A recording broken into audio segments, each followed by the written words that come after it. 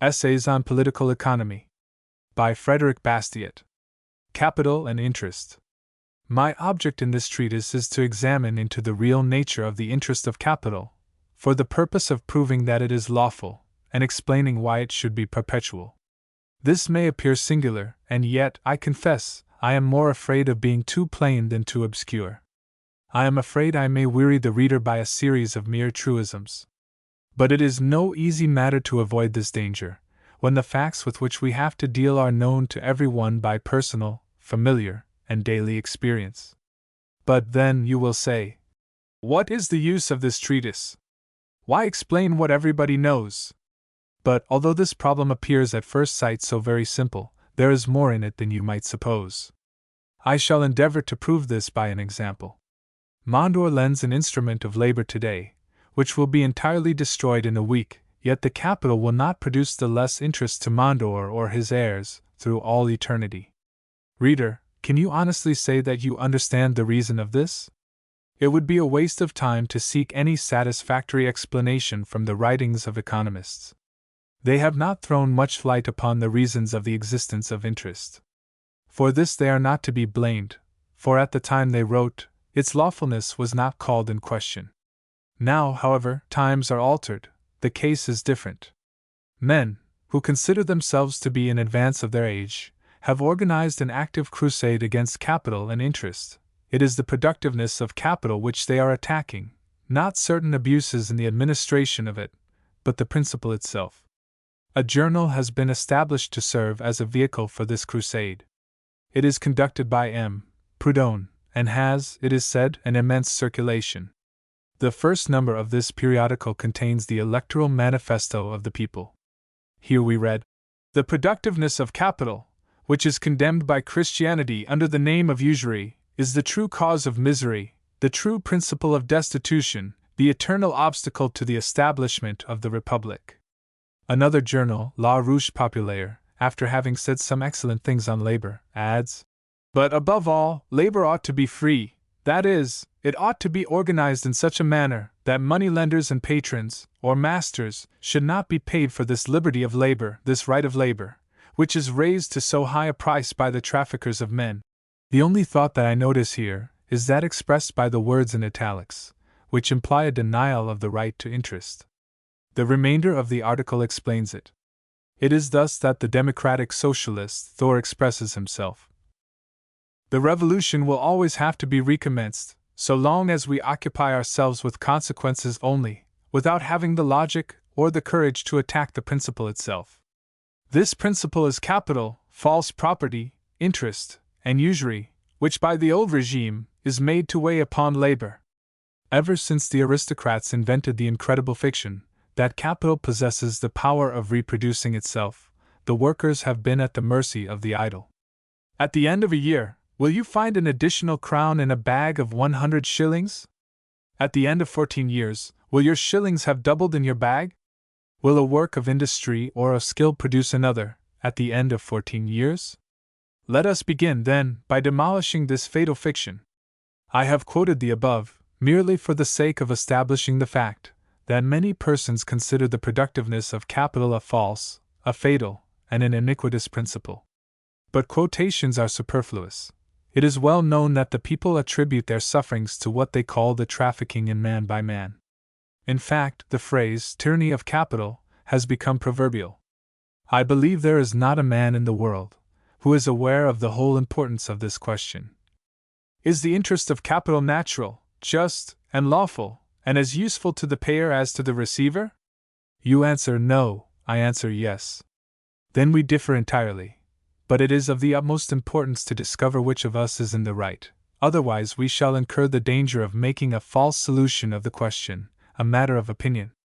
If the error is on my side, however, the evil would not be so great. It must be inferred that I know nothing about the true interests of the masses, or the march of human progress, and that all my arguments are but as so many grains of sand, by which the car of the revolution will certainly not be arrested. But if, on the contrary, M. Proudhon and Thor are deceiving themselves, it follows that they are leading the people astray, that they are showing them the evil where it does not exist, and thus giving a false direction to their ideas, to their antipathies, to their dislikes, and to their attacks.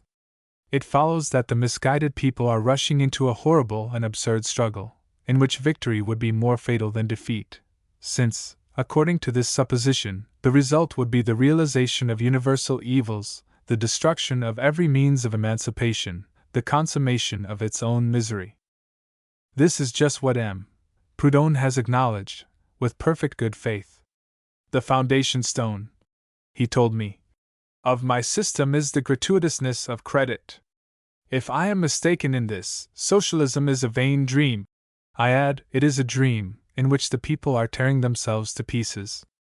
Will it, therefore, be a cause for surprise if, when they awake, they find themselves mangled and bleeding? Such a danger as this is enough to justify me fully if, in the course of the discussion, I allow myself to be led into some trivialities and some prolixity. Capital and interest. I addressed this treatise to the workmen of Paris, more especially to those who have enrolled themselves under the banner of socialist democracy. I proceed to consider these two questions. First, is it consistent with the nature of things, and with justice, that capital should produce interest? Second, is it consistent with the nature of things, and with justice, that the interest of capital should be perpetual? The working men of Paris will certainly acknowledge that a more important subject could not be discussed. Since the world began, it has been allowed, at least in part, that capital ought to produce interest. But latterly it has been affirmed that herein lies the very social error which is the cause of pauperism and inequality. It is, therefore, very essential to know now on what ground we stand. For if levying interest from capital is a sin, the workers have a right to revolt against social order, as it exists. It is in vain to tell them that they ought to have recourse to legal and pacific means. It would be a hypocritical recommendation. When on the one side there is a strong man, poor, and a victim of robbery on the other, a weak man, but rich, and a robber, it is singular enough that we should say to the former, with a hope of persuading him, wait till your oppressor voluntarily renounces oppression, or till it shall cease of itself. This cannot be, and those who tell us that capital is by nature unproductive ought to know that they are provoking a terrible and immediate struggle. If, on the contrary, the interest of capital is natural, lawful, consistent with the general good, as favorable to the borrower as to the lender, the economists who deny it, the tribunes who traffic in this pretended social wound, are leading the workmen into a senseless and unjust struggle, which can have no other issue than the misfortune of all. In fact, they are arming labor against capital. So much the better, if these two powers are really antagonistic, and may the struggle soon be ended. But if they are in harmony, the struggle is the greatest evil which can be inflicted on society. You see, then, workmen, that there is not a more important question than this. Is the interest of capital lawful or not? In the former case, you must immediately renounce the struggle to which you are being urged. In the second, you must carry it on bravely, and to the end. Productiveness of capital, perpetuity of interest. These are difficult questions. I must endeavor to make myself clear. And for that purpose I shall have recourse to example rather than to demonstration. Or rather, I shall place the demonstration in the example. I begin by acknowledging that, at first sight, it may appear strange that capital should pretend to a remuneration, and above all, to a perpetual remuneration. You will say, here are two men. One of them works from morning till night, from one year's end to another, and if he consumes all which he has gained, even by superior energy, he remains poor. When Christmas comes he is no forwarder than he was at the beginning of the year, and has no other prospect but to begin again. The other man does nothing, either with his hands or his head, or at least, if he makes use of them at all, it is only for his own pleasure. It is allowable for him to do nothing, for he has an income.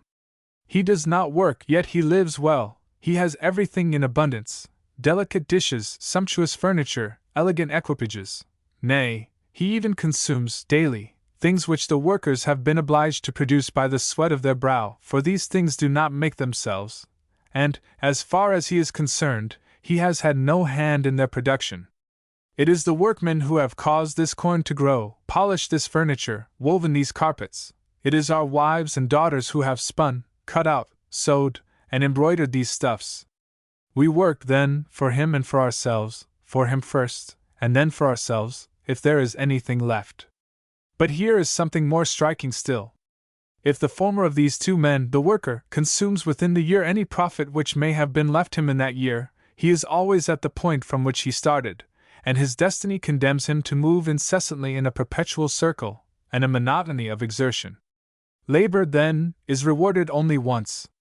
But if the other, the gentleman, consumes his yearly income in the year, he has, the year after, in those which follow, and through all eternity, an income always equal, inexhaustible, perpetual. Capital, then, is remunerated, not only once or twice, but an indefinite number of times. So that, at the end of 100 years, a family which has placed 20,000 francs, at 5%, will have had 100,000 francs, and this will not prevent it from having 100,000 more, in the following century. In other words, for 20,000 francs, which represent its labor, it will have levied, in 2 centuries, a tenfold value on the labor of others. In this social arrangement, is there not a monstrous evil to be reformed? And this is not all. If it should please this family to curtail its enjoyments a little, to spend, for example, only 900 francs, instead of 1,000, it may, without any labor, without any other trouble beyond that of investing 100 francs a year, increase its capital and its income in such rapid progression that it will soon be in a position to consume as much as 100 families of industrious workmen. Does not all this go to prove that society itself has in its bosom a hideous cancer, which ought to be eradicated at the risk of some temporary suffering? These are, it appears to me, the sad and irritating reflections which must be excited in your minds by the active and superficial crusade which is being carried on against capital and interest. On the other hand, there are moments in which, I am convinced, doubts are awakened in your minds, and scruples in your conscience. You say to yourselves sometimes, but to assert that capital ought not to produce interest, is to say that he who has created instruments of labor, or materials, or provisions of any kind, ought to yield them up without compensation. Is that just? And then, if it is so, who would lend these instruments, these materials, these provisions? Who would take care of them? Who even would create them? Every one would consume his proportion, and the human race would never advance a step. Capital would be no longer formed, since there would be no interest in forming it. It would become exceedingly scarce. A singular step towards gratuitous loans. A singular means of improving the condition of borrowers, to make it impossible for them to borrow at any price. What would become of labor itself?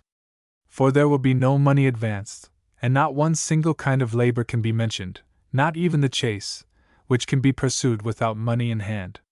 And, as for ourselves, what would become of us? What? We are not to be allowed to borrow, in order to work in the prime of life, nor to lend, that we may enjoy repose in its decline? The law will rob us of the prospect of laying by a little property, because it will prevent us from gaining any advantage from it. It will deprive us of all stimulus to save at the present time, and of all hope of repose for the future. It is useless to exhaust ourselves with fatigue. We must abandon the idea of leaving our sons and daughters a little property, since modern science renders it useless, for we should become traffickers in men if we were to lend it on interest. Alas! The world which these persons would open before us, as an imaginary good, is still more dreary and desolate than that which they condemn, for hope, at any rate, is not banished from the latter. Thus, in all respects, and in every point of view, the question is a serious one. Let us hasten to arrive at a solution. Our Civil Code has a chapter entitled, On the Manner of Transmitting Property. I do not think it gives a very complete nomenclature on this point. When a man by his labor has made some useful thing, in other words, when he has created a value, it can only pass into the hands of another by one of the following modes: as a gift, by the right of inheritance, by exchange, loan, or theft. One word upon each of these, except the last, although it plays a greater part in the world than we may think. A gift needs no definition. It is essentially voluntary and spontaneous. It depends exclusively upon the giver, and the receiver cannot be said to have any right to it. Without a doubt, morality and religion make it a duty for men, especially the rich, to deprive themselves voluntarily of that which they possess, in favor of their less fortunate brethren. But this is an entirely moral obligation. If it were to be asserted on principle, admitted in practice, or sanctioned by law, that every man has a right to the property of another, the gift would have no merit. Charity and gratitude would be no longer virtues. Besides, such a doctrine would suddenly and universally arrest labor and production, as severe cold congeals water and suspends animation. For who would work if there was no longer to be any connection between labor and the satisfying of our wants? Political economy has not treated of gifts. It has hence been concluded that it disowns them, and that it is therefore a science devoid of heart. This is a ridiculous accusation. That science which treats of the laws resulting from the reciprocity of services had no business to inquire into the consequences of generosity with respect to him who receives, nor into its effects, perhaps still more precious, on him who gives. Such considerations belong evidently to the science of morals. We must allow the sciences to have limits. Above all, we must not accuse them of denying or undervaluing what they look upon as foreign to their department. The right of inheritance, against which so much has been objected of late, is one of the forms of gift, and assuredly the most natural of all. That which a man has produced, he may consume, exchange, or give. What can be more natural than that he should give it to his children? It is this power, more than any other, which inspires him with courage to labor and to save. Do you know why the principle of right of inheritance is thus called in question? Because it is imagined that the property thus transmitted is plundered from the masses. This is a fatal error. Political economy demonstrates, in the most peremptory manner, that all value produced is a creation which does no harm to any person whatever. For that reason it may be consumed, and still more, transmitted, without hurting anyone. But I shall not pursue these reflections, which do not belong to the subject. Exchange is the principal department of political economy, because it is by far the most frequent method of transmitting property, according to the free and voluntary agreements of the laws and effects of which this science treats. Properly speaking, exchange is the reciprocity of services. The parties say between themselves, "Give me this, and I will give you that," or, "Do this for me, and I will do that for you." It is well to remark, for this will throw a new light on the notion of value, that the second form is always implied in the first. When it is said, "Do this for me, and I will do that for you," an exchange of service for service is proposed. Again, when it is said, "Give me this, and I will give you that," it is the same as saying, "I yield to you what I have done, yield to me what you have done." The labor is past, instead of present, but the exchange is not the less governed by the comparative valuation of the two services, so that it is quite correct to say that the principle of value is in the services rendered and received on account of the productions exchanged, rather than in the productions themselves. In reality, services are scarcely ever exchanged directly. There is a medium, which is termed money. Paul has completed a coat, for which he wishes to receive a little bread, a little wine, a little oil, a visit from a doctor, a ticket for the play, and see. The exchange cannot be effected in kind, so what does Paul do?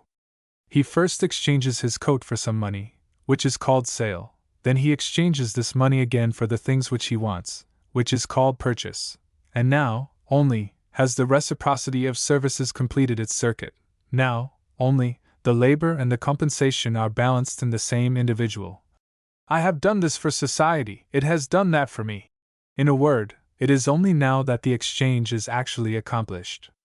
Thus, nothing can be more correct than this observation of J. B. Say. Since the introduction of money, every exchange is resolved into two elements, sale and purchase. It is the reunion of these two elements which renders the exchange complete. We must remark, also, that the constant appearance of money in every exchange has overturned and misled all our ideas. Men have ended in thinking that money was true riches, and that to multiply it was to multiply services and products. Hence the prohibitory system, hence paper money, hence the celebrated aphorism, "What one gains the other loses," and all the errors which have ruined the earth, and embroidered it with blood. After much research it has been found that in order to make the two services exchanged of equivalent value, and in order to render the exchange equitable, the best means was to allow it to be free. However plausible, at first sight, the intervention of the state might be, it was soon perceived that it is always oppressive to one or other of the contracting parties. When we look into these subjects, we are always compelled to reason upon this maxim, that equal value results from liberty. We have, in fact, no other means of knowing whether, at a given moment, two services are of the same value, but that of examining whether they can be readily and freely exchanged. Allow the state, which is the same thing as force, to interfere on one side or the other, and from that moment all the means of appreciation will be complicated and entangled, instead of becoming clear. It ought to be the part of the state to prevent, and above all, to repress artifice and fraud, that is, to secure liberty, and not to violate it. I have enlarged a little upon exchange. Although loan is my principal object, my excuse is, that I conceive that there is in a loan an actual exchange, an actual service rendered by the lender, and which makes the borrower liable to an equivalent service, two services, whose comparative value can only be appreciated, like that of all possible services, by freedom. Now, if it is so, the perfect lawfulness of what is called house rent, farm rent, interest, will be explained and justified. Let us consider the case of loan. Suppose two men exchange two services or two objects, whose equal value is beyond all dispute. Suppose, for example, Peter says to Paul, "Give me 10 sixpences, I will give you a 5-shilling piece." We cannot imagine an equal value more unquestionable. When the bargain is made, either party has any claim upon the other. The exchanged services are equal. Thus it follows, that if one of the parties wishes to introduce into the bargain an additional clause, advantageous to himself, but unfavorable to the other party, he must agree to a second clause, which shall re-establish the equilibrium, and the law of justice. It would be absurd to deny the justice of a second clause of compensation.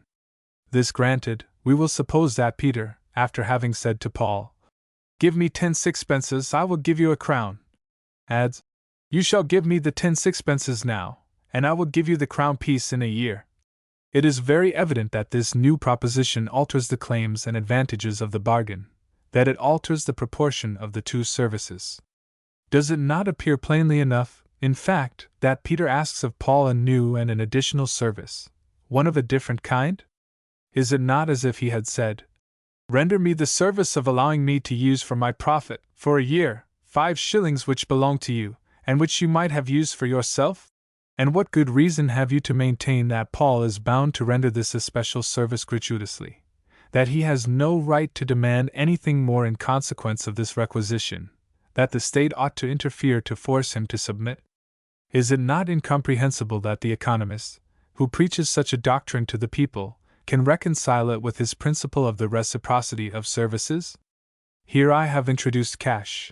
I have been led to do so by a desire to place, side by side, two objects of exchange, of a perfect and indisputable equality of value. I was anxious to be prepared for objections, but, on the other hand, my demonstration would have been more striking still, if I had illustrated my principle by an agreement for exchanging the services or the productions themselves. Suppose, for example, a house and a vessel of a value so perfectly equal that their proprietors are disposed to exchange them even-handed, without excess or abatement. In fact, let the bargain be settled by a lawyer. At the moment of each taking possession, the shipowner says to the citizen, "Very well, the transaction is completed, and nothing can prove its perfect equity better than our free and voluntary consent. Our conditions thus fixed, I shall propose to you a little practical modification. You shall let me have your house today, but I shall not put you in possession of my ship for a year, and the reason I make this demand of you is, that, during this year of delay, I wish to use the vessel. That we may not be embarrassed by considerations relative to the deterioration of the thing lent, I will suppose the shipowner to add, I will engage, at the end of the year, to hand over to you the vessel in the state in which it is today. I ask of every candid man, I ask of him, Proudhon, himself, if the citizen has not a right to answer. The new clause which you propose entirely alters the proportion or the equal value of the exchanged services. By it I shall be deprived, for the space of a year, both at once of my house and of your vessel. By it you will make use of both. If, in the absence of this clause, the bargain was just, for the same reason the clause is injurious to me. It stipulates for a loss to me, and a gain to you. You are requiring of me a new service. I have a right to refuse, or to require of you, as a compensation, an equivalent service. If the parties are agreed upon this compensation, the principle of which is incontestable, we can easily distinguish two transactions in one, two exchanges of service in one. First, there is the exchange of the house for the vessel. After this, there is the delay granted by one of the parties, and the compensation correspondent to this delay yielded by the other. These two new services take the generic and abstract names of credit and interest. But names do not change the nature of things, and I defy any one to dare to maintain that there exists here, when all is done, a service for a service, or a reciprocity of services. To say that one of these services does not challenge the other, to say that the first ought to be rendered gratuitously, without injustice, is to say that injustice consists in the reciprocity of services, that justice consists in one of the parties giving and not receiving, which is a contradiction in terms.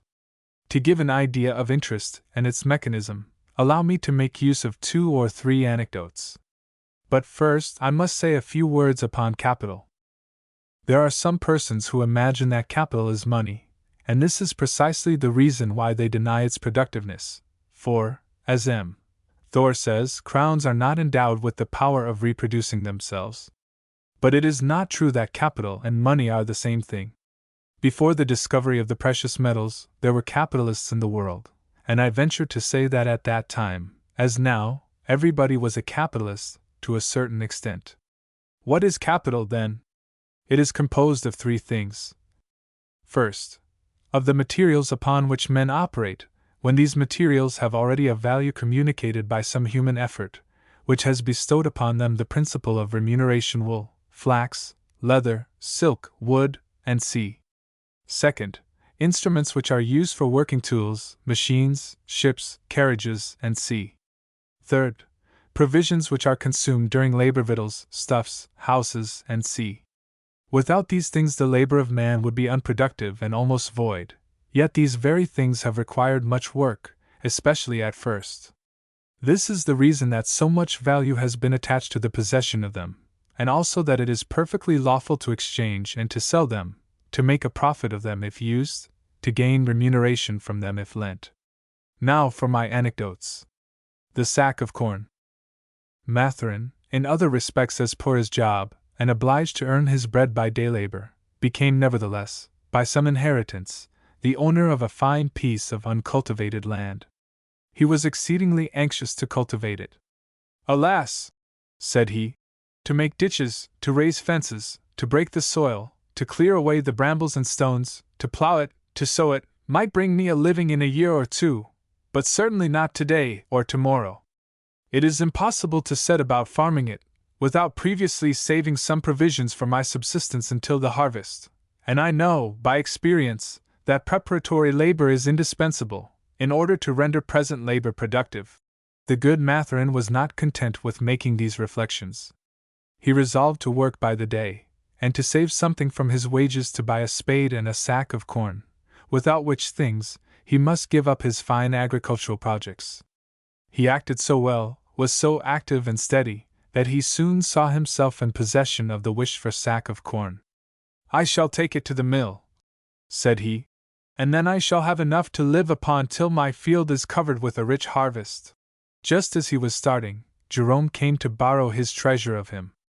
"If you will lend me this sack of corn," said Jerome, "you will do me a great service, for I have some very lucrative work in view, which I cannot possibly undertake, for want of provisions to live upon until it is finished." "I was in the same case," answered Mathurin, "and if I have now secured bread for several months, it is at the expense of my arms and my stomach. Upon what principle of justice can it be devoted to the realization of your enterprise instead of mine?" You may well believe that the bargain was a long one. However, it was finished at length, and on these conditions. First, Jerome promised to give back, at the end of the year, a sack of corn of the same quality, and of the same weight, without missing a single grain. "This first clause is perfectly just," said he, For without it Matherin would give, and not lend. Secondly, he engaged to deliver 5 liters on every hectoliter. This clause is no less just than the other, thought he. For without it Matherin would do me a service without compensation. He would inflict upon himself a privation, he would renounce his cherished enterprise, he would enable me to accomplish mine, he would cause me to enjoy for a year the fruits of his savings, and all this gratuitously. Since he delays the cultivation of his land, since he enables me to realize a lucrative labor, it is quite natural that I should let him partake, in a certain proportion, of the profits which I shall gain by the sacrifice he makes of his own. On his side, Matherin, who was something of a scholar, made this calculation.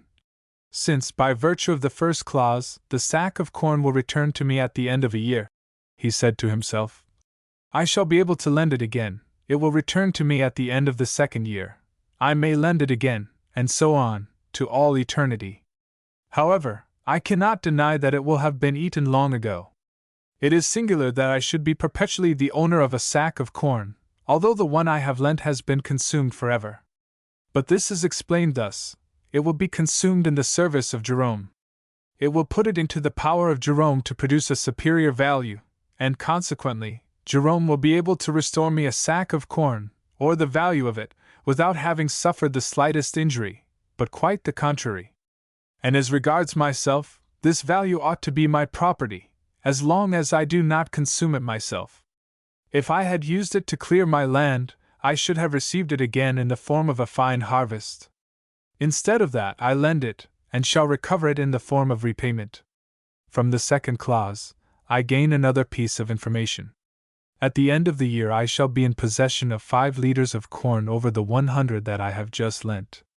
If, then, I were to continue to work by the day, and to save part of my wages, as I have been doing, in the course of time I should be able to lend 2 sacks of corn, then 3, then 4, and when I should have gained a sufficient number to enable me to live on these additions of 5 liters over and above each, I shall be at liberty to take a little repose in my old age. But how is this? In this case, shall I not be living at the expense of others? No, certainly, for it has been proved that in lending I perform a service. I complete the labor of my borrowers, and only deduct a trifling part of the excess of production, due to my lendings and savings. It is a marvelous thing that a man may thus realize a leisure which injures no one, and for which he cannot be envied without injustice. The house. Mondor had a house. In building it, he had extorted nothing from any one whatever.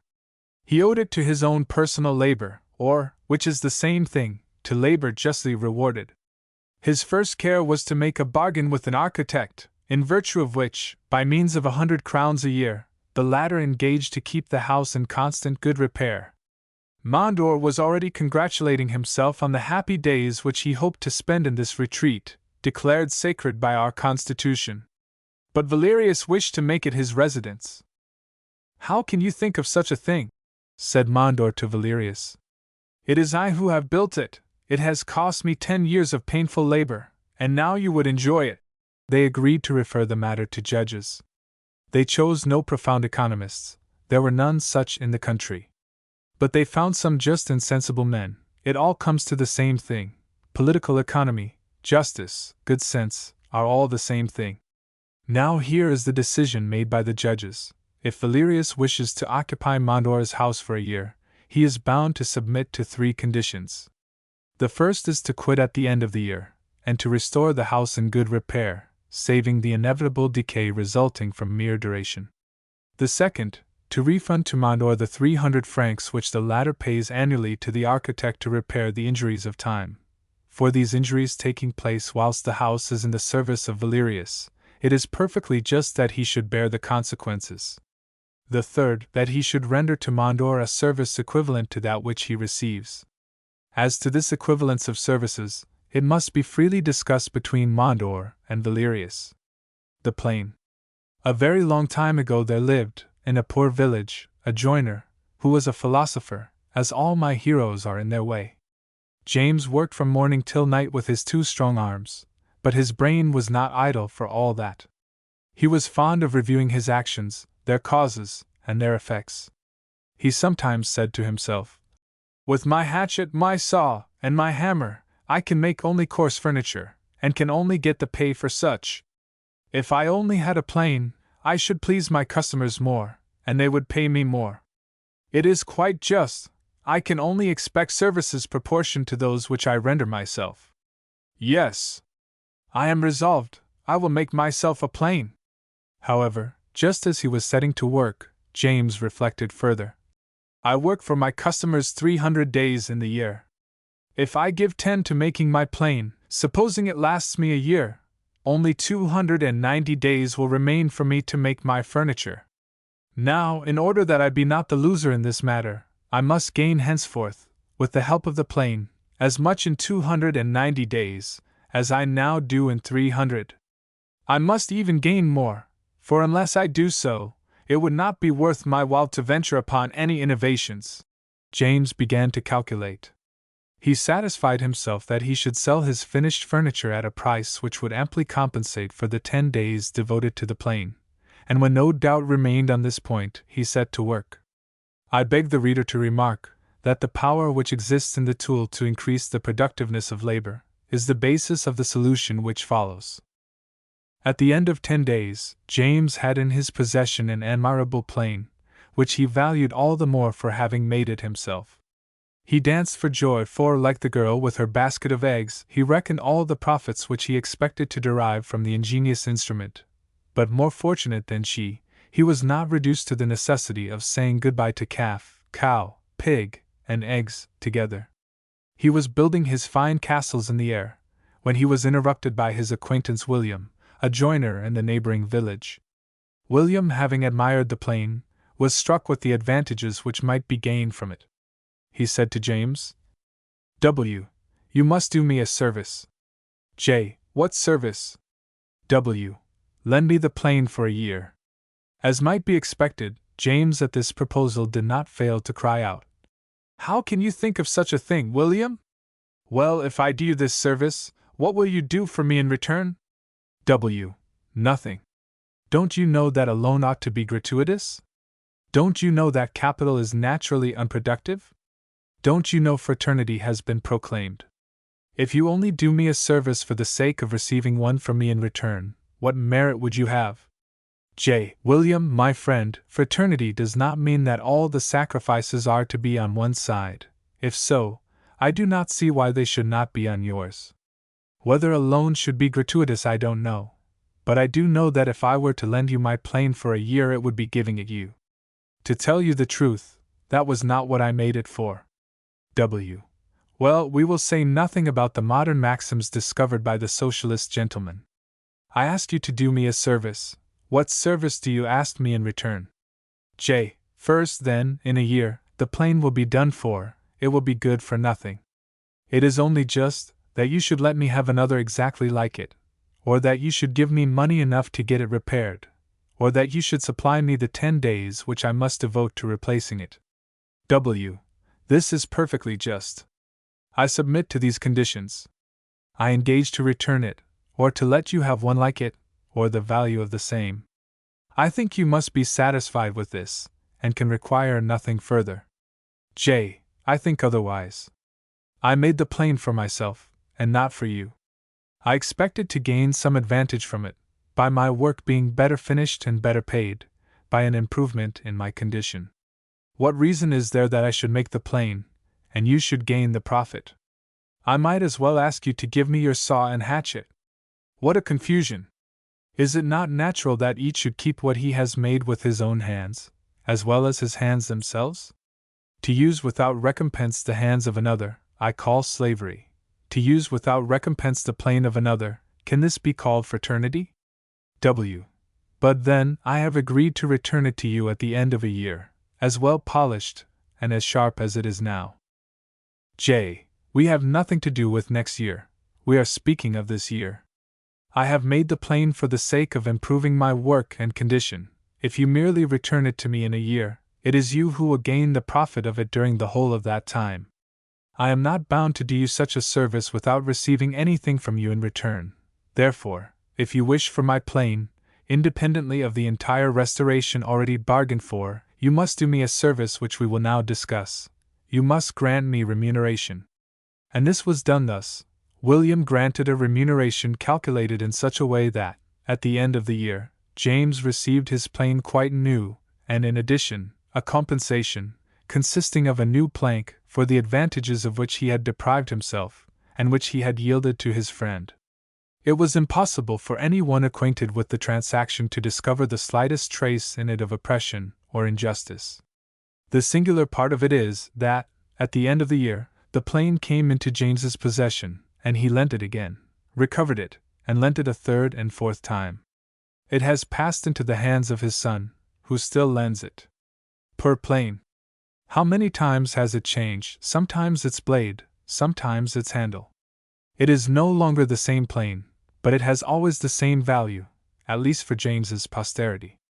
Workmen! Let us examine into these little stories. I maintain, first of all, that the sack of corn and the plane are here the type, the model, a faithful representation, the symbol of all capital, as the 5 liters of corn and the plank are the type, the model, the representation, the symbol of all interest. This granted, the following are, it seems to me, a series of consequences, the justice of which it is impossible to dispute. First, if the yielding of a plank by the borrower to the lender is a natural, equitable, lawful remuneration, the just price of a real service, we may conclude that, as a general rule, it is in the nature of capital to produce interest. When this capital, as in the foregoing examples, takes the form of an instrument of labor, it is clear enough that it ought to bring an advantage to its possessor, to him who has devoted to it his time, his brains, and his strength. Otherwise, why should he have made it? No necessity of life can be immediately satisfied with instruments of labor. No one eats planes or drinks saws, except, indeed, he be a conjurer. If a man determines to spend his time in the production of such things, he must have been led to it by the consideration of the power which these instruments add to his power, of the time which they save him, of the perfection and rapidity which they give to his labor, in a word, of the advantages which they procure for him. Now, these advantages, which have been prepared by labor, by the sacrifice of time which might have been used in a more immediate manner, are we bound, as soon as they are ready to be enjoyed, to confer them gratuitously upon another? Would it be an advance in social order, if the law decided thus, and citizens should pay officials for causing such a law to be executed by force? I venture to say that there is not one amongst you who would support it. It would be to legalize, to organize, to systematize injustice itself, for it would be proclaiming that there are men born to render, and others born to receive, gratuitous services. Granted, then, that interest is just, natural, and lawful. Second, a second consequence, not less remarkable than the former, and if possible, still more conclusive, to which I call your attention, is this: interest is not injurious to the borrower. I mean to say, the obligation in which the borrower finds himself, to pay a remuneration for the use of capital, cannot do any harm to his condition. Observe, in fact, that James and William are perfectly free, as regards the transaction to which the plane gave occasion. The transaction cannot be accomplished without the consent of the one as well as of the other. The worst which can happen is, that James may be too exacting, and in this case, William, refusing the loan, remains as he was before. By the fact of his agreeing to borrow, he proves that he considers it an advantage to himself. He proves that after every calculation, including the remuneration, whatever it may be, required of him, he still finds it more profitable to borrow than not to borrow. He only determines to do so because he has compared the inconveniences with the advantages. He has calculated that the day on which he returns the plane, accompanied by the remuneration agreed upon, he will have effected more work, with the same labor, thanks to this tool. A profit will remain to him, otherwise he would not have borrowed. The two services of which we are speaking are exchanged according to the law which governs all exchanges, the law of supply and demand. The claims of James have a natural and impassable limit. This is the point in which the remuneration demanded by him would absorb all the advantage which William might find in making use of a plane. In this case, the borrowing would not take place. William would be bound either to make a plane for himself, or to do without one, which would leave him in his original condition. He borrows, because he gains by borrowing. I know very well what will be told me. You will say, William may be deceived, or, perhaps, he may be governed by necessity, and be obliged to submit to a harsh law. It may be so. As to errors in calculation, they belong to the infirmity of our nature, and to argue from this against the transaction in question is objecting the possibility of loss in all imaginable transactions, in every human act. Error is an accidental fact, which is incessantly remedied by experience. In short, everybody must guard against it. As far as those hard necessities are concerned, which force persons to burdensome borrowings, it is clear that these necessities exist previously to the borrowing. If William is in a situation in which he cannot possibly do without a plane, and must borrow one at any price, does this situation result from James having taken the trouble to make the tool? Does it not exist independently of this circumstance? However harsh, however severe James may be, he will never render the supposed condition of William worse than it is. Morally, it is true, the lender will be to blame, but, in an economical point of view, the loan itself can never be considered responsible for previous necessities, which it has not created, and which it relieves to a certain extent. But this proves something to which I shall return. The evident interests of William, representing here the borrowers, there are many Jameses and Plains, in other words, lenders and capitals. It is very evident that if William can say to James, "Your demands are exorbitant, there is no lack of planes in the world," he will be in a better situation than if James's plane was the only one to be borrowed. Assuredly, there is no maxim more true than this service for service. But let us not forget that no service has a fixed and absolute value, compared with others. The contracting parties are free. Each carries his requisitions to the farthest possible point, and the most favorable circumstance for these requisitions is the absence of rivalship. Hence it follows that if there is a class of men more interested than any other in the formation, multiplication, and abundance of capitals, it is mainly that of the borrowers. Now, since capitals can only be formed and increased by the stimulus and the prospect of remuneration, let this class understand the injury they are inflicting on themselves when they deny the lawfulness of interest, when they proclaim that credit should be gratuitous, when they declaim against the pretended tyranny of capital, when they discourage saving, thus forcing capitals to become scarce, and consequently interests to rise. Third, the anecdote I have just related enables you to explain this apparently singular phenomenon, which is termed the duration or perpetuity of interest. Since, in lending his plane, James has been able, very lawfully, to make it a condition that it should be returned to him, at the end of a year, in the same state in which it was when he lent it, is it not evident that he may, at the expiration of the term, lend it again on the same conditions? If he resolves upon the latter plan, the plane will return to him at the end of every year, and that without end. James will then be in a condition to lend it without end, that is, he may derive from it a perpetual interest. It will be said that the plane will be worn out. That is true, but it will be worn out by the hand and for the profit of the borrower. The latter has taken into account this gradual wear, and taken upon himself, as he ought, the consequences. He has reckoned that he shall derive from this tool an advantage, which will allow him to restore it in its original condition, after having realized the profit from it. As long as James does not use this capital himself, or for his own advantage, as long as he renounces the advantages which allow it to be restored to its original condition, he will have an incontestable right to have it restored, and that independently of interest. Observe, besides, that if, as I believe I have shown, James, far from doing any harm to William, has done him a service in lending him his plane for a year, for the same reason, he will do no harm to a second, a third, a fourth borrower, in the subsequent periods.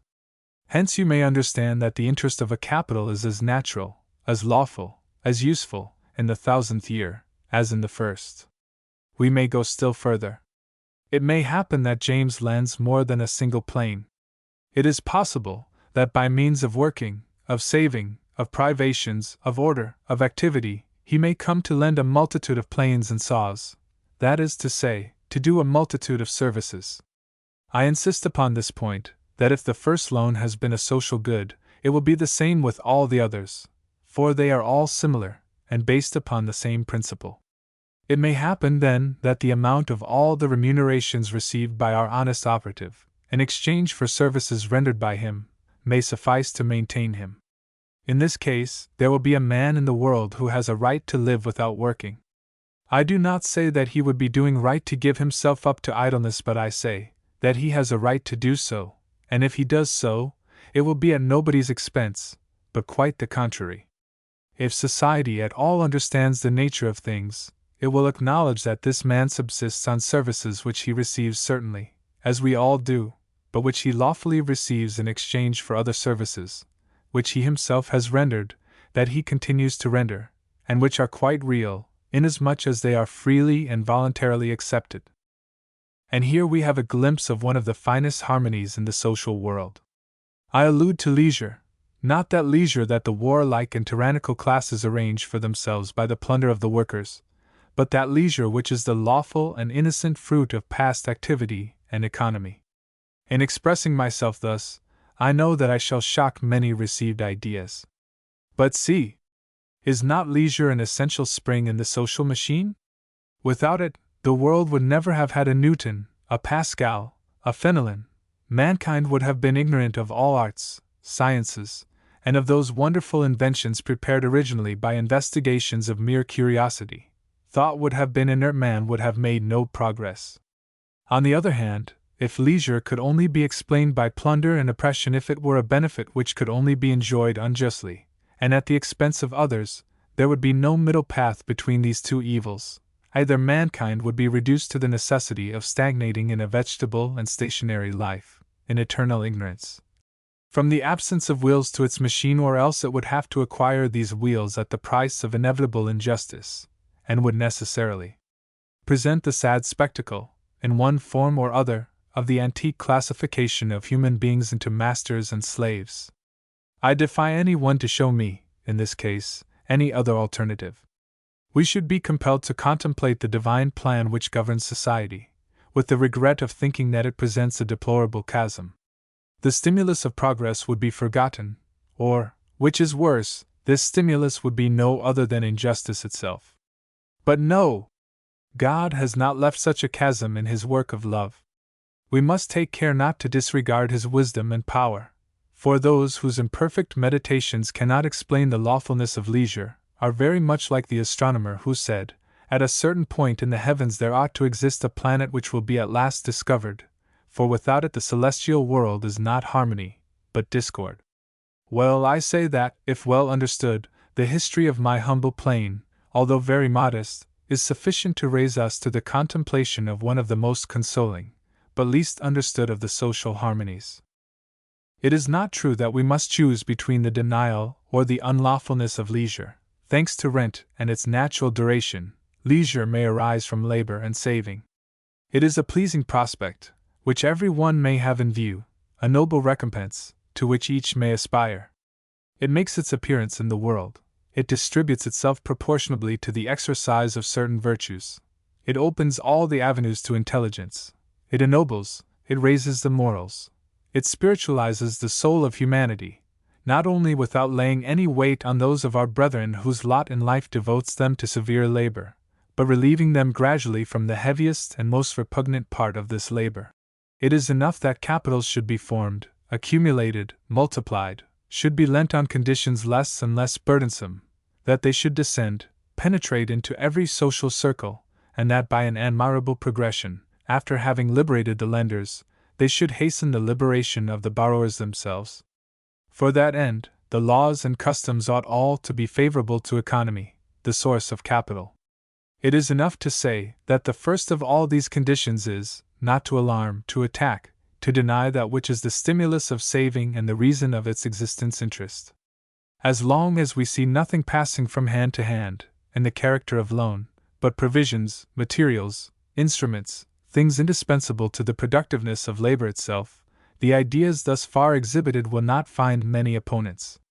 Who knows, even, that I may not be reproached for having made a great effort to burst what may be said to be an open door.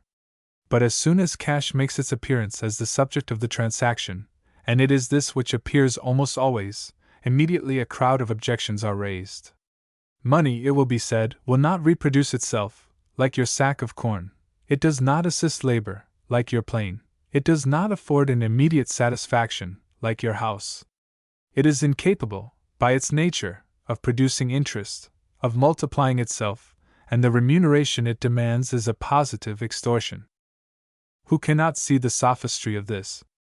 Who does not see that cash is only a transient form, which men give at the time to other values, to real objects of usefulness, for the sole object of facilitating their arrangements? In the midst of social complications, the man who is in a condition to lend scarcely ever has the exact thing which the borrower wants. James, it is true, has a plane, but perhaps William wants a saw. They cannot negotiate. The transaction favorable to both cannot take place, and then what happens? It happens that James first exchanges his plane for money. He lends the money to William, and William exchanges the money for a saw. The transaction is no longer a simple one. It is decomposed into two parts, as I explained above in speaking of exchange. But, for all that, it has not changed its nature. It still contains all the elements of a direct loan. James has still got rid of a tool which was useful to him. William has still received an instrument which perfects his work and increases his profits. There is still a service rendered by the lender, which entitles him to receive an equivalent service from the borrower.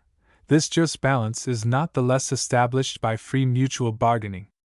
The very natural obligation to restore at the end of the term the entire value still constitutes the principle of the duration of interest. At the end of a year, says M. Thor, will you find an additional crown in a bag of £100? No, certainly, if the borrower puts the bag of £100 on the shelf. In such a case, neither the plane nor the sack of corn would reproduce themselves. But it is not for the sake of leaving the money in the bag, nor the plane on the hook, that they are borrowed.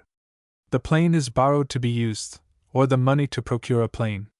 And if it is clearly proved that this tool enables the borrower to obtain profits which he would not have made without it, if it is proved that the lender has renounced creating for himself this excess of profits, we may understand how the stipulation of a part of this excess of profits in favor of the lender is equitable and lawful. Ignorance of the true part which cash plays in human transactions is the source of the most fatal errors. I intend devoting an entire pamphlet to this subject. From what we may infer from the writings of M. Proudhon, that which has led him to think that gratuitous credit was a logical and definite consequence of social progress, is the observation of the phenomenon which shows a decreasing interest, almost in direct proportion to the rate of civilization. In barbarous times it is, in fact, cent per cent and more. Then it descends to 80, 60, 50, 40, 20, 10, 8, 5, 4, and 3% in Holland. It has even been as low as 2%. Hence it is concluded that, in proportion as society comes to perfection, it will descend to zero by the time civilization is complete. In other words, that which characterizes social perfection is the gratuitousness of credit. When, therefore, we shall have abolished interest, we shall have reached the last step of progress.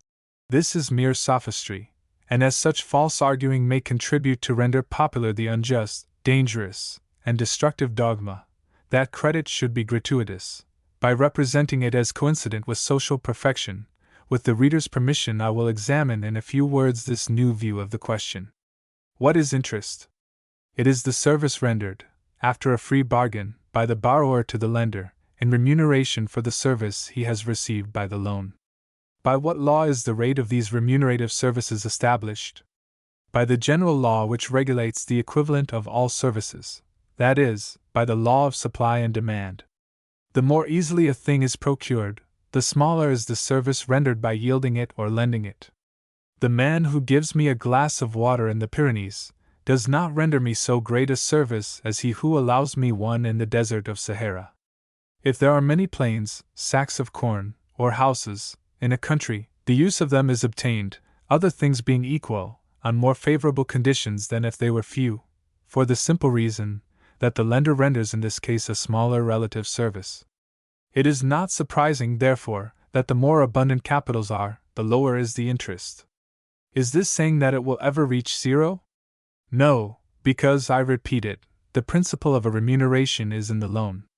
To say that interest will be annihilated, is to say that there will never be any motive for saving, for denying ourselves, in order to form new capitals, nor even to preserve the old ones. In this case, the waste would immediately bring a void, and interest would directly reappear. In that, the nature of the services of which we are speaking does not differ from any other. Thanks to industrial progress, a pair of stockings, which used to be worth 6 francs, has successively been worth only 4, 3, and 2. No one can say to what point this value will descend, but we can affirm that it will never reach 0, unless the stockings finish by producing themselves spontaneously. Why? Because the principle of remuneration is in labor. Because he who works for another renders a service, and ought to receive a service. If no one paid for stockings, they would cease to be made, and with the scarcity, the price would not fail to reappear. The sophism which I am now combating has its root in the infinite divisibility which belongs to value, as it does to matter. It appears at first paradoxical, but it is well known to all mathematicians that, through all eternity, fractions may be taken from a weight without the weight ever being annihilated. It is sufficient that each successive fraction be less than the preceding one, in a determined and regular proportion. There are countries where people apply themselves to increasing the size of horses, or diminishing in sheep the size of the head. It is impossible to say precisely to what point they will arrive in this. No one can say that he has seen the largest horse or the smallest sheep's head that will ever appear in the world. But he may safely say that the size of horses will never attain to infinity, nor the heads of sheep to nothing. In the same way, no one can say to what point the price of stockings nor the interest of capitals will come down, but we may safely affirm, when we know the nature of things, that neither the one nor the other will ever arrive at 0, for labor and capital can no more live without recompense than a sheep without a head. The arguments of M. Proudhon reduce themselves, then, to this: since the most skillful agriculturists are those who have reduced the heads of sheep to the smallest size, we shall have arrived at the highest agricultural perfection when sheep have no longer any heads. Therefore, in order to realize the perfection, let us behead them. I have now done with this wearisome discussion. Why is it that the breath of false doctrine has made it needful to examine into the intimate nature of interest? I must not leave off without remarking upon a beautiful moral which may be drawn from this law. The depression of interest is proportioned to the abundance of capitals. This law being granted, if there is a class of men to whom it is more important than to any other that capitals be formed, accumulate, multiply, abound, and superabound, it is certainly the class which borrows them directly or indirectly. It is those men who operate upon materials, who gain assistance by instruments, who live upon provisions produced and economized by other men. Imagine, in a vast and fertile country, a population of 1,000 inhabitants, destitute of all capital thus defined. It will assuredly perish by the pangs of hunger. Let us suppose a case hardly less cruel. Let us suppose that 10 of these savages are provided with instruments and provisions sufficient to work and to live themselves until harvest time, as well as to remunerate the services of 80 laborers. The inevitable result will be the death of 900 human beings. It is clear, then, that since 990 men, urged by want, will crowd upon the supports which would only maintain 100, the 10 capitalists will be masters of the market. They will obtain labor on the hardest conditions, for they will put it up to auction, or the highest bidder. And observe this: if these capitalists entertain such pious sentiments as would induce them to impose personal privations on themselves, in order to diminish the sufferings of some of their brethren, this generosity, which attaches to morality, will be as noble in its principle as useful in its effects. But if, duped by that false philosophy which persons wish so inconsiderately to mingle with economic laws, they take to remunerating labor largely, far from doing good, they will do harm. They will give double wages, it may be. But then, 45 men will be better provided for, whilst 45 others will come to augment the number of those who are sinking into the grave. Upon this supposition, it is not the lowering of wages which is the mischief, it is the scarcity of capital. Low wages are not the cause, but the effect of the evil. I may add that they are to a certain extent the remedy. It acts in this way: it distributes the burden of suffering as much as it can, and saves as many lives as a limited quantity of sustenance permits. Suppose now that instead of 10 capitalists, there should be 100, 200, 500, is it not evident that the condition of the whole population, and above all, that of the proletaires, will be more and more improved? Is it not evident that, apart from every consideration of generosity, they would obtain more work and better pay for it, that they themselves will be in a better condition to form capitals, without being able to fix the limits to this ever-increasing facility of realizing equality and well-being? Would it not be madness in them to admit such doctrines, and to act in a way which would drain the source of wages, and paralyze the activity and stimulus of saving? Let them learn this lesson then. Doubtless, capitals are good for those who possess them. Who denies it? But they are also useful to those who have not yet been able to form them, and it is important to those who have them not, that others should have them. Yes, if the proletaires knew their true interests, they would seek, with the greatest care, what circumstances are, and what are not favorable to saving, in order to favor the former and to discourage the latter. They would sympathize with every measure which tends to the rapid formation of capitals. They would be enthusiastic promoters of peace, liberty, order, security, the union of classes and peoples, economy, moderation in public expenses, simplicity in the machinery of government, for it is under the sway of all these circumstances that saving does its work, brings plenty within the reach of the masses, invites those persons to become the formers of capital who were formerly under the necessity of borrowing upon hard conditions. They would repel with energy the warlike spirit, which diverts from its true course so large a part of human labor, the monopolizing spirit, which deranges the equitable distribution of riches in the way by which liberty alone can realize it, the multitude of public services, which attack our purses only to check our liberty, and, in short, those subversive, hateful, thoughtless doctrines, which alarm capital, prevent its formation, oblige it to flee, and finally to raise its price, to the especial disadvantage of the workers, who bring it into operation. Well, and in this respect is not the Revolution of February a hard lesson? Is it not evident that the insecurity it has thrown into the world of business on the one hand, and on the other, the advancement of the fatal theories to which I have alluded, and which, from the clubs, have almost penetrated into the regions of the legislature, have everywhere raised the rate of interest? Is it not evident that from that time the proletaires have found greater difficulty in procuring those materials, instruments, and provisions, without which labor is impossible? Is it not that which has caused stoppages, and do not stoppages, in their turn, lower wages? Thus there is a deficiency of labor to the proletaires, from the same cause which loads the objects they consume with an increase of price, in consequence of the rise of interest. High interest, low wages, means in other words that the same article preserves its price, but that the part of the capitalist has invaded, without profiting himself, that of the workman. A friend of mine, commissioned to make inquiry into Parisian industry, has assured me that the manufacturers have revealed to him a very striking fact, which proves, better than any reasoning can, how much insecurity and uncertainty injure the formation of capital. It was remarked that during the most distressing period, the popular expenses of mere fancy had not diminished. The small theaters, the fighting lists, the public houses, and tobacco depots were as much frequented as in prosperous times. In the inquiry, the operatives themselves explained this phenomenon thus: "What is the use of pinching? Who knows what will happen to us? Who knows that interest will not be abolished? Who knows but that the state will become a universal and gratuitous lender, and that it will wish to annihilate all the fruits which we might expect from our savings? Well, I say that if such ideas could prevail during 2 single years, it would be enough to turn our beautiful France into a Turkey. Misery would become general and endemic, and most assuredly, the poor would be the first upon whom it would fall. Workmen, they talk to you a great deal upon the artificial organization of labor. Do you know why they do so? Because they are ignorant of the laws of its natural organization, that is, of the wonderful organization which results from liberty.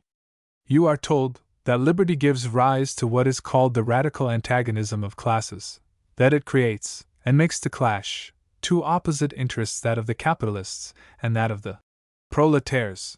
But we ought to begin by proving that this antagonism exists by a law of nature, and afterwards it would remain to be shown how far the arrangements of restraint are superior to those of liberty, for between liberty and restraint I see no middle path. Again, it would remain to be proved that restraint would always operate to your advantage, and to the prejudice of the rich. But no, this radical antagonism, this natural opposition of interests, does not exist. It is only an evil dream of perverted and intoxicated imaginations. No, a plan so defective has not proceeded from the divine mind. To affirm it, we must begin by denying the existence of God.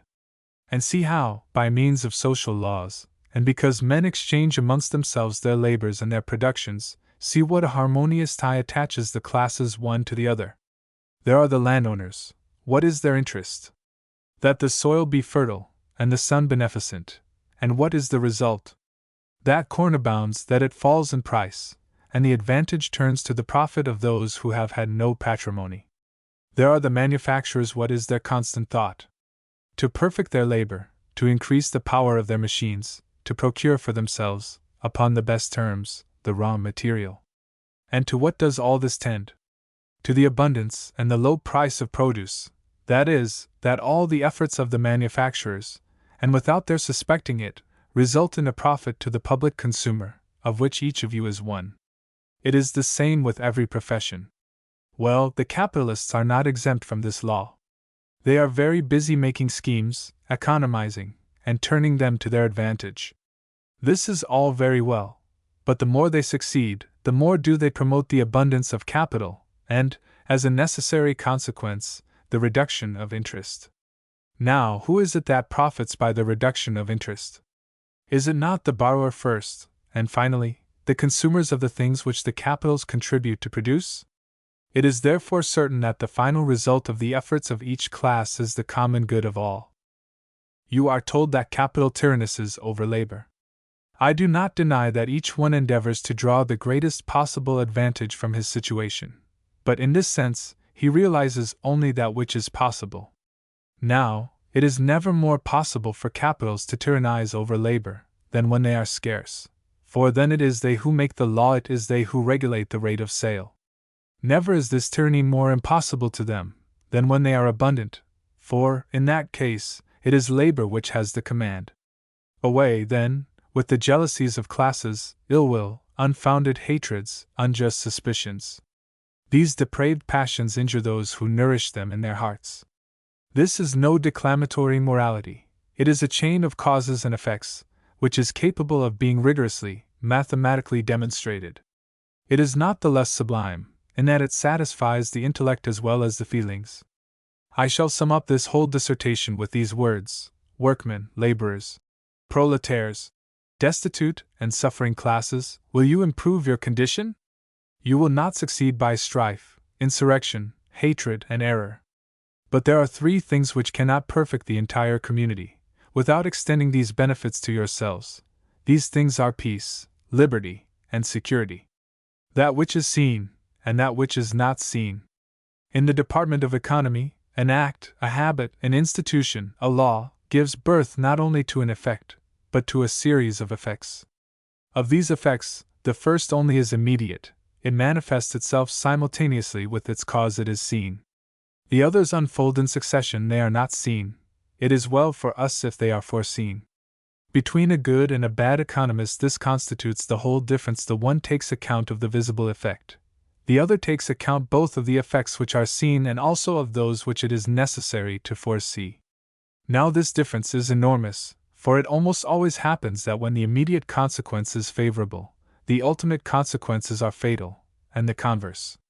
Hence it follows that the bad economist pursues a small present good, which will be followed by a great evil to come, while the true economist pursues a great good to come, at the risk of a small present evil. In fact, it is the same in the science of health, arts, and in that of morals. It often happens that the sweeter the first fruit of a habit is, the more bitter are the consequences. Take, for example, debauchery, idleness, prodigality. When, therefore, a man, absorbed in the effect which is seen, has not yet learned to discern those which are not seen, he gives way to fatal habits, not only by inclination, but by calculation.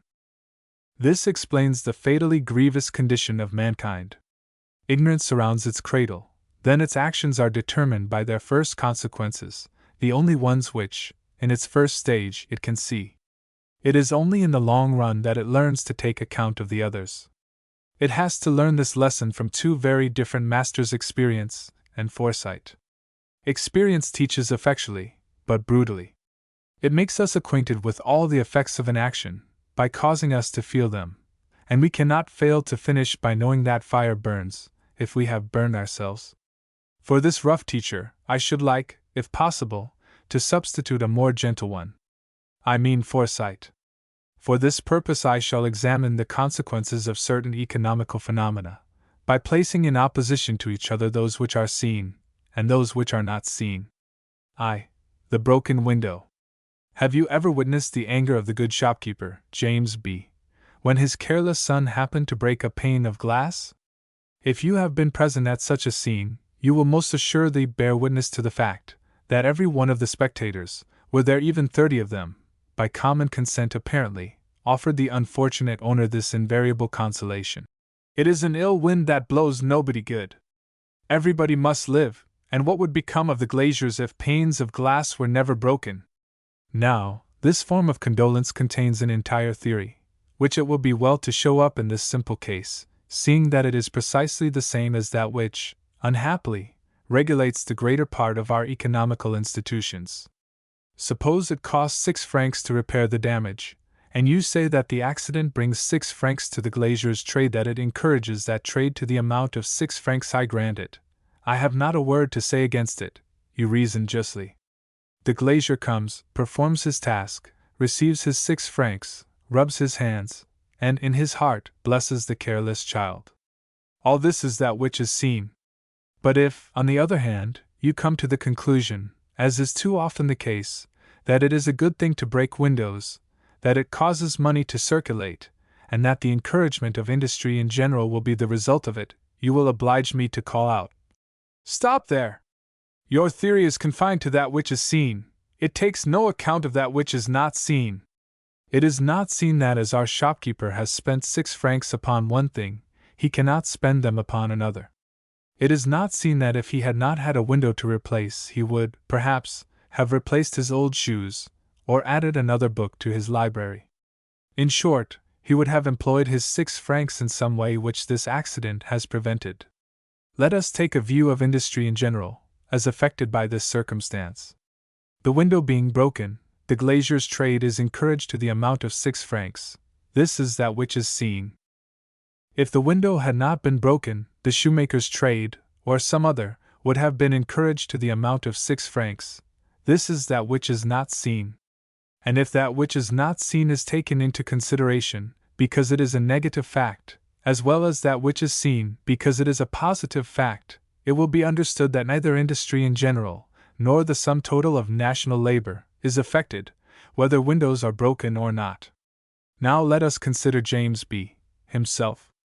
In the former supposition, that of the window being broken, he spends 6 francs, and has neither more nor less than he had before, the enjoyment of a window.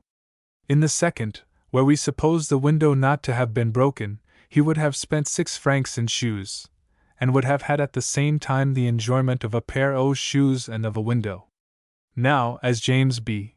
forms a part of society, we must come to the conclusion that, taking it all together, and making an estimate of its enjoyments and its labors, it has lost the value of the broken window. Whence we arrive at this unexpected conclusion: society loses the value of things which are uselessly destroyed.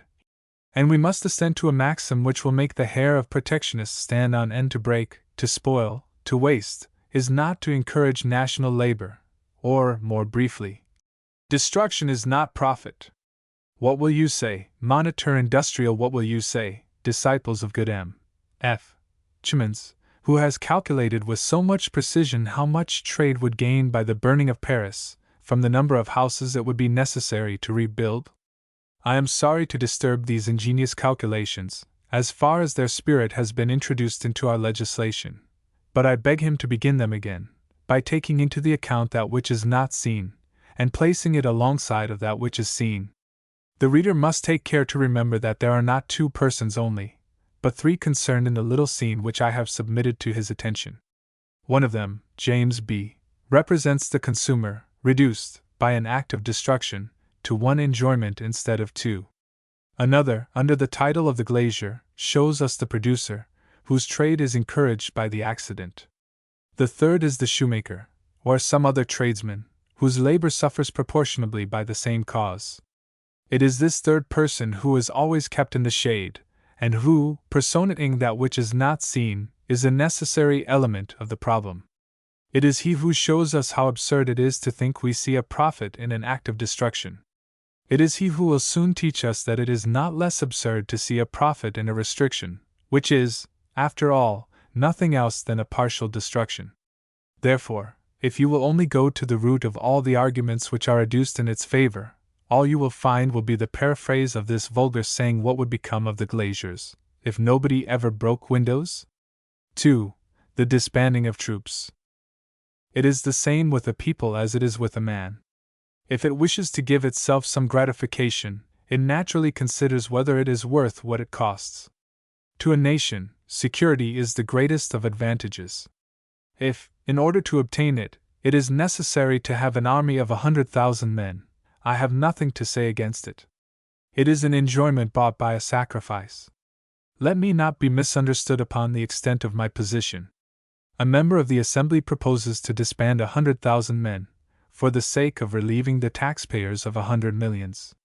If we confine ourselves to this answer, the 100 millions of men, and these 100 millions of money, are indispensable to the national security. It is a sacrifice, but without this sacrifice, France would be torn by factions or invaded by some foreign power.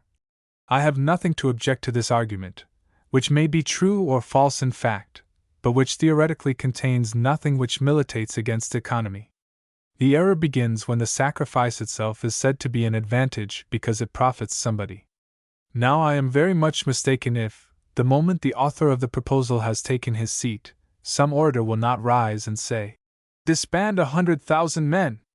Do you know what you are saying? What will become of them? Where will they get a living? Don't you know that work is scarce everywhere? That every field is overstocked? Would you turn them out of doors to increase competition and to weigh upon the rate of wages? Just now, when it is a hard matter to live at all, it would be a pretty thing if the state must find bread for 100,000 individuals. Consider, besides, that the army consumes wine, arms, clothing, that it promotes the activity of manufactures in garrison towns, that it is, in short, the godsend of innumerable purveyors. Why, anyone must tremble at the bare idea of doing away with this immense industrial movement. This discourse, it is evident, concludes by voting the maintenance of 100,000 soldiers, for reasons drawn from the necessity of the service, and from economical considerations. It is these considerations only that I have to refute.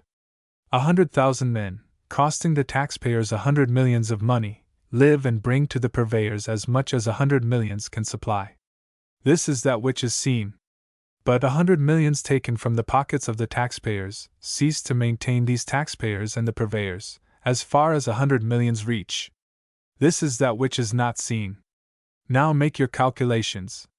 Cast up, and tell me what profit there is for the masses. I will tell you where the loss lies, and to simplify it, instead of speaking of 100,000 men and 1,000,000 of money, it shall be of 1 man and 1,000 francs. We will suppose that we are in the village of A. The recruiting sergeants go their round, and take off a man. The tax gatherers go their round, and take off 1,000 francs. The man and the sum of money are taken to Metz, and the latter is destined to support the former for a year without doing anything. If you consider Metz only, you are quite right. The measure is a very advantageous one. But if you look towards the village of A, you will judge very differently, for, unless you are very blind indeed, you will see that that village has lost a worker, and 1,000 francs which would remunerate his labor, as well as the activity which, by the expenditure of those 1,000 francs, it would spread around it. At first sight, there would seem to be some compensation. What took place at the village now takes place at Metz, that is all. But the loss is to be estimated in this way. At the village, a man dug and worked, he was a worker. At Metz, he turns to the right about and to the left about, he is a soldier. The money and the circulation are the same in both cases, but in the one there were 300 days of productive labor, in the other there are 300 days of unproductive labor, supposing, of course, that a part of the army is not indispensable to the public safety. Now, suppose the disbanding to take place. You tell me there will be a surplus of 100,000 workers, that competition will be stimulated, and it will reduce the rate of wages. This is what you see. But what you do not see is this.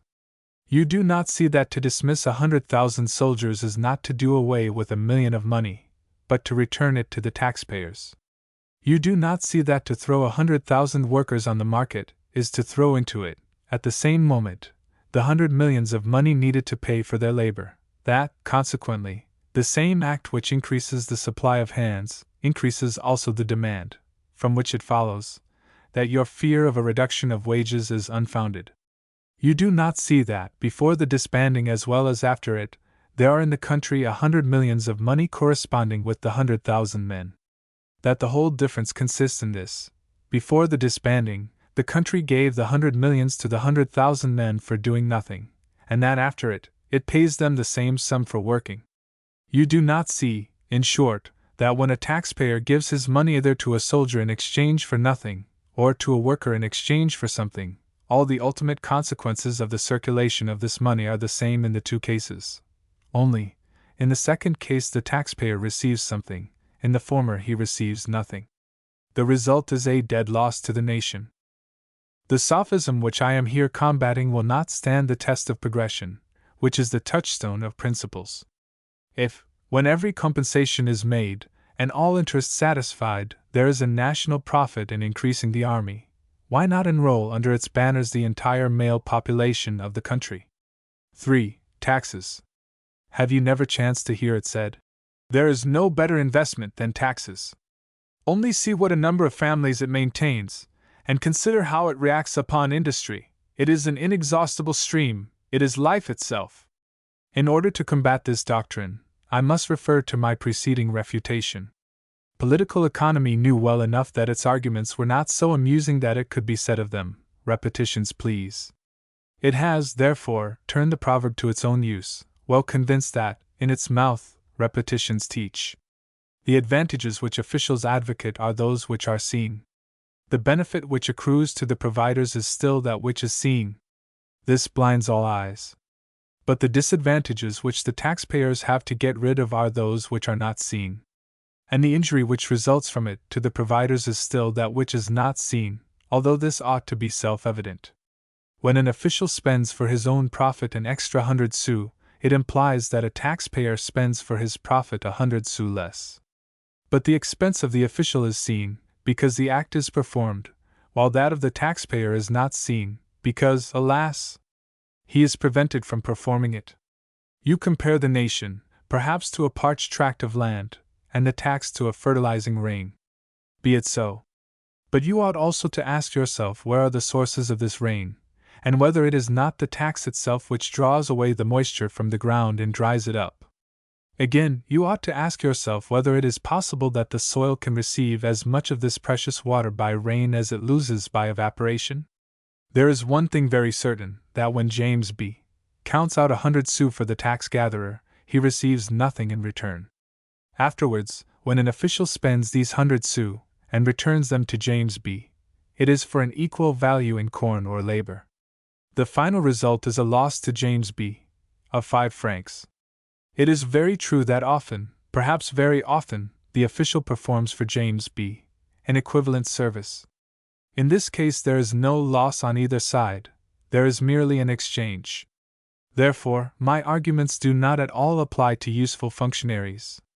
All I say is, if you wish to create an office, prove its utility. Show that its value to James B., by the services which it performs for him, is equal to what it costs him. But apart from this intrinsic utility, do not bring forward as an argument the benefit which it confers upon the official, his family, and his providers. Do not assert that it encourages labor. When James B. gives 100 sous to a government officer for a really useful service, it is exactly the same as when he gives 100 sous to a shoemaker for a pair of shoes. But when James B. gives 100 sous to a government officer, and receives nothing for them unless it be annoyances, he might as well give them to a thief.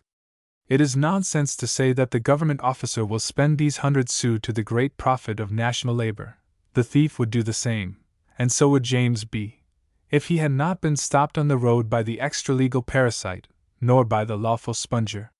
Let us accustom ourselves, then, to avoid judging of things by what is seen only, but to judge of them by that which is not seen. Last year I was on the Committee of Finance, for under the constituency the members of the opposition were not systematically excluded from all the commissions, in that the constituency acted wisely. We have heard M. Thiers say, "I have passed my life in opposing the Legitimist party and the priest party. Since the common danger has brought us together, now that I associate with them and know them, and now that we speak face to face, I have found out that they are not the monsters I used to imagine them. Yes, distrust is exaggerated, hatred is fostered among parties who never mix, and if the majority would allow the minority to be present at the commissions, it would perhaps be discovered that the ideas of the different sides are not so far removed from each other, and above all, that their intentions are not so perverse as is supposed." However, last year I was on the Committee of Finance. Every time that one of our colleagues spoke of fixing at a moderate figure the maintenance of the President of the Republic, that of the ministers, and of the ambassadors, it was answered, "For the good of the service, it is necessary to surround certain offices with splendor and dignity, as a means of attracting men of merit to them." A vast number of unfortunate persons applied to the President of the Republic, and it would be placing him in a very painful position to oblige him to be constantly refusing them. A certain style in the ministerial saloons is a part of the machinery of constitutional governments.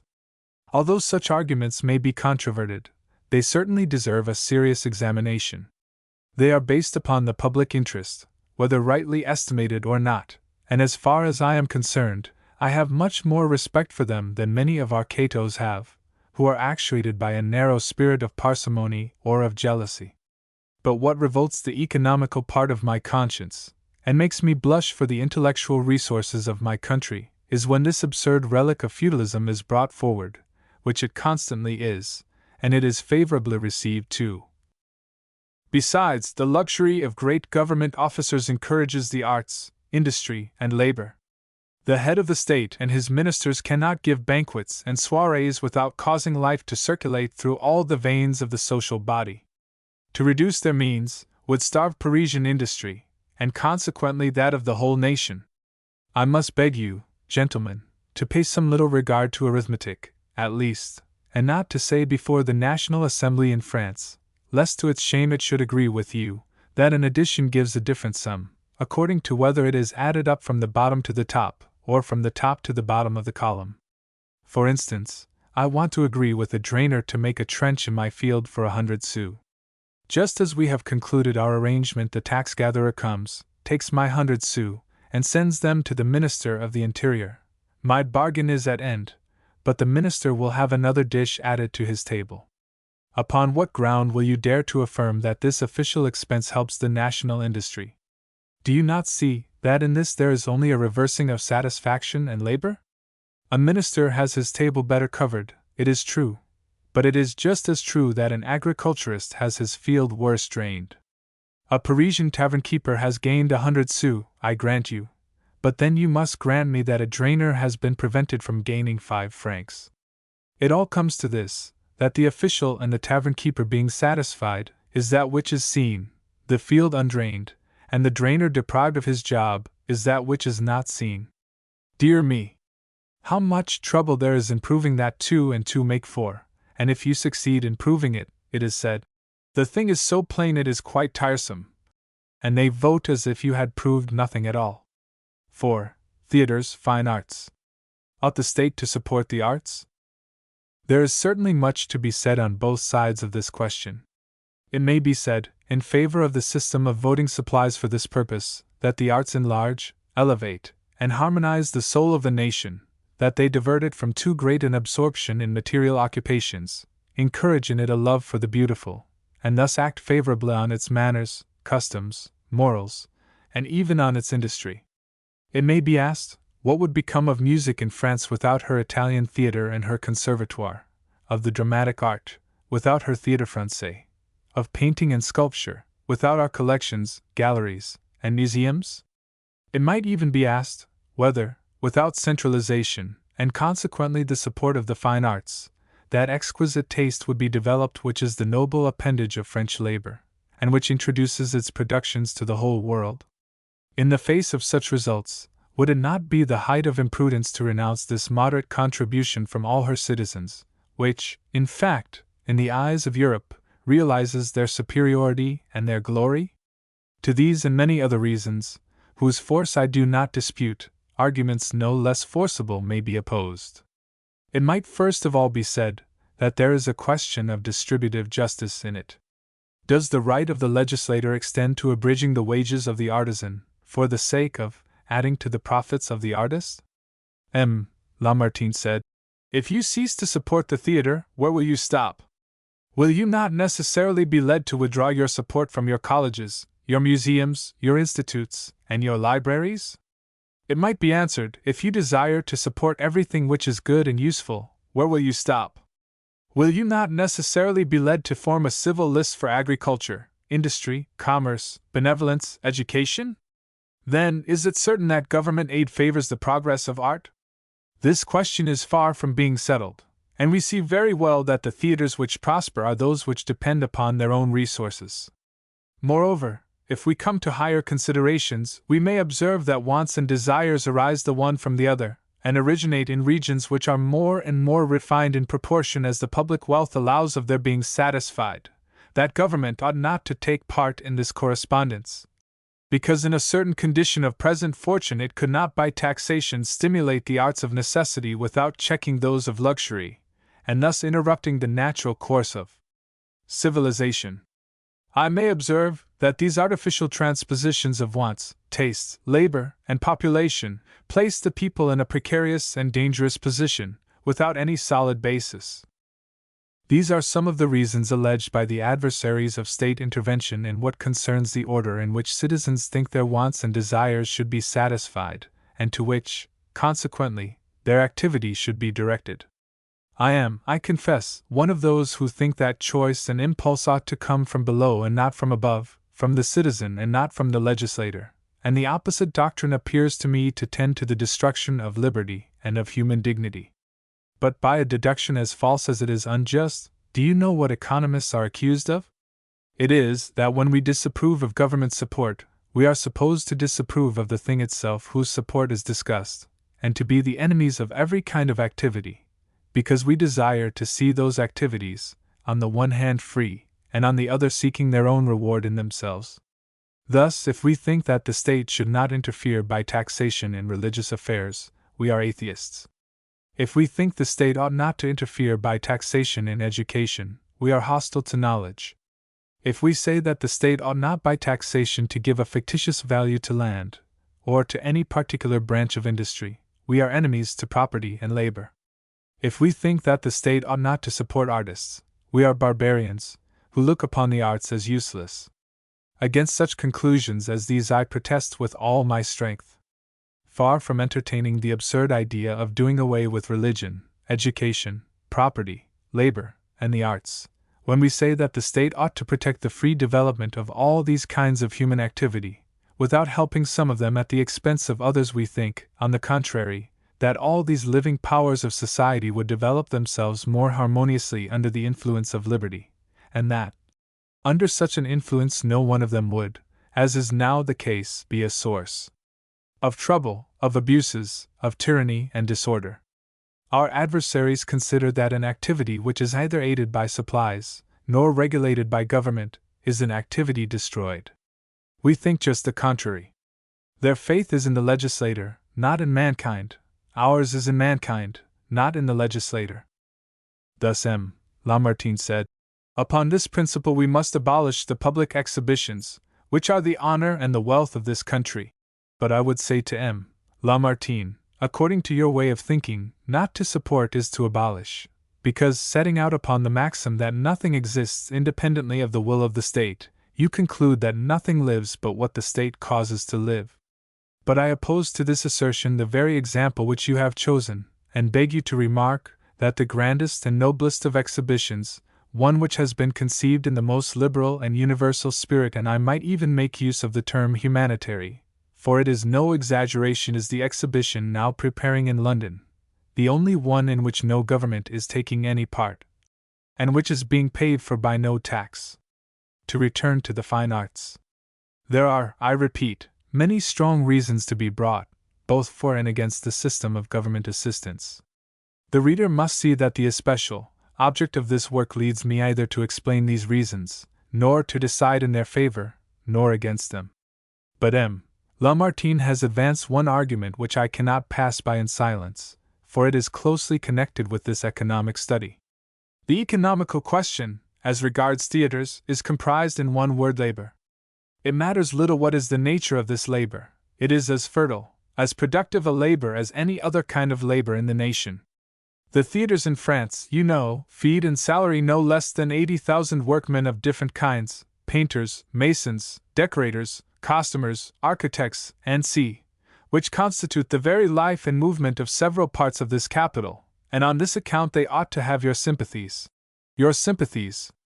Say rather your money.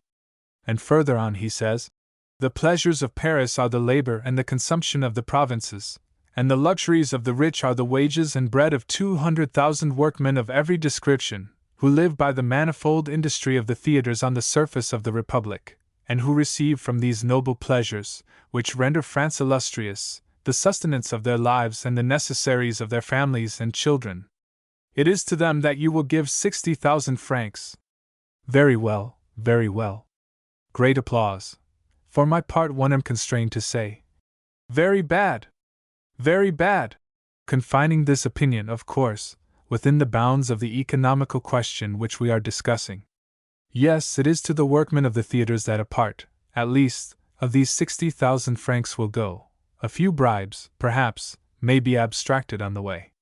Perhaps, if we were to look a little more closely into the matter, we might find that the cake had gone another way, and that those workmen were fortunate who had come in for a few crumbs.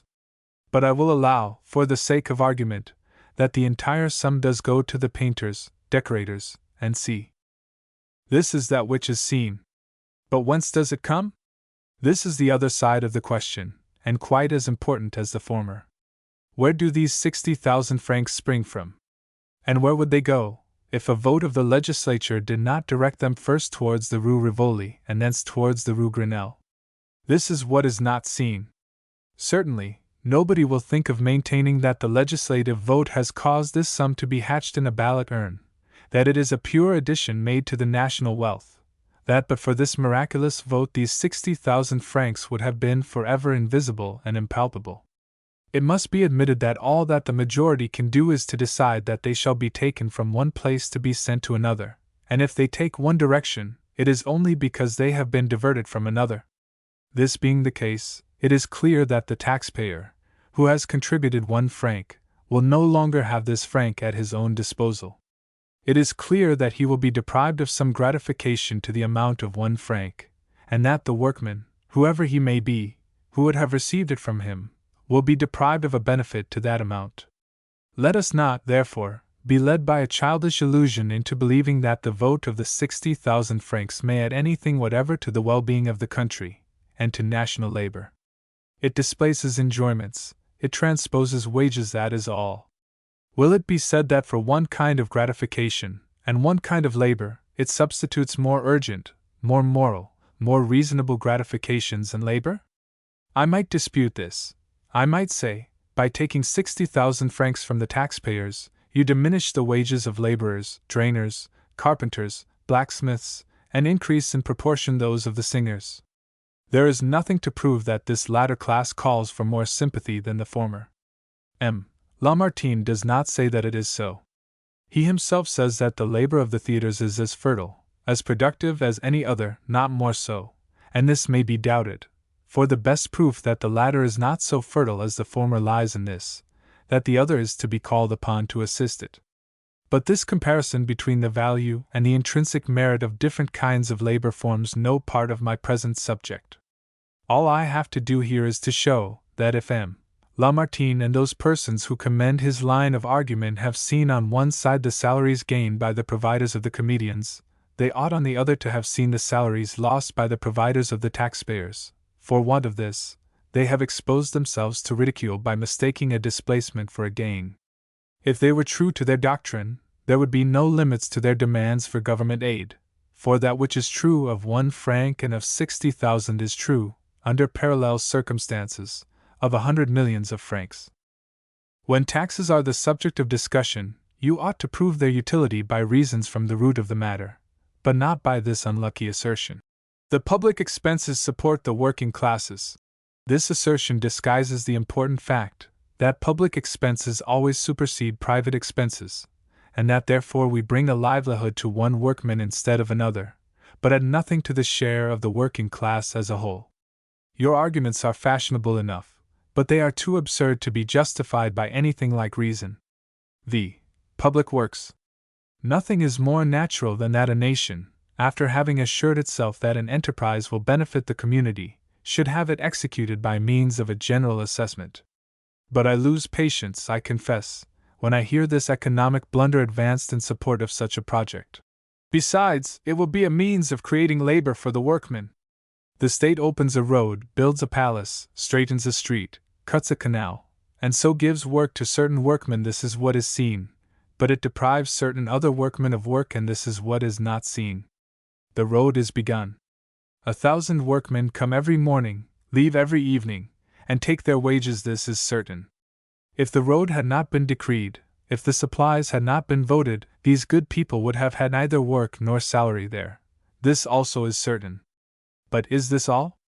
Does not the operation, as a whole, contain something else? At the moment when M. Dupin pronounces the emphatic words, "The Assembly has adopted," do the millions descend miraculously on a moonbeam into the coffers of M. Food and Binot? In order that the evolution may be complete, as it is said, must not the state organize the receipts as well as the expenditure? Must it not set its tax-gatherers and taxpayers to work, the former to gather and the latter to pay? Study the question, now, in both its elements. While you state the destination given by the state to the millions voted, do not neglect to state also the destination which the taxpayer would have given, but cannot now give, to the same. Then you will understand that a public enterprise is a coin with two sides. Upon one is engraved a laborer at work, with this device, that which is seen; on the other is a laborer out of work, with the device, that which is not seen. The sophism which this work is intended to refute is the more dangerous when applied to public works, inasmuch as it serves to justify the most wanton enterprises and extravagance. When a railroad or a bridge are of real utility, it is sufficient to mention this utility. But if it does not exist, what do they do? Recourse is had to this mystification. We must find work for the workmen. Accordingly, orders are given that the drains in the Champ de Mars be made and unmade. The great Napoleon, it is said, thought he was doing a very philanthropic work by causing ditches to be made and then filled up. He said, therefore, "What signifies the result? All we want is to see wealth spread among the laboring classes." But let us go to the root of the matter. We are deceived by money. To demand the cooperation of all the citizens in a common work, in the form of money, is in reality to demand a concurrence in kind, for every one procures, by his own labor, the sum to which he is taxed. Now, if all the citizens were to be called together, and made to execute, in conjunction, a work useful to all, this would be easily understood. Their reward would be found in the results of the work itself. But after having called them together, if you force them to make roads which no one will pass through, palaces which no one will inhabit, and this under the pretext of finding them work, it would be absurd, and they would have a right to argue, "With this labor we have nothing to do, we prefer working on our own account."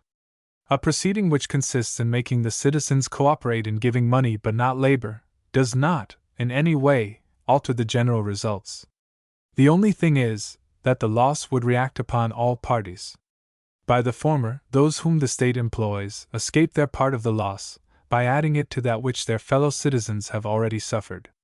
There is an article in our Constitution which says, "Society favors and encourages the development of labor by the establishment of public works, by the state, the departments, and the parishes, as a means of employing persons who are in want of work.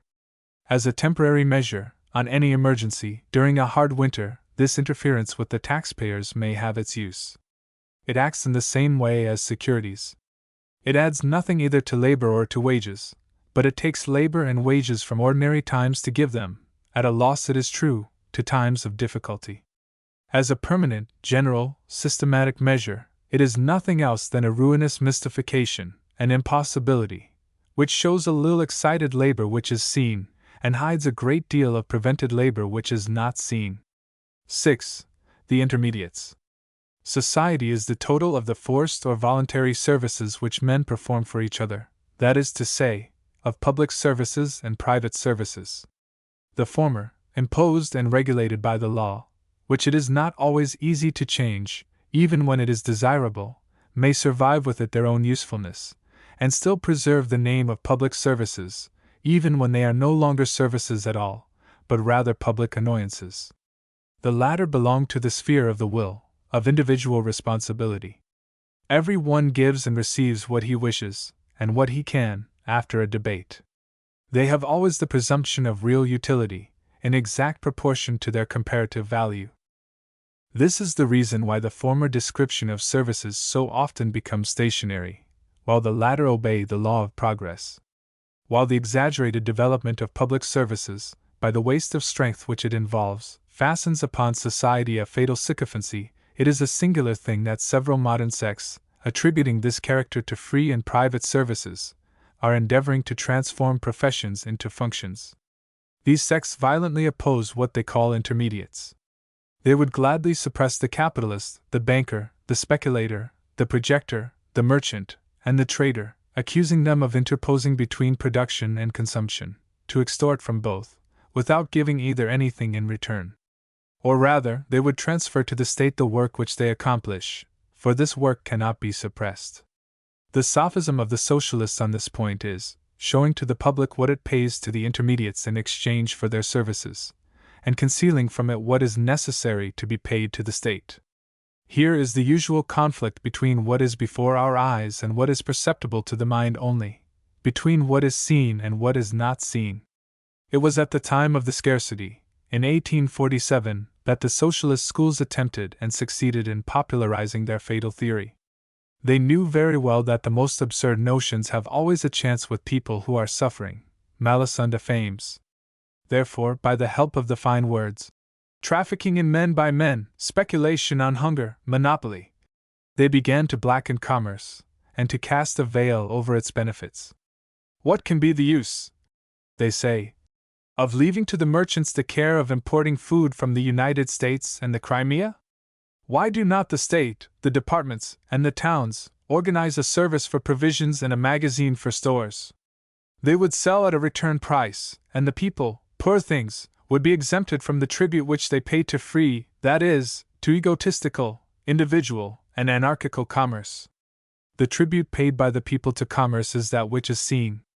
The tribute which the people would pay to the state, or to its agents, in the socialist system, is what is not seen. In what does this pretended tribute, which the people pay to commerce, consist?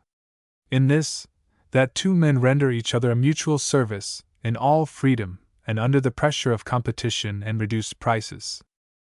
When the hungry stomach is at Paris, and corn which can satisfy it is at Odessa, the suffering cannot cease till the corn is brought into contact with the stomach. There are three means by which this contact may be effected. First, the famished men may go themselves and fetch the corn.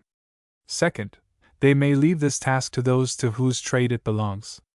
Third, they may club together, and give the office in charge to public functionaries.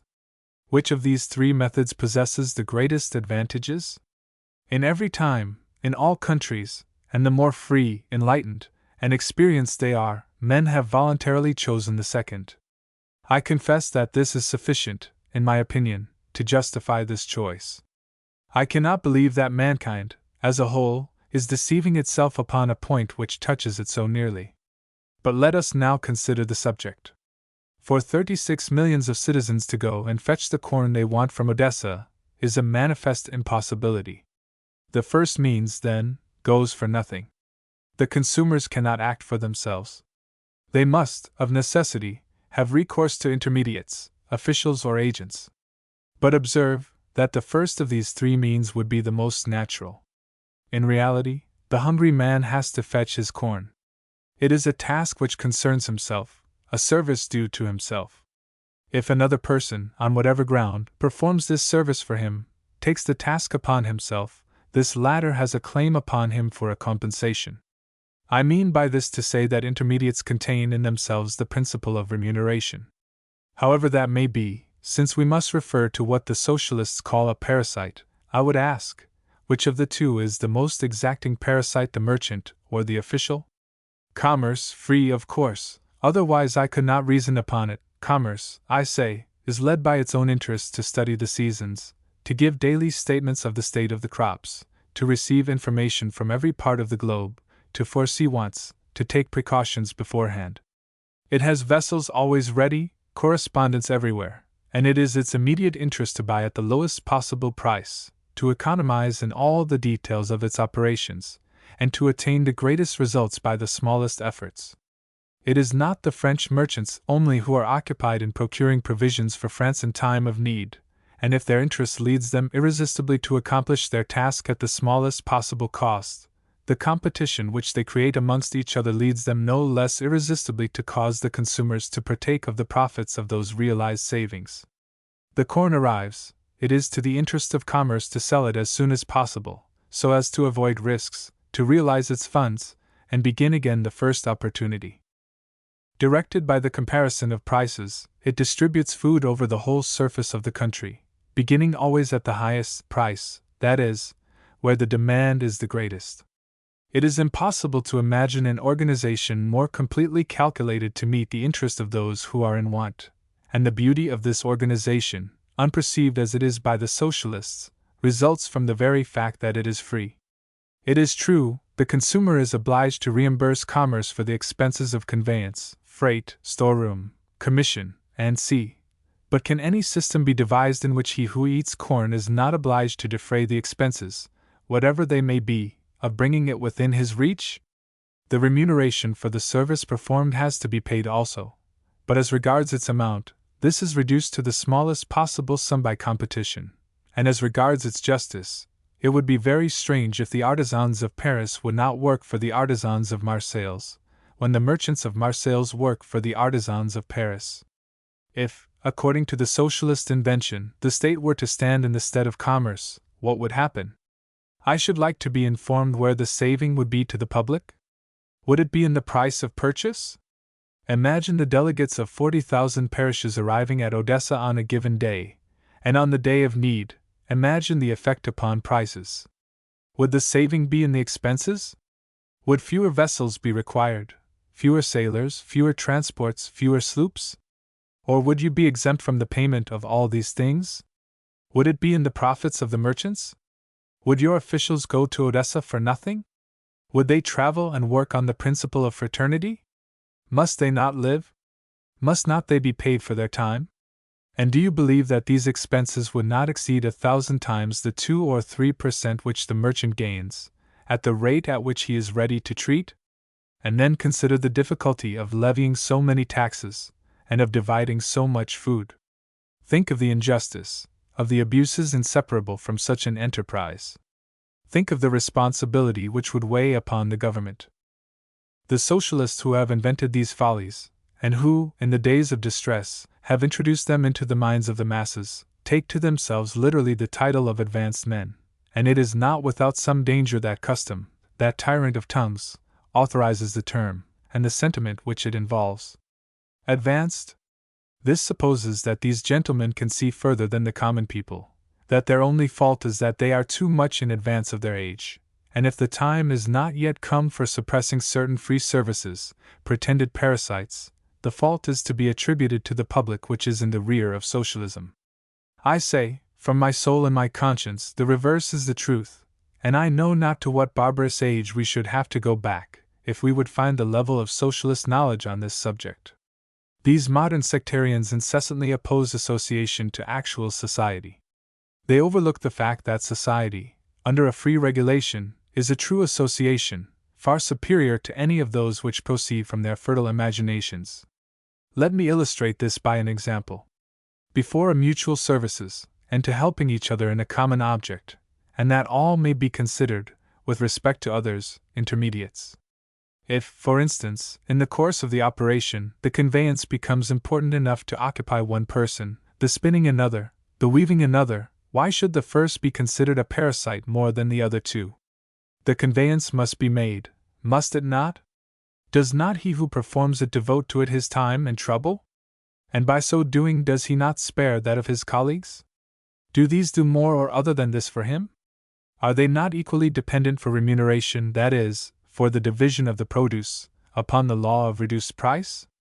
Is it not in all liberty for the common good that this separation of work takes place, and that these arrangements are entered into? What do we want with a socialist then, who, under pretense of organizing for us, comes despotically to break up our voluntary arrangements, to check the division of labor, to substitute isolated efforts for combined ones, and to send civilization back?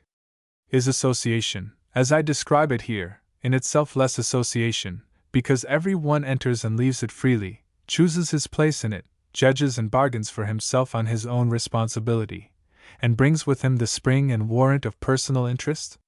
That it may deserve this name, is it necessary that a pretended reformer should come and impose upon us his plan and his will, and, as it were, to concentrate mankind in himself? The more we examine these advanced schools, the more do we become convinced that there is but one thing at the root of them, ignorance proclaiming itself infallible, and claiming despotism in the name of this infallibility. I hope the reader will excuse this digression.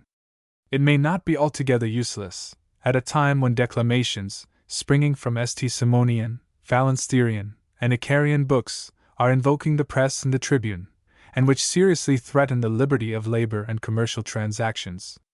7. Restrictions. Prohibant, it was not I who gave him this name, but Charles Dupin, devoted his time and capital to converting the ore found on his land into iron. As nature had been more lavish towards the Belgians, they furnished the French with iron cheaper than Prohibant, which means that all the French, or France, could obtain a given quantity of iron with less labor by buying it of the honest Flemings. Therefore, guided by their own interest, they did not fail to do so, and every day there might be seen a multitude of nailsmiths, blacksmiths, cartwrights, machinists, farriers, and laborers, going themselves, or sending intermediates, to supply themselves in Belgium. This displeased Prohibant exceedingly. At first, it occurred to him to put an end to this abuse by his own efforts. It was the least he could do, for he was the only sufferer. I will take my carbine, said he. I will put 4 pistols into my belt, I will fill my cartridge box, I will gird on my sword, and go thus equipped to the frontier. There, the first blacksmith, nailsmith, farrier, machinist, or locksmith, who presents himself to do his own business and not mine, I will kill, to teach him how to live. At the moment of starting, Prohibant made a few reflections which calmed down his warlike ardor a little. He said to himself, in the first place, it is not absolutely impossible that the purchasers of iron, my countrymen and enemies, should take the thing ill, and instead of letting me kill them, should kill me instead, and then, even were I to call out all my servants, we should not be able to defend the passages. In short, this proceeding would cost me very dear, much more so than the result would be worth. Prohibant was on the point of resigning himself to his sad fate, that of being only as free as the rest of the world, when a ray of light darted across his brain. He recollected that at Paris there is a great manufactory of laws. What is a law? Said he to himself. It is a measure to which, when once it is decreed, be it good or bad, everybody is bound to conform. For the execution of the same a public force is organized, and to constitute the said public force, men and money are drawn from the whole nation. If, then, I could only get the great Parisian manufactory to pass a little law, Belgian iron is prohibited, I should obtain the following results. The government would replace the few valets that I was going to send to the frontier by 20,000 of the sons of those refractory blacksmiths, farriers, artisans, machinists, locksmiths, nailsmiths, and laborers. Then, to keep these 20,000 custom house officers in health and good humor, it would distribute among them 25 million of francs taken from these blacksmiths, nailsmiths, artisans, and laborers. They would guard the frontier much better, would cost me nothing, I should not be exposed to the brutality of the brokers, should sell the iron at my own price, and have the sweet satisfaction of seeing our great people shamefully mystified. That would teach them to proclaim themselves perpetually the harbingers and promoters of progress in Europe. Oh! It would be a capital joke, and deserves to be tried. So Prohibant went to the law manufactory. Another time, perhaps, I shall relate the story of his underhand dealings, but now I shall merely mention his visible proceedings. He brought the following consideration before the view of the legislating gentleman. Belgian iron is sold in France at 10 francs, which obliges me to sell mine at the same price. I should like to sell at 15, but cannot do so on account of this Belgian iron, which I wish was at the bottom of the Red Sea. I beg you will make a law that no more Belgian iron shall enter France. Immediately I raise my price 5 francs, and these are the consequences. For every 100 weight of iron that I shall deliver to the public, I shall receive 15 francs instead of 10. I shall grow rich more rapidly, extend my traffic, and employ more workmen. My workmen and I shall spend much more freely, to the great advantage of our tradesmen for miles around. These latter, having more custom, will furnish more employment to trade, and activity on both sides will increase in the country. This fortunate piece of money, which you will drop into my strong box, will, like a stone thrown into a lake, give birth to an infinite number of concentric circles. Charmed with his discourse, delighted to learn that it is so easy to promote, by legislating, the prosperity of a people, the lawmakers voted the restriction. Talk of labor and economy, they said. What is the use of these painful means of increasing the national wealth, when all that is wanted for this object is a decree? And in fact, the law produced all the consequences announced by Prohibant. The only thing was, it produced others which he had not foreseen. To do him justice, his reasoning was not false, but only incomplete. In endeavoring to obtain a privilege, he had taken cognizance of the effects which are seen, leaving in the background those which are not seen. He had pointed out only 2 personages, whereas there are 3 concerned in the affair. It is for us to supply this involuntary or premeditated omission. It is true the crown piece, thus directed by law into Prohibant's strong box, is advantageous to him and to those whose labor it would encourage, and if the act had caused the crown piece to descend from the moon, these good effects would not have been counterbalanced by any corresponding evils. Unfortunately, the mysterious piece of money does not come from the moon, but from the pocket of a blacksmith, or a nailsmith, or a cartwright, or a farrier, or a laborer, or a shipwright, in a word, from James B., who gives it now without receiving a grain more of iron than when he was paying 10 francs. Thus, we can see at a glance that this very much alters the state of the case, for it is very evident that Prohibant's profit is compensated by James B.'s loss, and all that Prohibant can do with the crown piece, for the encouragement of national labor, James B. might have done himself. The stone has only been thrown upon one part of the lake, because the law has prevented it from being thrown upon another. Therefore, that which is not seen supersedes that which is seen, and at this point there remains, as the residue of the operation, a piece of injustice, and sad to say, a piece of injustice perpetrated by the law. This is not all. I have said that there is always a 3rd person left in the background. I must now bring him forward, that he may reveal to us a second loss of 5 francs. Then we shall have the entire results of the transaction. James B. is the possessor of 15 francs, the fruit of his labor. He is now free. What does he do with his 15 francs? He purchases some article of fashion for 10 francs, and with it he pays, or the intermediate pay for him, for the 100 weight of Belgian iron. After this he has 5 francs left. He does not throw them into the river, but, and this is what is not seen, he gives them to some tradesman in exchange for some enjoyment, to a bookseller, for instance, for Bossuet's Discourse on Universal History. Thus, as far as national labor is concerned, it is encouraged to the amount of 15 francs, viz., 10 francs for the Paris article, 5 francs to the bookselling trade. As to James B., he obtains for his 15 francs 2 gratifications, viz., first, a hundredweight of iron. Second, a book. The decree is put in force. How does it affect the condition of James B.? How does it affect the national labor? James B. pays every centime of his 5 francs to M.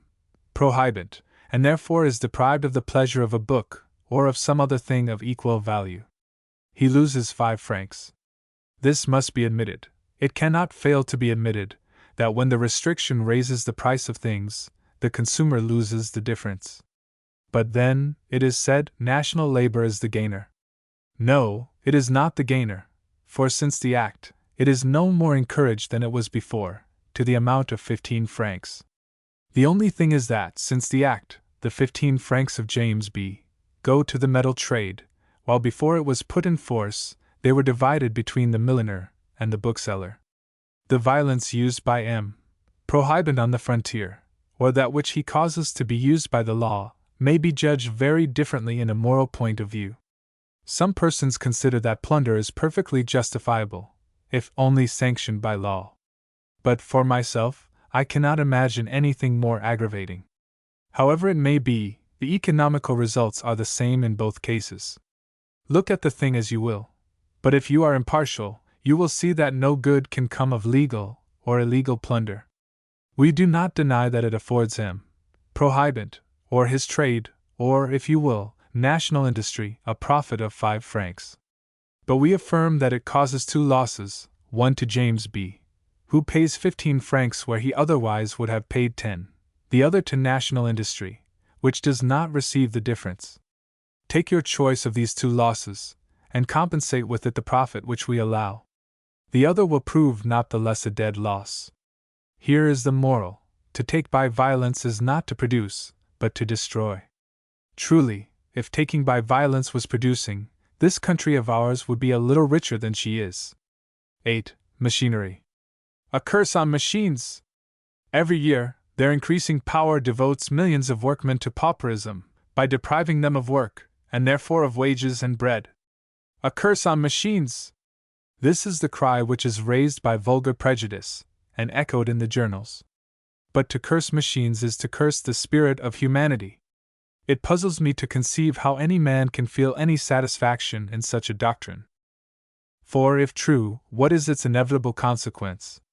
That there is no activity, prosperity, wealth, or happiness possible for any people, except for those who are stupid and inert, and to whom God has not granted the fatal gift of knowing how to think, to observe, to combine, to invent, and to obtain the greatest results with the smallest means. On the contrary, rags, mean huts, poverty, and inanition are the inevitable lot of every nation which seeks and finds in iron, fire, wind, electricity, magnetism, the laws of chemistry and mechanics, in a word, in the powers of nature, and assistance to its natural powers. We might as well say with Rousseau, "Every man that thinks is a depraved animal." This is not all. If this doctrine is true, since all men think and invent, since all, from first to last, and at every moment of their existence, seek the cooperation of the powers of nature, and try to make the most of a little, by reducing either the work of their hands or their expenses, so as to obtain the greatest possible amount of gratification with the smallest possible amount of labor, it must follow, as a matter of course, that the whole of mankind is rushing towards its decline, by the same mental aspiration towards progress, which torments each of its members. Hence, it ought to be made known, by statistics, that the inhabitants of Lancashire, abandoning that land of machines, seek for work in Ireland, where they are unknown, and by history, that barbarism darkens the epochs of civilization, and that civilization shines in times of ignorance and barbarism. There is evidently in this mass of contradictions something which revolts us, and which leads us to suspect that the problem contains within it an element of solution which has not been sufficiently disengaged.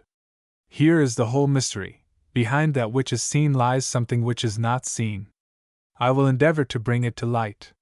The demonstration I shall give will only be a repetition of the preceding one, for the problems are one and the same. Men have a natural propensity to make the best bargain they can, when not prevented by an opposing force.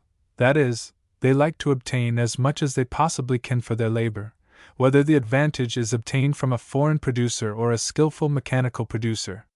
The theoretical objection which is made to this propensity is the same in both cases. In each case it is reproached with the apparent inactivity which it causes to labor. Now, labor rendered available, not inactive, is the very thing which determines it. And therefore, in both cases, the same practical obstacle force is opposed to it also. The legislator prohibits foreign competition, and forbids mechanical competition. For what other means can exist for arresting a propensity which is natural to all men, but that of depriving them of their liberty? In many countries, it is true, the legislator strikes at only one of these competitions, and confines himself to grumbling at the other.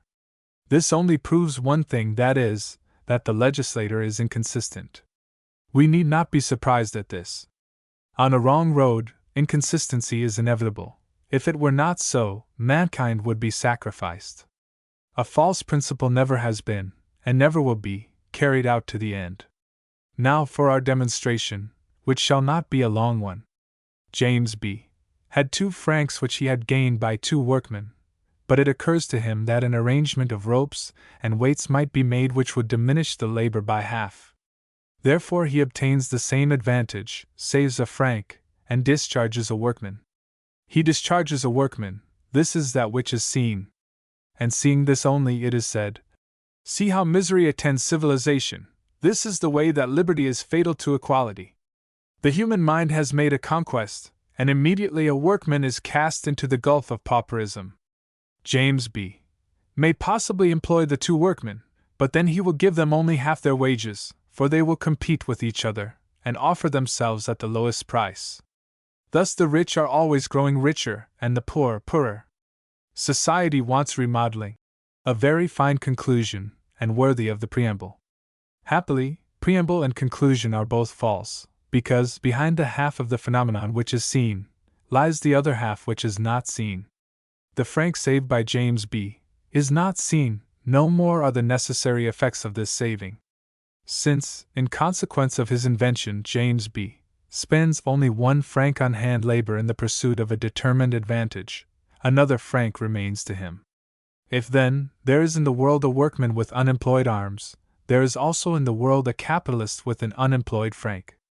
These 2 elements meet and combine, and it is as clear as daylight, that between the supply and demand of labor, and between the supply and demand of wages, the relation is in no way changed. The invention and the workman paid with the first franc now perform the work which was formerly accomplished by 2 workmen.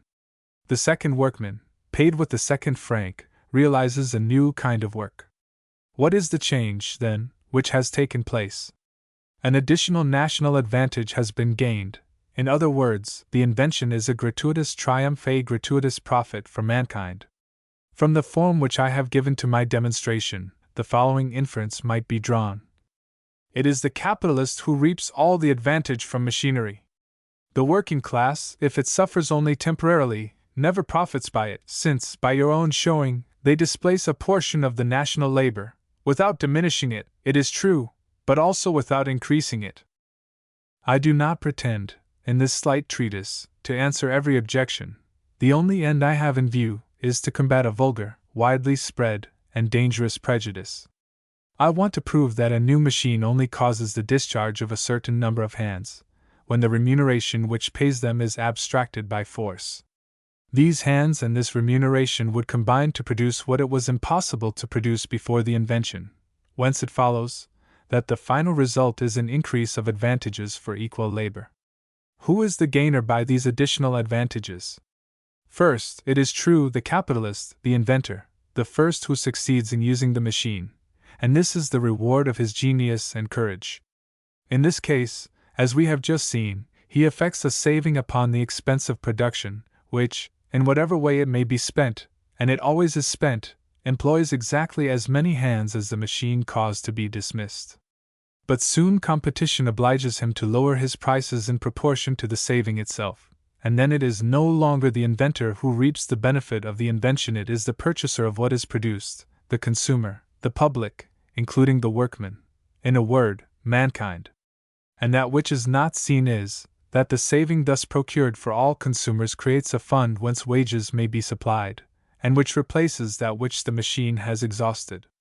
Thus, to recur to the forementioned example, James B. obtains a profit by spending 2 francs in wages. Thanks to his invention, the hand labor costs him only 1 franc. So long as he sells the thing produced at the same price, he employs 1 workman less in producing this particular thing, and that is what is seen. But there is an additional workman employed by the franc which James B. has saved. This is that which is not seen. When, by the natural progress of things, James B. is obliged to lower the price of the thing produced by 1 franc, then he no longer realizes a saving. Then he has no longer a franc to dispose of to procure for the national labor a new production. But then another gainer takes his place, and this gainer is mankind. Whoever buys the thing he has produced, pays a franc less, and necessarily adds this saving to the fund of wages, and this, again, is what is not seen. Another solution, founded upon facts, has been given of this problem of machinery. It was said, machinery reduces the expense of production, and lowers the price of the thing produced. The reduction of the profit causes an increase of consumption, which necessitates an increase of production, and finally, the introduction of as many workmen, or more, after the invention as were necessary before it. As a proof of this, printing, weaving, and are instanced. This demonstration is not a scientific one. It would lead us to conclude that if the consumption of the particular production of which we are speaking remains stationary, or nearly so, machinery must injure labor. This is not the case. Suppose that in a certain country all the people wore hats. If, by machinery, the price could be reduced half, it would not necessarily follow that the consumption would be doubled. Would you say that in this case a portion of the national labor had been paralyzed? Yes, according to the vulgar demonstration. But, according to mine, no, for even if not a single hat more should be bought in the country, the entire fund of wages would not be the less secure. That which failed to go to the hat-making trade would be found to have gone to the economy realized by all the consumers, and would thence serve to pay for all the labor which the machine had rendered useless, and to excite a new development of all the trades. And thus it is that things go on. I have known newspapers to cost 80 francs, now we pay 48. Here is a saving of 32 francs to the subscribers. It is not certain, or at least necessary, that the 32 francs should take the direction of the journalist's trade, but it is certain, and necessary too, that if they do not take this direction they will take another. One makes use of them for taking in more newspapers, another, to get better living, another, better clothes, another, better furniture. It is thus that the trades are bound together. They form a vast whole, whose different parts communicate by secret canals. What is saved by one, profits all. It is very important for us to understand that savings never take place at the expense of labor and wages. 9. Credit. In all times, but more especially of late years, attempts have been made to extend wealth by the extension of credit. I believe it is no exaggeration to say that since the Revolution of February, the Parisian presses have issued more than 10,000 pamphlets, crying up this solution of the social problem. The only basis, alas, of this solution is an optical delusion if, indeed, an optical delusion can be called a basis at all. The first thing done is to confuse cash with produce, then paper money with cash, and from these two confusions it is pretended that a reality can be drawn. It is absolutely necessary in this question to forget money, coin, bills, and the other instruments by means of which productions pass from hand to hand. Our business is with the productions themselves, which are the real objects of the loan, for when a farmer borrows 50 francs to buy a plough, it is not, in reality, the 50 francs which are lent to him, but the plough, and when a merchant borrows 20,000 francs to purchase a house, it is not the 20,000 francs which he owes, but the house. Money only appears for the sake of facilitating the arrangements between the parties. Peter may not be disposed to lend his plough, but James may be willing to lend his money. What does William do in this case? He borrows money of James, and with this money he buys the plough of Peter. But, in point of fact, No one borrows money for the sake of the money itself. Money is only the medium by which to obtain possession of productions. Now, it is impossible in any country to transmit from one person to another more productions than that country contains. Whatever may be the amount of cash and of paper which is in circulation, the whole of the borrowers cannot receive more plows, houses, tools, and supplies of raw material than the lenders altogether can furnish. For we must take care not to forget that every borrower supposes a lender, and that what is once borrowed implies a loan. This granted, what advantage is there in institutions of credit? It is that they facilitate, between borrowers and lenders, the means of finding and treating with each other, but it is not in their power to cause an instantaneous increase of the things to be borrowed and lent. And yet they ought to be able to do so, if the aim of the reformers is to be attained, since they aspire to nothing less than to place plows, houses, tools, and provisions in the hands of all those who desire them. And how do they intend to effect this? By making the state security for the loan. Let us try and fathom the subject, for it contains something which is seen, and also something which is not seen. We must endeavor to look at both. We will suppose that there is but one plough in the world, and that 2 farmers apply for it. Peter is the possessor of the only plough which is to be had in France. John and James wish to borrow it. John, by his honesty, his property, and good reputation, offers security. He inspires confidence. He has credit. James inspires little or no confidence. It naturally happens that Peter lends his plough to John. But now, according to the socialist plan, the state interferes and says to Peter, "Lend your plough to James, I will be security for its return, and this security will be better than that of John, for he has no one to be responsible for him but himself, and I, although it is true that I have nothing, dispose of the fortune of the taxpayers, and it is with their money that, in case of need, I shall pay you the principal and interest." Consequently, Peter lends his plough to James. This is what is seen. And the socialists rub their hands and say, "See how well our plan has answered. Thanks to the intervention of the state, poor James has a plough. He will no longer be obliged to dig the ground. He is on the road to make a fortune. It is a good thing for him, and an advantage to the nation as a whole. Indeed, it is no such thing. It is no advantage to the nation, for there is something behind which is not seen.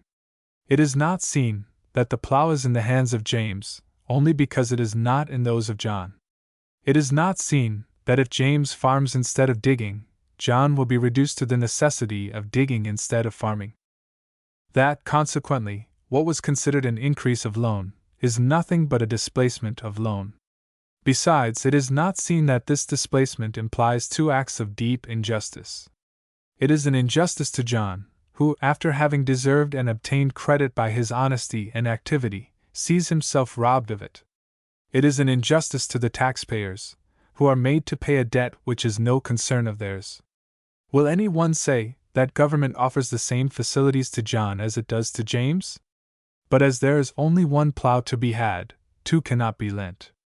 The argument always maintains that, thanks to the intervention of the state, more will be borrowed than there are things to be lent, for the plough represents here the bulk of available capitals. It is true, I have reduced the operation to the most simple expression of it, but if you submit the most complicated government institutions of credit to the same test, you will be convinced that they can have but one result, viz., to displace credit, not to augment it. In one country, and in a given time, there is only a certain amount of capital available, and all are employed. In guaranteeing the non-payers, the state may, indeed, increase the number of borrowers, and thus raise the rate of interest, always to the prejudice of the taxpayer, but it has no power to increase the number of lenders, and the importance of the total of the loans. There is one conclusion, however, which I would not for the world be suspected of drawing. I say that the law ought not to favor, artificially, the power of borrowing, but I do not say that it ought not to restrain them artificially. If, in our system of mortgage, or in any other, there be obstacles to the diffusion of the application of credit, let them be got rid of. Nothing can be better or more just than this. But this is all which is consistent with liberty, and it is all that any who are worthy of the name of reformers will ask. Algeria. Here are 4 orators disputing for the platform. First, all the 4 speak at once, then they speak one after the other. What have they said? Some very fine things, certainly, about the power and the grandeur of France, about the necessity of sowing, if we would reap, about the brilliant future of our gigantic colony, about the advantage of diverting to a distance the surplus of our population, and see, magnificent pieces of eloquence, and always adorned with this conclusion: vote 50 millions, more or less, for making ports and roads in Algeria, for sending emigrants thither, for building houses and breaking up land. By so doing, you will relieve the French workmen, encourage African labor, and give a stimulus to the commerce of Marseilles. It would be profitable every way.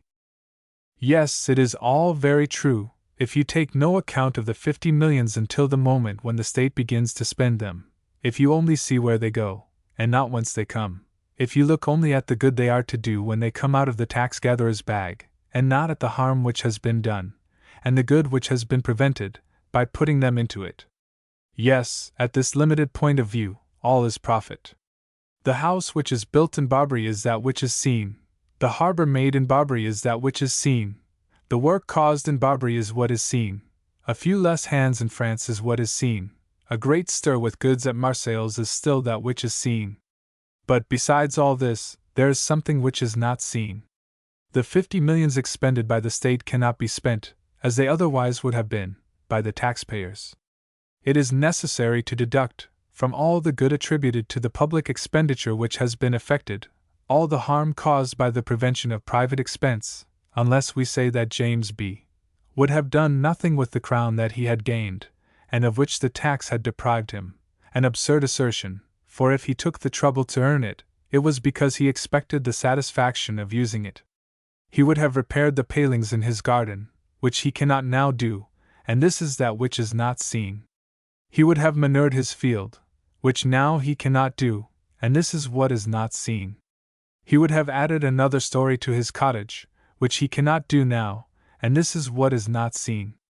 He might have increased the number of his tools, which he cannot do now, and this is what is not seen. He would have been better fed, better clothed, have given a better education to his children, and increased his daughter's marriage portion. This is what is not seen. He would have become a member of the Mutual Assistance Society, but now he cannot. This is what is not seen. On one hand, are the enjoyments of which he has been deprived, and the means of action which have been destroyed in his hands.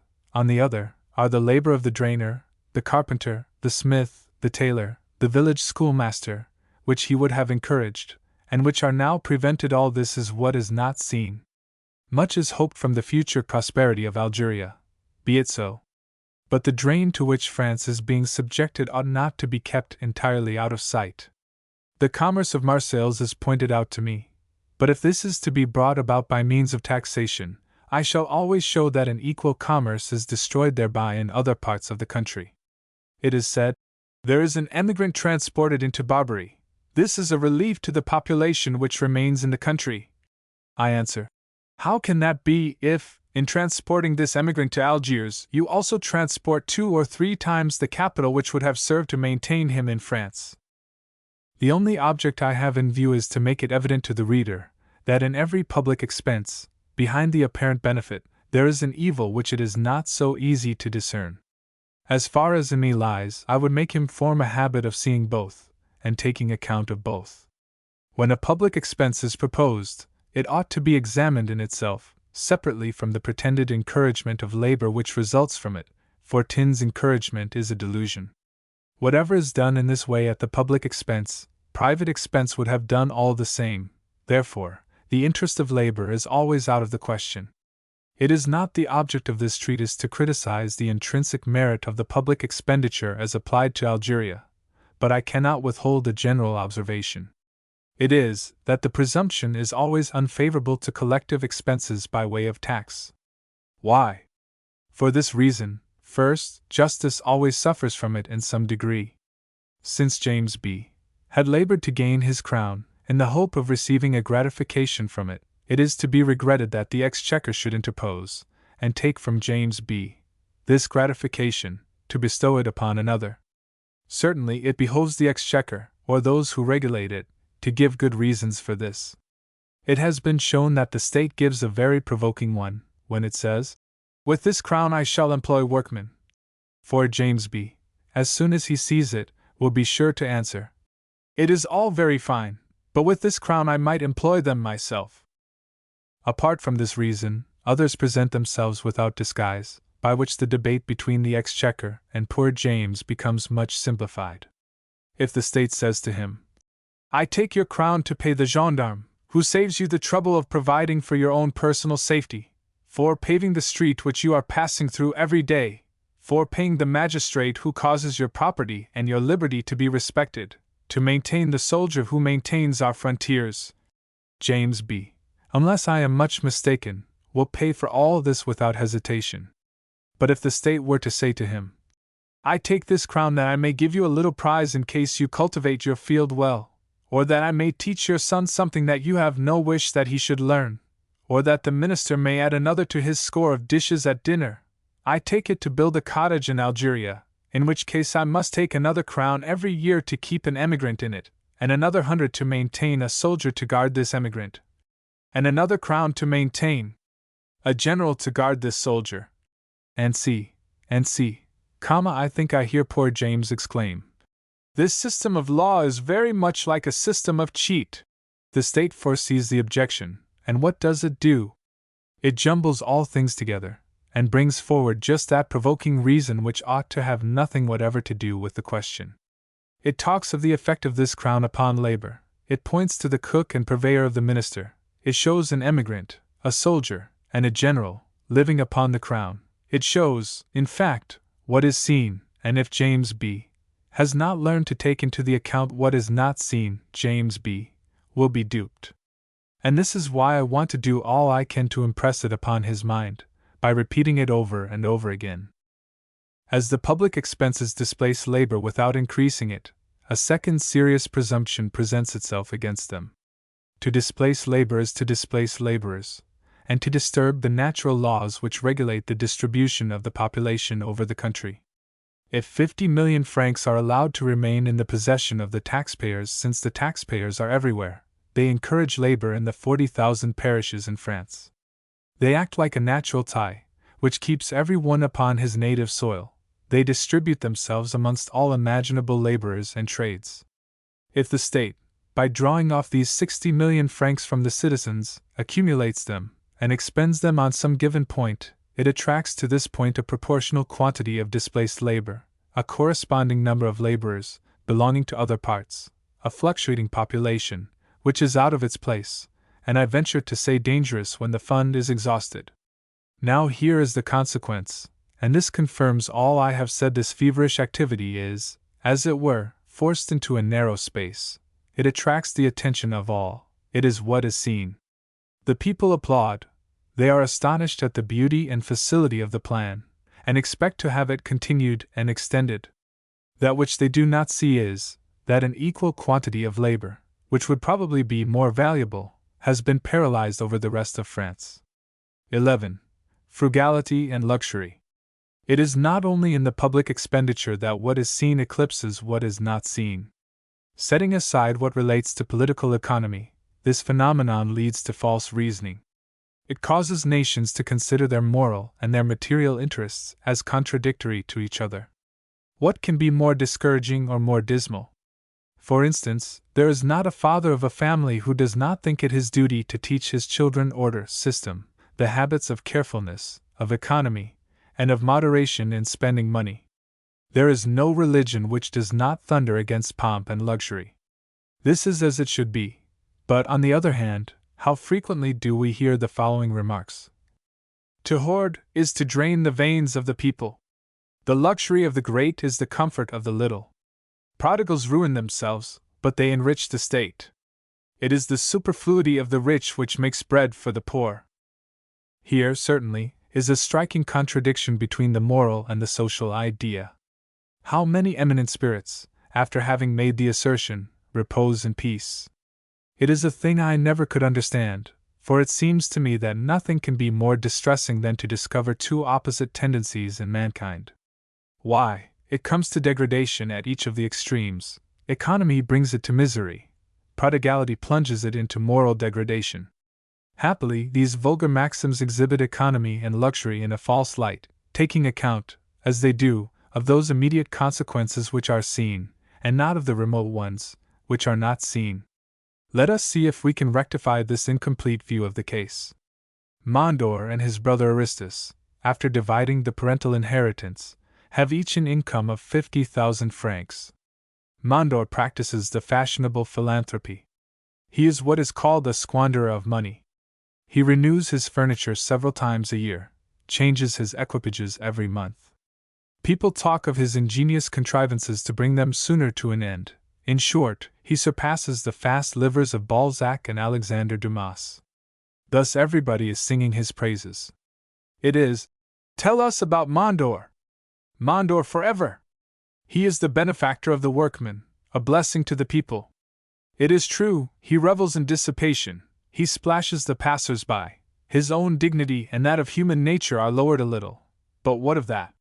He does good with his fortune, if not with himself. He causes money to circulate, he always sends the tradespeople away satisfied.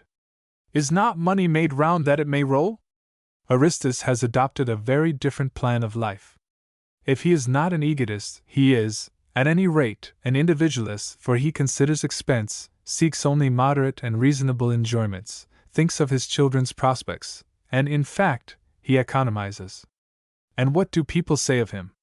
What is the good of a rich fellow like him? He is a skinflint. There is something imposing, perhaps, in the simplicity of his life, and he is humane, too, and benevolent, and generous, but he calculates. He does not spend his income. His house is neither brilliant nor bustling. What good does he do to the paper hangers, the carriage makers, the horse dealers, and the confectioners? These opinions, which are fatal to morality, are founded upon what strikes the eye, the expenditure of the prodigal, and another, which is out of sight, the equal and even superior expenditure of the economist.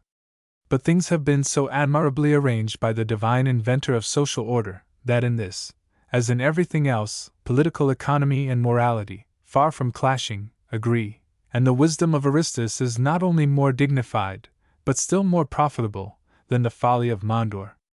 And when I say profitable, I do not mean only profitable to Aristus, or even to society in general, but more profitable to the workmen themselves, to the trade of the time. To prove it, it is only necessary to turn the mind's eye to those hidden consequences of human actions, which the bodily eye does not see. Yes, the prodigality of Mondor has visible effects in every point of view. Everybody can see his landaus, his phaetons, his berlins, the delicate paintings on his ceilings, his rich carpets, the brilliant effects of his house. Everyone knows that his horses run upon the turf. The dinners which he gives at the Hôtel de Paris attract the attention of the crowds on the boulevards, and it is said, "That is a generous man. Far from saving his income, he is very likely breaking into his capital." That is what is seen. It is not so easy to see, with regard to the interest of workers, what becomes of the income of Aristus. If we were to trace it carefully, however, we should see that the whole of it, down to the last farthing, affords work to the laborers, as certainly as the fortune of Mondor. Only there is this difference: the wanton extravagance of Mondor is doomed to be constantly decreasing, and to come to an end without fail, whilst the wise expenditure of Aristus will go on increasing from year to year. And if this is the case, then, most assuredly, the public interest will be in unison with morality. Aristus spends upon himself and his household 20,000 francs a year. If that is not sufficient to content him, he does not deserve to be called a wise man. He is touched by the miseries which oppress the poorer classes. He thinks he is bound in conscience to afford them some relief, and therefore he devotes 10,000 francs to acts of benevolence. Amongst the merchants, the manufacturers, and the agriculturists, he has friends who are suffering under temporary difficulties. He makes himself acquainted with their situation, that he may assist them with prudence and efficiency, and to this work he devotes 10,000 francs more. Then he does not forget that he has daughters to portion, and sons for whose prospects it is his duty to provide, and therefore he considers it a duty to lay by and put out to interest 10,000 francs every year. The following is a list of his expenses. First, personal expenses 20,000 fr. Second, benevolent objects 10,000 Third, offices of friendship 10,000 Fourth, saving 10,000. Let us examine each of these items, and we shall see that not a single farthing escapes the national labor. First, personal expenses. These, as far as workpeople and tradesmen are concerned, have precisely the same effect as an equal sum spent by Mondor. This is self-evident, therefore we shall say no more about it. Second, benevolent objects. The 10,000 francs devoted to this purpose benefit trade in an equal degree. They reach the butcher, the baker, the tailor, and the carpenter. The only thing is that the bread, the meat, and the clothing are not used by Aristus, but by those whom he has made his substitutes. Now, this simple substitution of one consumer for another in no way affects trade in general. It is all one, whether Aristus spends a crown or desires some unfortunate person to spend it instead. Third, offices of friendship. The friend to whom Aristus lends or gives 10,000 francs does not receive them to bury them. That would be against the hypothesis. He uses them to pay for goods or to discharge debts. In the first case, trade is encouraged. Will any one pretend to say that it gains more by Mondor's purchase of a thoroughbred horse for 10,000 francs than by the purchase of 10,000 francs worth of stuffs by Aristus or his friend? For if this sum serves to pay a debt, a third person appears, viz., the creditor, who will certainly employ them upon something in his trade, his household, or his farm. He forms another medium between Aristus and the workman. The names only are changed, the expense remains, and also the encouragement to trade. Fourth, saving. There remains now the 10,000 francs saved, and it is here, as regards the encouragement to the arts, to trade, labor, and the workman, that Mondor appears far superior to Aristus, although, in a moral point of view, Aristus shows himself, in some degree, superior to Mondor. I can never look at these apparent contradictions between the great laws of nature without a feeling of physical uneasiness which amounts to suffering. Were mankind reduced to the necessity of choosing between two parties, one of whom injures his interest, and the other his conscience, we should have nothing to hope from the future. Happily, this is not the case, and to see Aristus regain his economical superiority, as well as his moral superiority, it is sufficient to understand this consoling maxim, which is no less true from having a paradoxical appearance. To save is to spend. What is Aristus's object in saving 10,000 francs? Is it to bury them in his garden?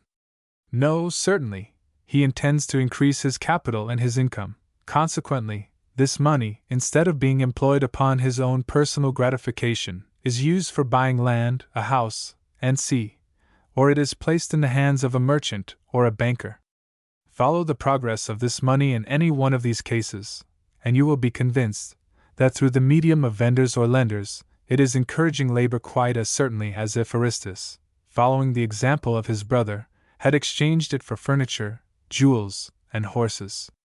For when Aristus buys lands or rents for 10,000 francs, he is determined by the consideration that he does not want to spend this money. This is why you complain of him. But, at the same time, the man who sells the land or the rent is determined by the consideration that he does want to spend the 10,000 francs in some way, so that the money is spent in any case, either by Aristus or by others in his stead. With respect to the working class, to the encouragement of labor, there is only one difference between the conduct of Aristus and that of Mondor. Mondor spends the money himself, and around him, and therefore the effect is seen.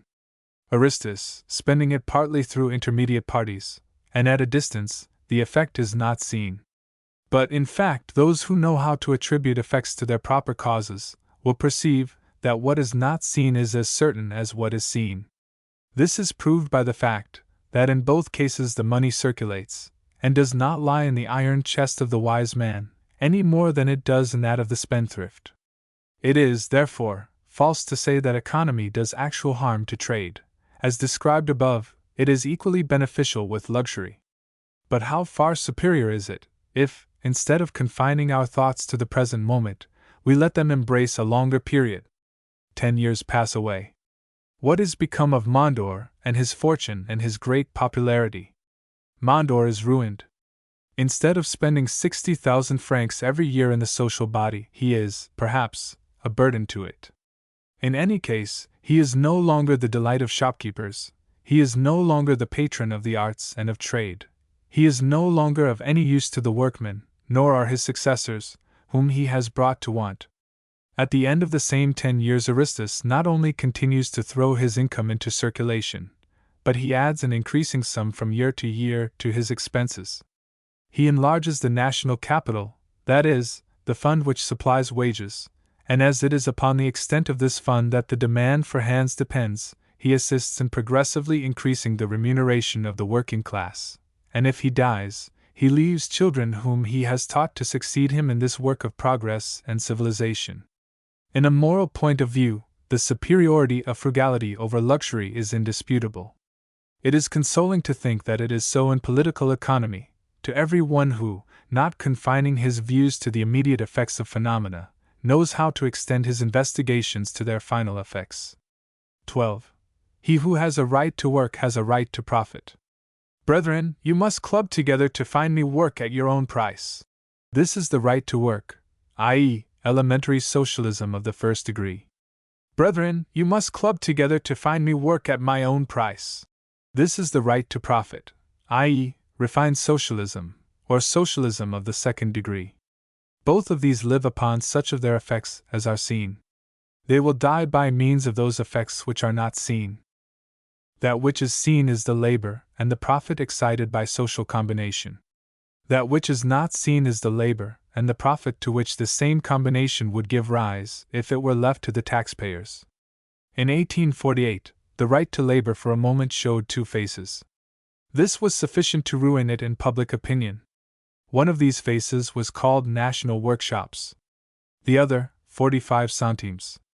Millions of francs went daily from the Rue Rivoli to the national workshops. This was the fair side of the medal. And this is the reverse. If millions are taken out of a cash box, they must first have been put into it.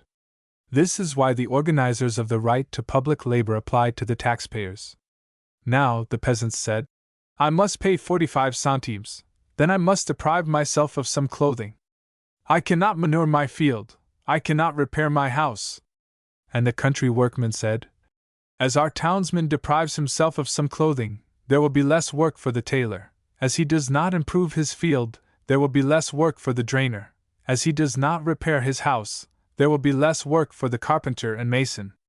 It was then proved that two kinds of meal cannot come out of one sack, and that the work furnished by the government was done at the expense of labor, paid for by the taxpayer.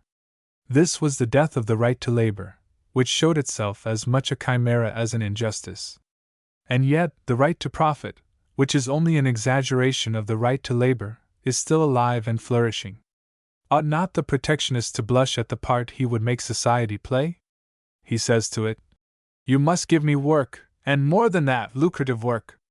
I have foolishly fixed upon a trade by which I lose 10% if you impose a tax of 20 francs upon my countrymen, and give it to me, I shall be a gainer instead of a loser. Now, profit is my right, you owe it me. Now, any society which would listen to this sophist, burden itself with taxes to satisfy him, and not perceive that the loss to which any trade is exposed is no less a loss when others are forced to make up for it, such a society, I say, would deserve the burden inflicted upon it. Thus we learn by the numerous subjects which I have treated, that, to be ignorant of political economy is to allow ourselves to be dazzled by the immediate effect of a phenomenon. To be acquainted with it is to embrace in thought, and in forethought the whole compass of effects. I might subject a host of other questions to the same test, but I shrink from the monotony of a constantly uniform demonstration, and I conclude by applying to political economy what Chateaubriand says of history. There are, he says, two consequences in history, an immediate one, which is instantly recognized, and one in the distance, which is not at first perceived. These consequences often contradict each other. The former are the results of our own limited wisdom, the latter those of that wisdom which endures. The providential event appears after the human event. God rises up behind men. Deny, if you will, the Supreme Council, disown its action, dispute about words, designate by the term force of circumstances, or reason what the vulgar call providence, but look to the end of an accomplished fact, and you will see that it has always produced the contrary of what was expected from it, if it was not established at first upon morality and justice. Chateaubriand's posthumous memoirs. Government. I wish someone would offer a prize not of 100 francs, but of 1,000,000, with crowns, medals, and ribbons for a good, simple, and intelligible definition of the word government. What an immense service it would confer on society! The government. What is it? Where is it? What does it do? What ought it to do? All we know is that it is a mysterious personage, and assuredly it is the most solicited, the most tormented, the most overwhelmed, the most admired, the most accused, the most invoked, and the most provoked of any personage in the world. I have not the pleasure of knowing my reader, but I would stake 10 to 1 that for 6 months he has been making utopias, and if so, that he is looking to government for the realization of them. And should the reader happen to be a lady, I have no doubt that she is sincerely desirous of seeing all the evils of suffering humanity remedied, and that she thinks this might easily be done, if government would only undertake it. But, alas! That poor unfortunate personage, like Figaro, knows not to whom to listen, nor where to turn. The 100,000 mouths of the press and of the platform cry out all at once. Organize labor and workmen. Do away with egotism. Repress insolence and the tyranny of capital. Make experiments upon manure and eggs. Cover the country with railways. Irrigate the plains. Plant the hills. Make model farms. Found social workshops. Colonize Algeria. Suckle children. Instruct the youth. Assist the aged. Send the inhabitants of towns into the country. Equalize the profits of all trades. Lend money without interest to all who wish to borrow. Emancipate Italy, Poland, and Hungary. Rear and perfect the saddle horse. Encourage the arts, and provide us with musicians and dancers. Restrict commerce, and at the same time create a merchant navy. Discover truth, and put a grain of reason into our heads. The mission of government is to enlighten, to develop, to extend, to fortify, to spiritualize, and to sanctify the soul of the people. Do have a little patience, gentlemen, says government in a beseeching tone. I will do what I can to satisfy you, but for this I must have resources. I have been preparing plans for 5 or 6 taxes, which are quite new, and not at all oppressive. You will see how willingly people will pay them. Then comes a great exclamation. No! Indeed! Where is the merit of doing a thing with resources? Why, it does not deserve the name of a government. So far from loading us with fresh taxes, we would have you withdraw the old ones. You ought to suppress the salt tax, the tax on liquors, the tax on letters, custom house duties, patents. In the midst of this tumult, and now that the country has 2 or 3 times changed its government, for not having satisfied all its demands, I wanted to show that they were contradictory. But what could I have been thinking about? Could I not keep this unfortunate observation to myself? I have lost my character forever. I am looked upon as a man without heart and without feeling, a dry philosopher, an individualist, a plebeian in a word, an economist of the English or American school. But pardon me, sublime writers, who stop at nothing, not even at contradictions. I am wrong, without a doubt, and I would willingly retract. I should be glad enough, you may be sure, if you had really discovered a beneficent and inexhaustible being, calling itself the government, which has bread for all mouths, work for all hands, capital for all enterprises, credit for all projects, oil for all wounds, balm for all sufferings, advice for all perplexities, solutions for all doubts, truths for all intellects, diversions for all who want them, milk for infancy, and wine for old age, which can provide for all our wants, satisfy all our curiosity, correct all our errors, repair all our faults, and exempt us henceforth from the necessity for foresight, prudence, judgment, sagacity, experience, order, economy, temperance, and activity. What reason could I have for not desiring to see such a discovery made? Indeed, the more I reflect upon it, the more do I see that nothing could be more convenient than that we should all of us have within our reach an inexhaustible source of wealth and enlightenment, a universal physician, an unlimited treasure, and an infallible counselor, such as you describe government to be. Therefore it is that I want to have it pointed out and defined, and that a prize should be offered to the first discoverer of the phoenix.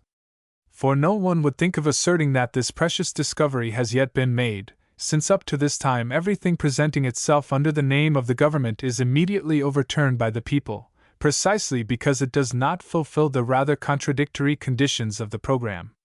I will venture to say that I fear we are, in this respect, the dupes of one of the strangest illusions which have ever taken possession of the human mind. Man recoils from trouble, from suffering, and yet he is condemned by nature to the suffering of privation, if he does not take the trouble to work. He has to choose, then, between these two evils. What means can he adopt to avoid both? There remains now, and there will remain, only one way, which is, to enjoy the labor of others. Such a course of conduct prevents the trouble and the satisfaction from preserving their natural proportion, and causes all the trouble to become the lot of one set of persons, and all the satisfaction that of another. This is the origin of slavery and of plunder, whatever its form may be, whether that of wars, impositions, violence, restrictions, frauds, and monstrous abuses, but consistent with the thought which has given them birth. Oppression should be detested and resisted, it can hardly be called absurd. Slavery is subsiding, thank heaven! And on the other hand, our disposition to defend our property prevents direct and open plunder from being easy.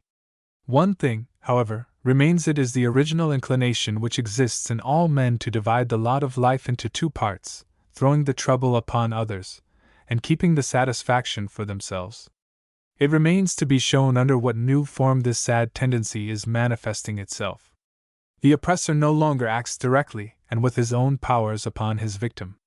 No, our conscience has become too sensitive for that. The tyrant and his victim are still present, but there is an intermediate person between them, which is the government, that is, the law itself. What can be better calculated to silence our scruples, and which is perhaps better appreciated to overcome all resistance? We all, therefore, put in our claim, under some pretext or other, and apply to government. We say to it, I am dissatisfied at the proportion between my labor and my enjoyments. I should like, for the sake of restoring the desired equilibrium, to take a part of the possessions of others. But this would be dangerous. Could not you facilitate the thing for me? Could you not find me a good place? Or check the industry of my competitors? Or, perhaps, lend me gratuitously some capital, which you may take from its possessor? Could you not bring up my children at the public expense? Or grant me some prizes? Or secure me a competence when I have attained my 50th year? By this means I shall gain my end with an easy conscience, for the law will have acted for me, and I shall have all the advantages of plunder, without its risk or its disgrace.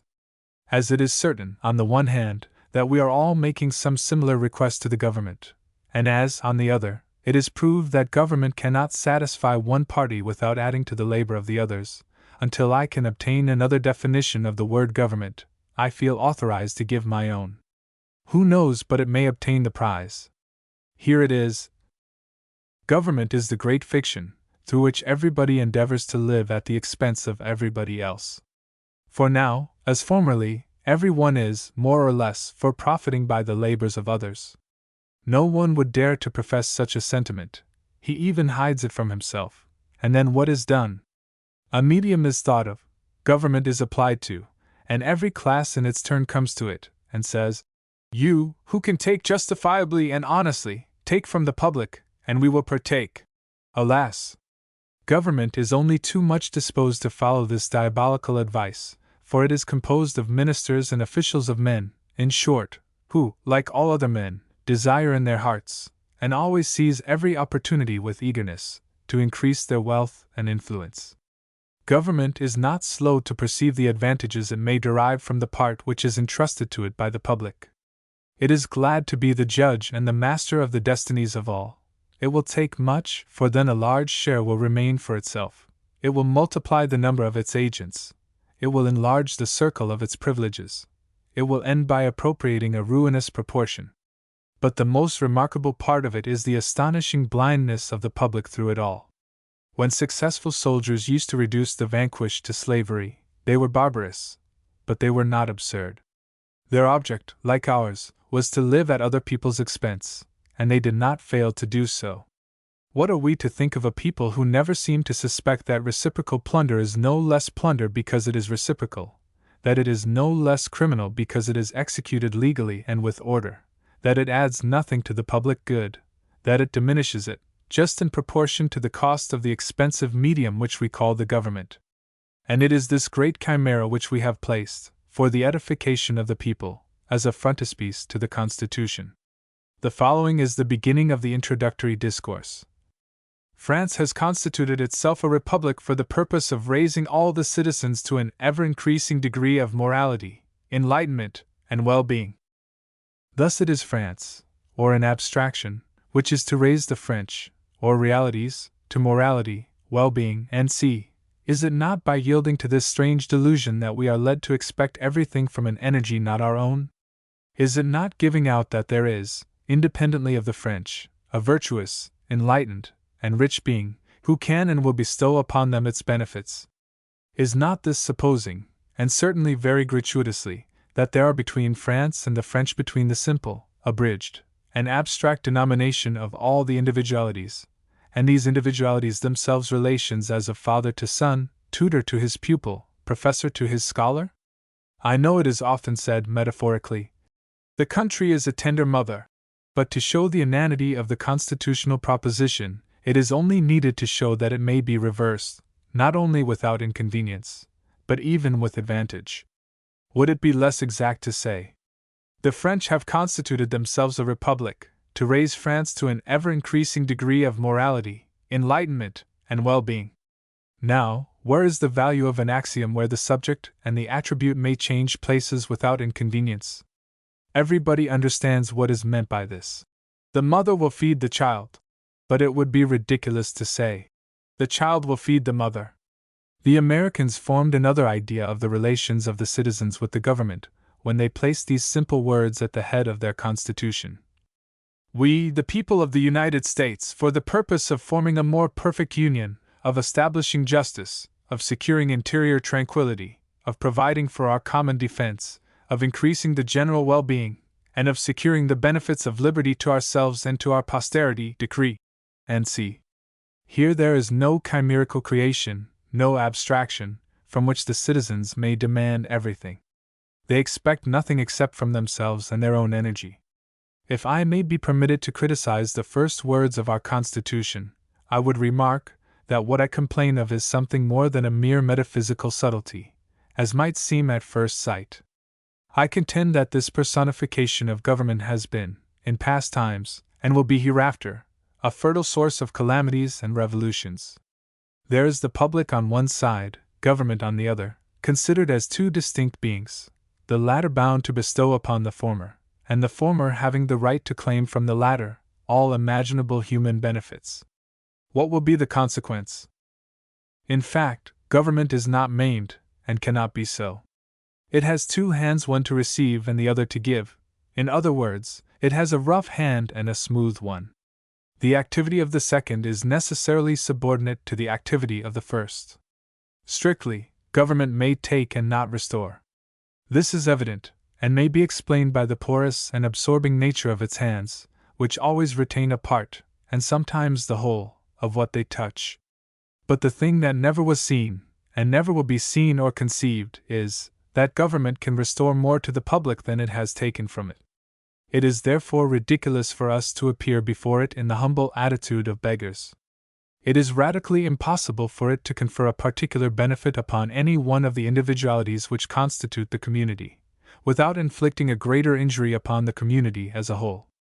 Our requisitions, therefore, place it in a dilemma. If it refuses to grant the requests made to it, it is accused of weakness, ill will, and incapacity. If it endeavors to grant them, it is obliged to load the people with fresh taxes to do more harm than good, and to bring upon itself from another quarter the general displeasure. Thus, the public has two hopes, and government makes two promises, many benefits and no taxes. hopes and promises, which, being contradictory, can never be realized. Now, is not this the cause of all our revolutions? For, between the government, which lavishes promises which it is impossible to perform, and the public, which has conceived hopes which can never be realized, two classes of men interpose, the ambitious and the utopians. It is circumstances which give these their cue. It is enough if these vassals of popularity cry out to the people, "The authorities are deceiving you. If we were in their place, we would load you with benefits and exempt you from taxes." And the people believe, and the people hope, and the people make a revolution. No sooner are their friends at the head of affairs than they are called upon to redeem their pledge. "Give us work, bread, assistance, credit, instruction, colonies," say the people, "and withal deliver us, as you promised, from the talons of the exchequer." The new government is no less embarrassed than the former one, for it soon finds that it is much more easy to promise than to perform. It tries to gain time, for this is necessary for maturing its vast projects. At first, it makes a few timid attempts. On one hand, it institutes a little elementary instruction, on the other, it makes a little reduction in the liquor tax, 1850. But the contradiction is forever starting up before it. If it would be philanthropic, it must attend to its exchequer. If it neglects its exchequer, it must abstain from being philanthropic. These two promises are forever clashing with each other. It cannot be otherwise. To live upon credit, which is the same as exhausting the future, is certainly a present means of reconciling them. An attempt is made to do a little good now, at the expense of a great deal of harm in future. But such proceedings call forth the specter of bankruptcy, which puts an end to credit. What is to be done then? Why, then, the new government takes a bold step. It unites all its forces in order to maintain itself. It smothers opinion, has recourse to arbitrary measures, ridicules its former maxims, declares that it is impossible to conduct the administration except at the risk of being unpopular. In short, it proclaims itself governmental. And it is here that other candidates for popularity are waiting for it. They exhibit the same illusion, pass by the same way, obtain the same success, and are soon swallowed up in the same gulf. We had arrived at this point in February.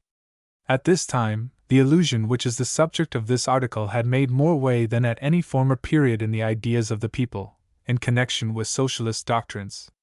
They expected, more firmly than ever, that government, under a republican form, would open in grand style the source of benefits and close that of taxation. "We have often been deceived," said the people, "but we will see to it ourselves this time, and take care not to be deceived again." What could the provisional government do? Alas! Just that which always is done in similar circumstances: make promises, and gain time. It did so, of course, and to give its promises more weight, it announced them publicly thus: increase of prosperity, diminution of labor, assistance, credit, gratuitous instruction, agricultural colonies, cultivation of waste land, and, at the same time, reduction of the tax on salt, liquor, letters, meat. All this shall be granted when the National Assembly meets. The National Assembly meets, and as it is impossible to realize two contradictory things, its task, its sad task, is to withdraw, as gently as possible, one after the other, all the decrees of the provisional government.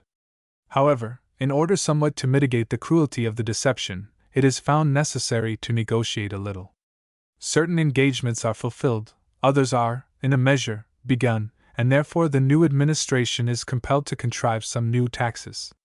Now I transport myself, in thought, to a period a few months hence, and ask myself, with sorrowful forebodings, what will come to pass when the agents of the new government go into the country to collect new taxes upon legacies, revenues, and the profits of agricultural traffic? It is to be hoped that my presentiments may not be verified, but I foresee a difficult part for the candidates for popularity to play. Read the last manifesto of the Montagnards, that which they issued on the occasion of the election of the President.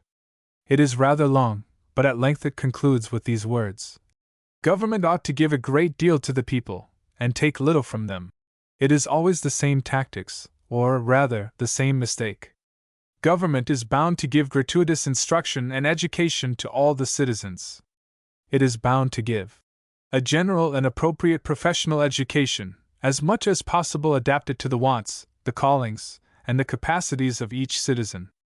It is bound to teach every citizen his duty to God, to man, and to himself, to develop his sentiments, his tendencies, and his faculties, to teach him, in short, the scientific part of his labor, to make him understand his own interests, and to give him a knowledge of his rights.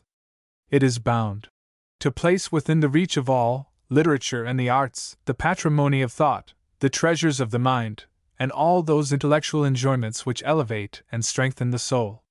It is bound to give compensation for every accident, from fire, inundation, and sea, experienced by a citizen. The et cetera means more than it says.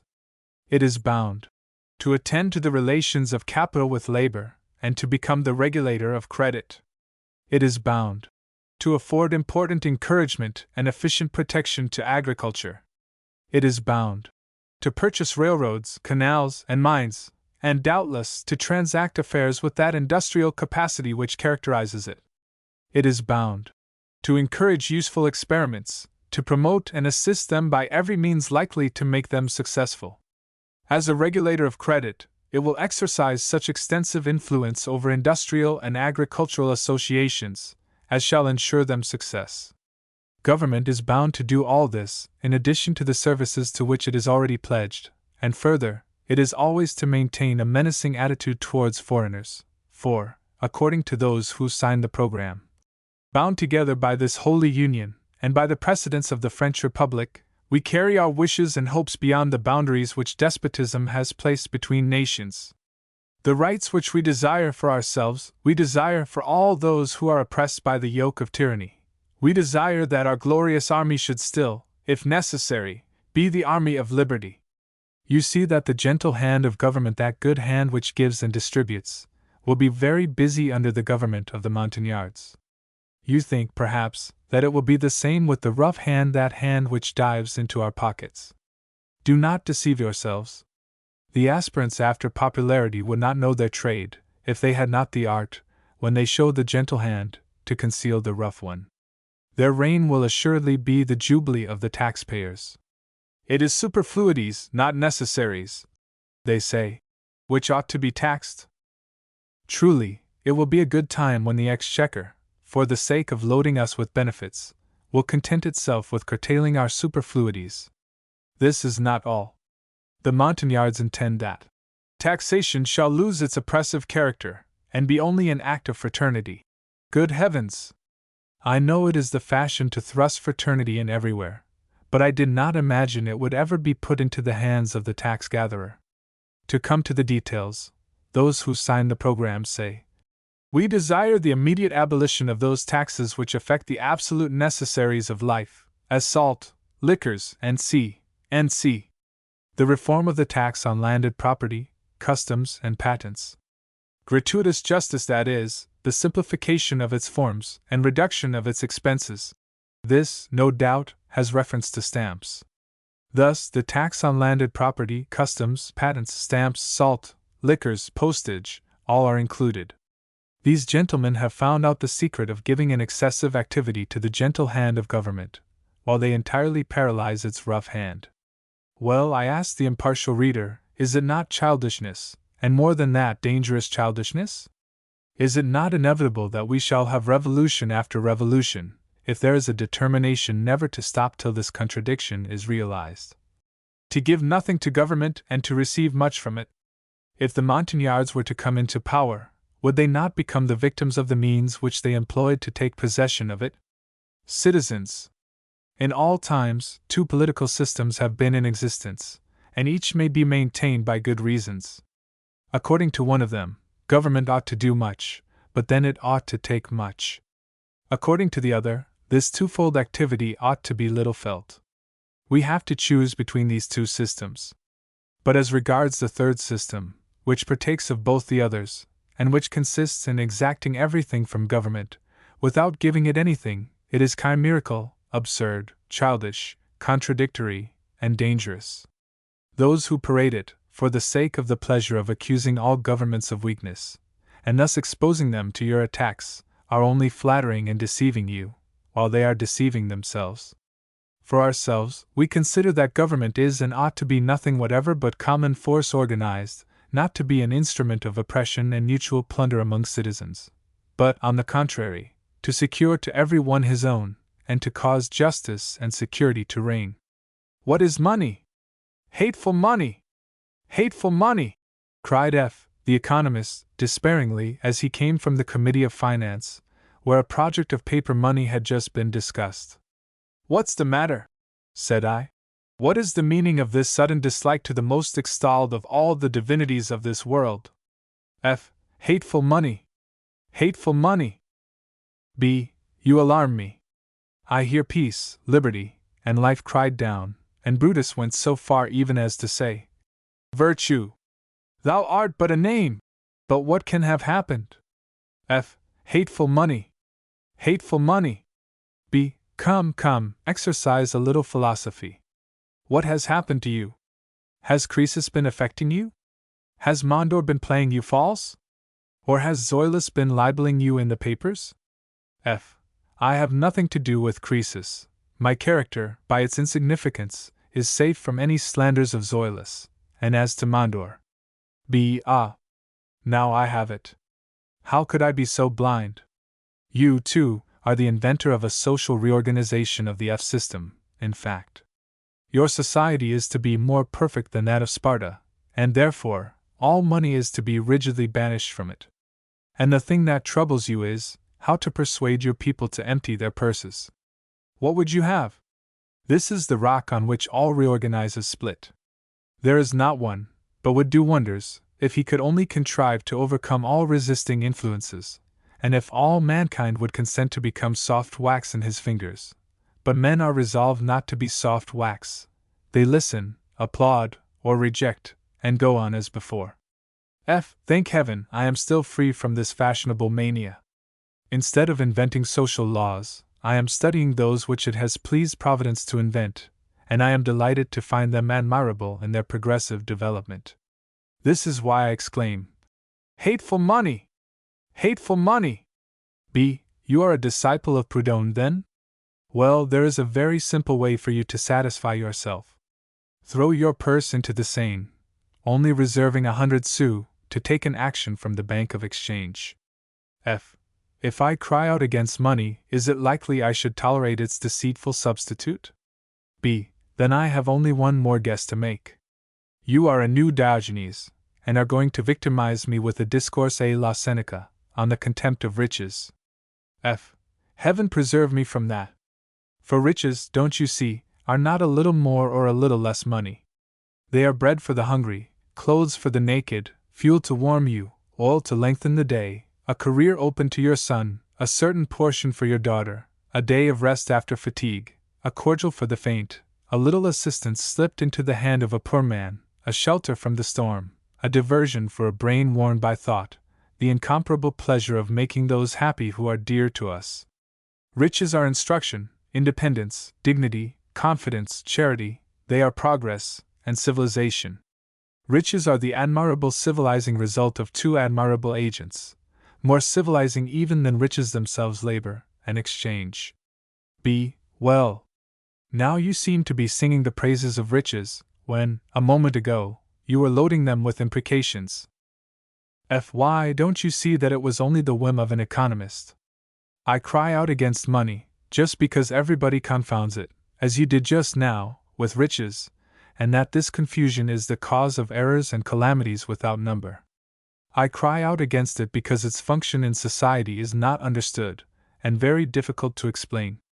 I cry out against it, because it jumbles all ideas, causes the means to be taken for the end, the obstacle for the cause, the alpha for the omega, because its presence in the world, though in itself beneficial, has, nevertheless, introduced a fatal notion, a perversion of principles, a contradictory theory, which, in a multitude of forms, has impoverished mankind and deluged the earth with blood. I cry out against it, because I feel that I am incapable of contending against the error to which it has given birth, otherwise than by a long and fastidious dissertation to which no one would listen. Oh! If I could only find a patient and benevolent listener! B. Well, it shall not be said that for want of a victim you remain in the state of irritation in which you now are. I am listening. Speak, lecture, do not restrain yourself in any way. F. You promise to take an interest? B. I promise to have patience. F. That is not much. B. It is all that I can give. Begin, and explain to me, at first, how a mistake on the subject of cash, if mistake there be, is to be found at the root of all economical errors. F. Well, now, is it possible that you can conscientiously assure me that you have never happened to confound wealth with money? B. I don't know, but after all, what would be the consequence of such a confusion? F. Nothing very important.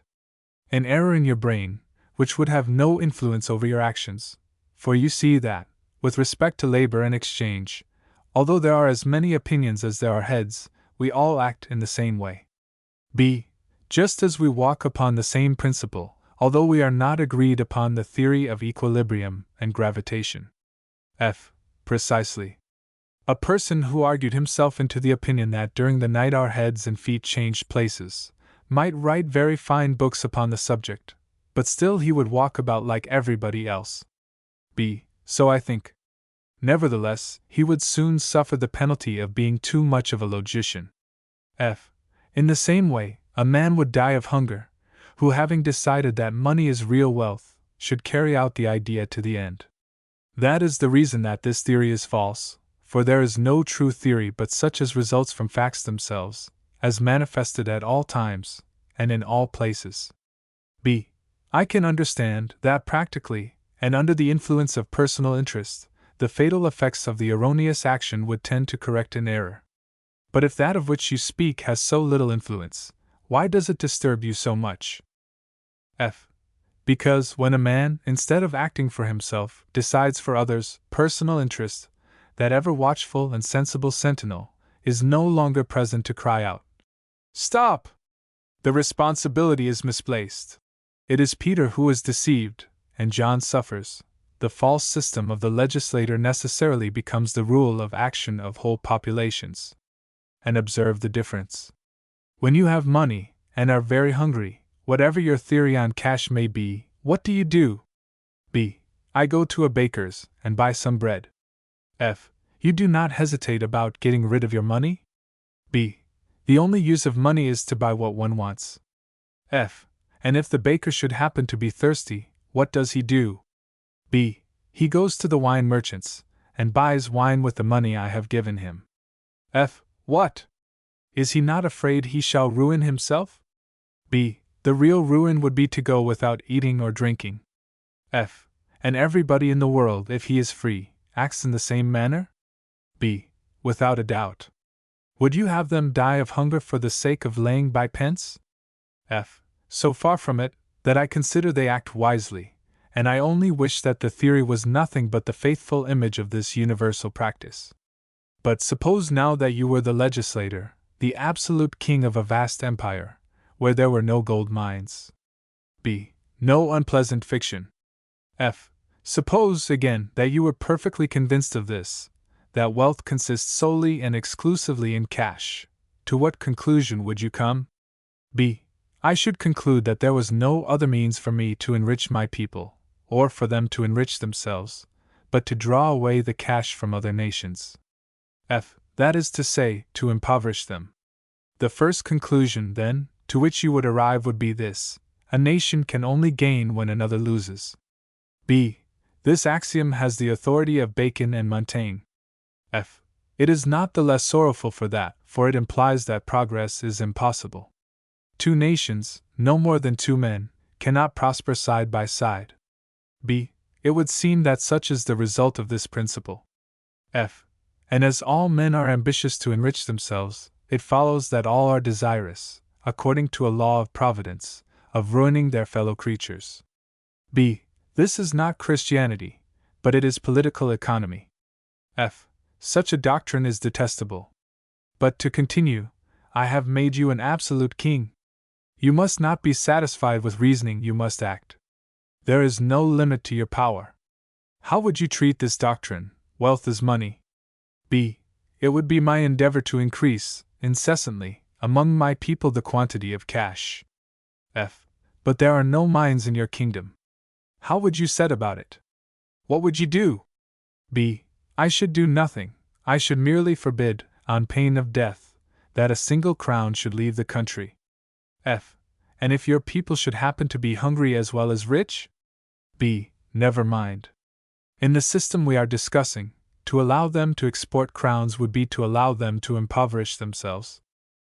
F. So that, by your own confession, you would force them to act upon a principle equally opposite to that upon which you would yourself act under similar circumstances. Why so? B. Just because my own hunger touches me, and the hunger of a nation does not touch legislators. F. Well, I can tell you that your plan would fail, and that no superintendents would be sufficiently vigilant, when the people were hungry, to prevent the crowns from going out and the corn from coming in. B. If so, this plan, whether erroneous or not, would effect nothing. It would do neither good nor harm, and therefore requires no further consideration. F. You forget that you are a legislator. A legislator must not be disheartened at trifles, when he is making experiments on others.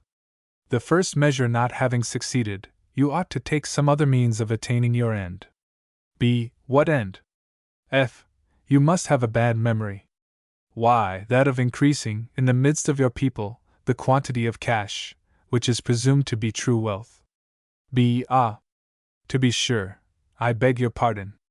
But then you see, as they say of music, a little is enough, and this may be said, I think, with still more reason, of political economy. I must consider. But really I don't know how to contrive.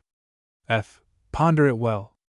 First, I would have you observe that your first plan solved the problem only negatively. To prevent the crowns from going out of the country is the way to prevent the wealth from diminishing, but it is not the way to increase it. B. Ah! Now I am beginning to see. The corn which is allowed to come in, a bright idea strikes me, the contrivance is ingenious, the means infallible. I am coming to it now. F. Now I, in turn, must ask you to what? B. Why, to a means of increasing the quantity of cash. F. How would you set about it, if you please? B. Is it not evident that if the heap of money is to be constantly increasing, the first condition is that none must be taken from it? F. Certainly. B. And the second, that additions must constantly be made to it? F. To be sure. B.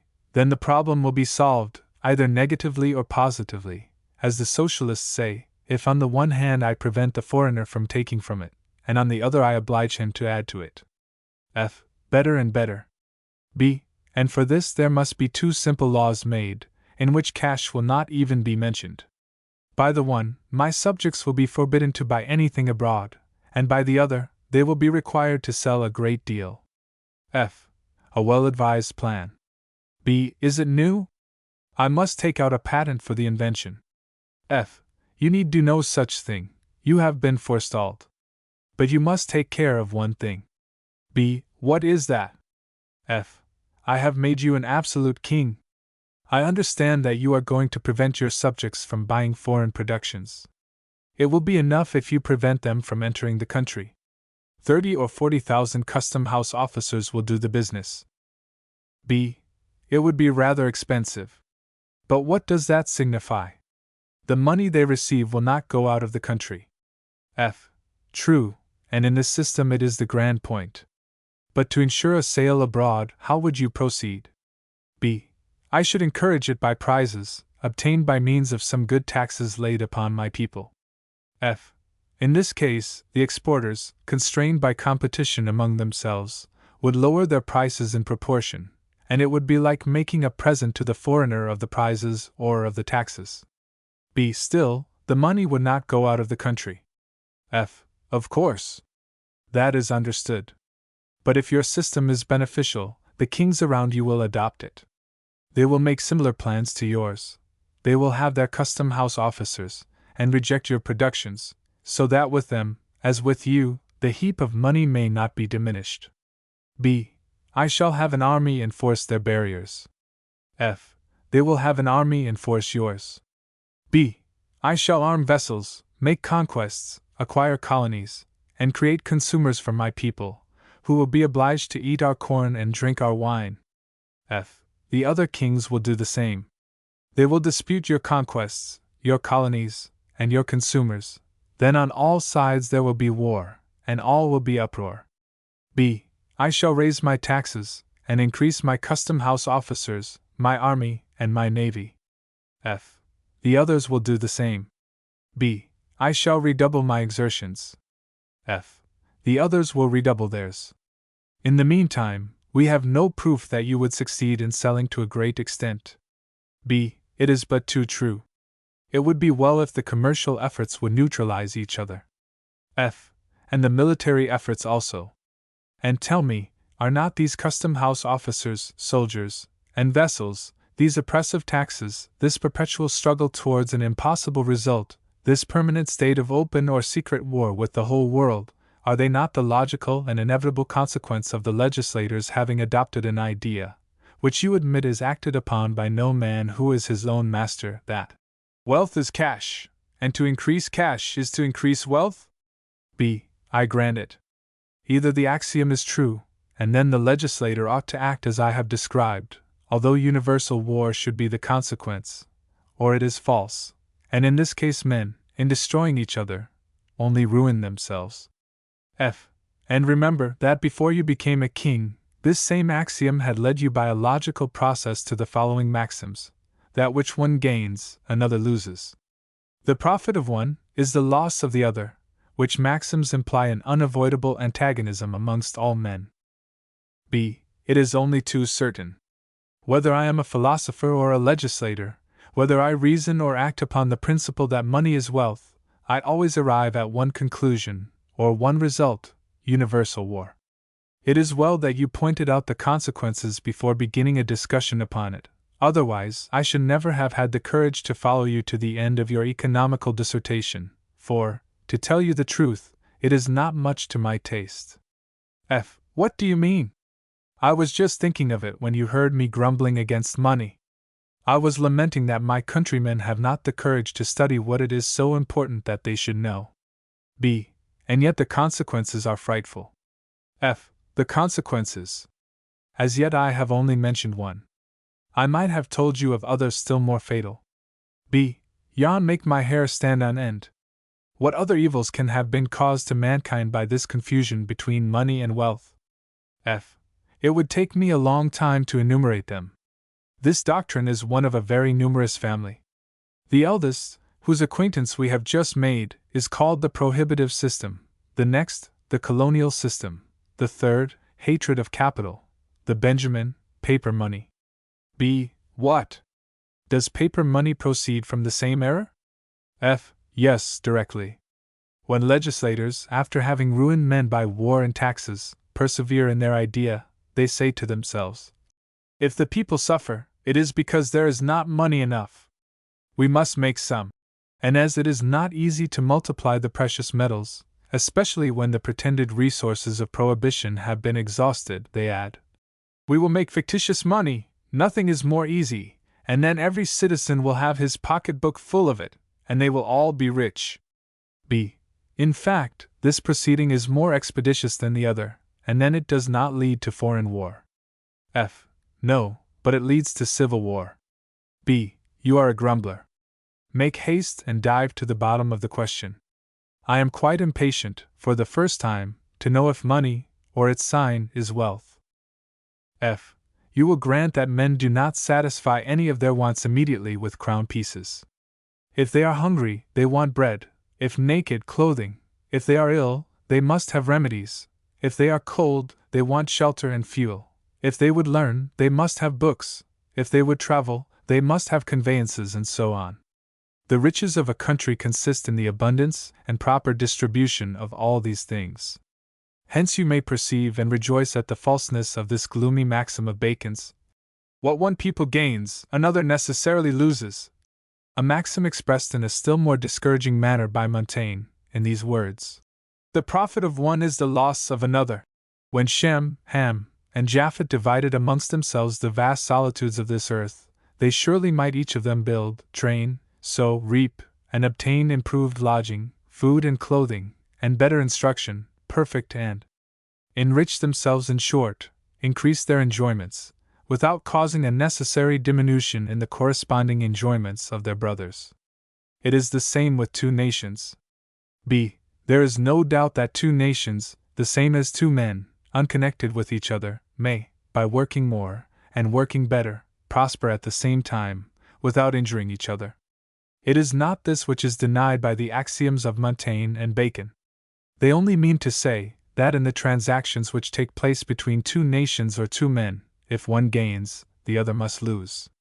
And this is self-evident, as exchange adds nothing by itself to the mass of those useful things of which you were speaking, for if, after the exchange, one of the parties is found to have gained something, the other will, of course, be found to have lost something. F. You have formed a very incomplete, nay, a false idea of exchange. If Shem is located upon a plain which is fertile in corn, Japhet upon a slope adapted for growing the vine, Ham upon a rich pasturage, the distinction of their occupations, far from hurting any of them, might cause all three to prosper more. It must be so, in fact, for the distribution of labor, introduced by exchange, will have the effect of increasing the mass of corn, wine, and meat, which is produced, and which is to be shared. How can it be otherwise, if you allow liberty in these transactions? From the moment that any one of the brothers should perceive that labor in company, as it were, was a permanent loss, compared to solitary labor, he would cease to exchange. Exchange brings with it its claim to our gratitude. The fact of its being accomplished proves that it is a good thing. b. But Bacon's axiom is true in the case of gold and silver. If we admit that at a certain moment there exists in the world a given quantity, it is perfectly clear that one purse cannot be filled without another being emptied. F. And if gold is considered to be riches, the natural conclusion is that displacements of fortune take place among men, but no general progress. It is just what I said when I began. If, on the contrary, you look upon an abundance of useful things, fit for satisfying our wants and our tastes, as true riches, you will see that simultaneous prosperity is possible. Cash serves only to facilitate the transmission of these useful things from one to another, which may be done equally well with an ounce of rare metal like gold, with a pound of more abundant material as silver, or with 100 weight of still more abundant metal, as copper. According to that, if the French had at their disposal as much again of all these useful things, France would be twice as rich, although the quantity of cash remained the same. But it would not be the same if there were double the cash, for in that case the amount of useful things would not increase. b. The question to be decided is, whether the presence of a greater number of crowns has not the effect, precisely, of augmenting the sum of useful things. F. What connection can there be between these two terms? Food, clothing, houses, fuel, all come from nature and from labor, from more or less skillful labor exerted upon a more or less liberal nature. b. You are forgetting one great force, which is exchange. If you acknowledge that this is a force, as you have admitted that crowns facilitate it, you must also allow that they have an indirect power of production. F. But I have added that a small quantity of rare metal facilitates transactions as much as a large quantity of abundant metal, whence it follows that a people is not enriched by being forced to give up useful things for the sake of having more money. b. Thus, it is your opinion that the treasures discovered in California will not increase the wealth of the world? F. I do not believe that, on the whole, they will add much to the enjoyments, to the real satisfactions of mankind. If the Californian gold merely replaces in the world that which has been lost and destroyed, it may have its use. If it increases the amount of cash, it will depreciate it. The gold diggers will be richer than they would have been without it. But those in whose possession the gold is at the moment of its depreciation will obtain a smaller gratification for the same amount. I cannot look upon this as an increase, but as a displacement of true riches, as I have defined them. b. All that is very plausible. But you will not easily convince me that I am not richer, all other things being equal, if I have 2 crowns, than if I had only 1. F. I do not deny it. b. And what is true of me is true of my neighbor, and of the neighbor of my neighbor, and so on, from one to another, all over the country. Therefore, if every Frenchman has more crowns, France must be more rich. F. And here you fall into the common mistake of concluding that what affects one affects all, and thus confusing the individual with the general interest. B. Why, what can be more conclusive? What is true of one, must be so of all. What are all, but a collection of individuals? You might as well tell me that every Frenchman could suddenly grow an inch taller, without the average height of Frenchmen being increased. F. Your reasoning is apparently sound, I grant you, and that is why the illusion it conceals is so common. However, let us examine it a little. 10 persons were at play. For greater ease, they had adopted the plan of each taking 10 counters, and against these they had placed 100 francs under a candlestick, so that each counter corresponded to 10 francs. After the game, the winnings were adjusted, and the players drew from the candlestick as many 10 francs as would represent the number of counters. Seeing this, one of them, a great arithmetician perhaps, but an indifferent reasoner, said, "Gentlemen, experience invariably teaches me that, at the end of the game, I find myself a gainer in proportion to the number of my counters. Have you not observed the same with regard to yourselves? Thus, what is true of me must be true of each of you, and what is true of each must be true of all. We should, therefore, all of us gain more, at the end of the game, if we all had more counters. Now, nothing can be easier. We have only to distribute twice the number." This was done. But when the game was finished, and they came to adjust the winnings, it was found that the 1,000 francs under the candlestick had not been miraculously multiplied, according to the general expectation. They had to be divided accordingly, and the only result obtained, chimerical enough, was this: every one had, it is true, his double number of counters, but every counter, instead of corresponding to 10 francs, only represented 5. Thus it was clearly shown that what is true of each is not always true of all. B. I see, you are supposing a general increase of counters, without a corresponding increase of the sum placed under the candlestick. F. And you are supposing a general increase of crowns, without a corresponding increase of things, the exchange of which is facilitated by these crowns. B. Do you compare the crowns to counters? F. In any other point of view, certainly not, but in the case you place before me, and which I have to argue against, I do. Remark one thing. In order that there be a general increase of crowns in a country, this country must have mines, or its commerce must be such as to give useful things in exchange for cash. Apart from these two circumstances, a universal increase is impossible, the crowns only changing hands. And in this case, although it may be very true that each one, taken individually, is richer in proportion to the number of crowns that he has, we cannot draw the inference which he drew just now, because a crown more in one purse implies necessarily a crown less in some other. It is the same as with your comparison of the middle height. If each of us grew only at the expense of others, it would be very true of each, taken individually, that he would be a taller man if he had the chance. But this would never be true of the whole taken collectively. B. Be it so, but in the two suppositions that you have made, the increase is real, and you must allow that I am right. F. To a certain point, gold and silver have a value. To obtain this, men consent to give useful things which have a value also. When, therefore, there are mines in a country, if that country obtains from them sufficient gold to purchase a useful thing from abroad, a locomotive, for instance, it enriches itself with all the enjoyments which a locomotive can procure, exactly as if the machine had been made at home. The question is, whether it spends more efforts in the former proceeding than in the latter? For if it did not export this gold, it would depreciate, and something worse would happen than what you see in California, for there, at least, the precious metals are used to buy useful things made elsewhere. Nevertheless, there is still a danger that they may starve on heaps of gold. What would it be if the law prohibited exportation?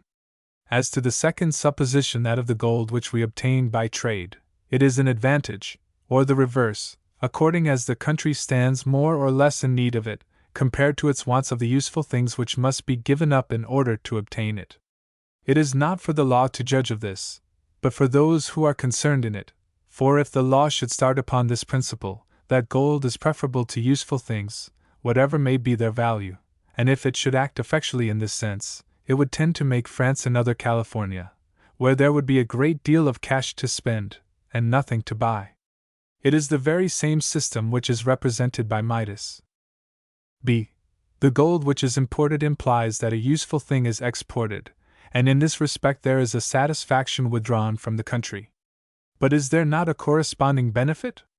And will not this gold be the source of a number of new satisfactions, by circulating from hand to hand, and inciting to labor and industry, until at length it leaves the country in its turn, and causes the importation of some useful thing? F. Now you have come to the heart of the question. Is it true that a crown is the principle which causes the production of all the objects whose exchange it facilitates?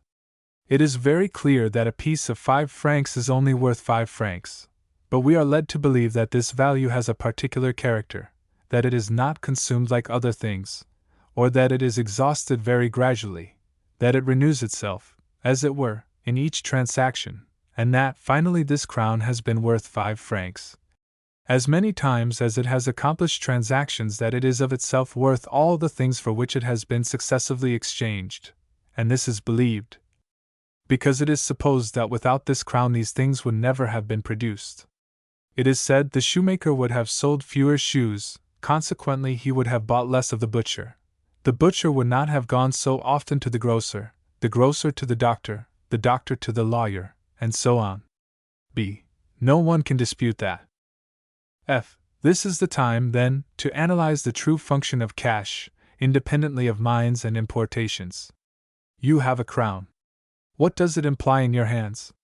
It is, as it were, the witness and proof that you have, at some time or other, performed some labor, which, instead of profiting by it, you have bestowed upon society in the person of your client.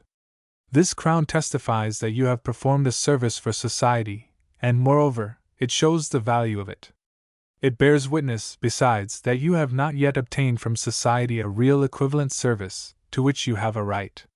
To place you in a condition to exercise this right, at the time and in the manner you please, society, by means of your client, has given you an acknowledgment, a title, a privilege from the Republic, a counter, a crown in fact, which only differs from executive titles by bearing its value in itself, and if you are able to read with your mind's eye the inscription stamped upon it, you will distinctly decipher these words: Pay the bearer a service equivalent to what he has rendered to society.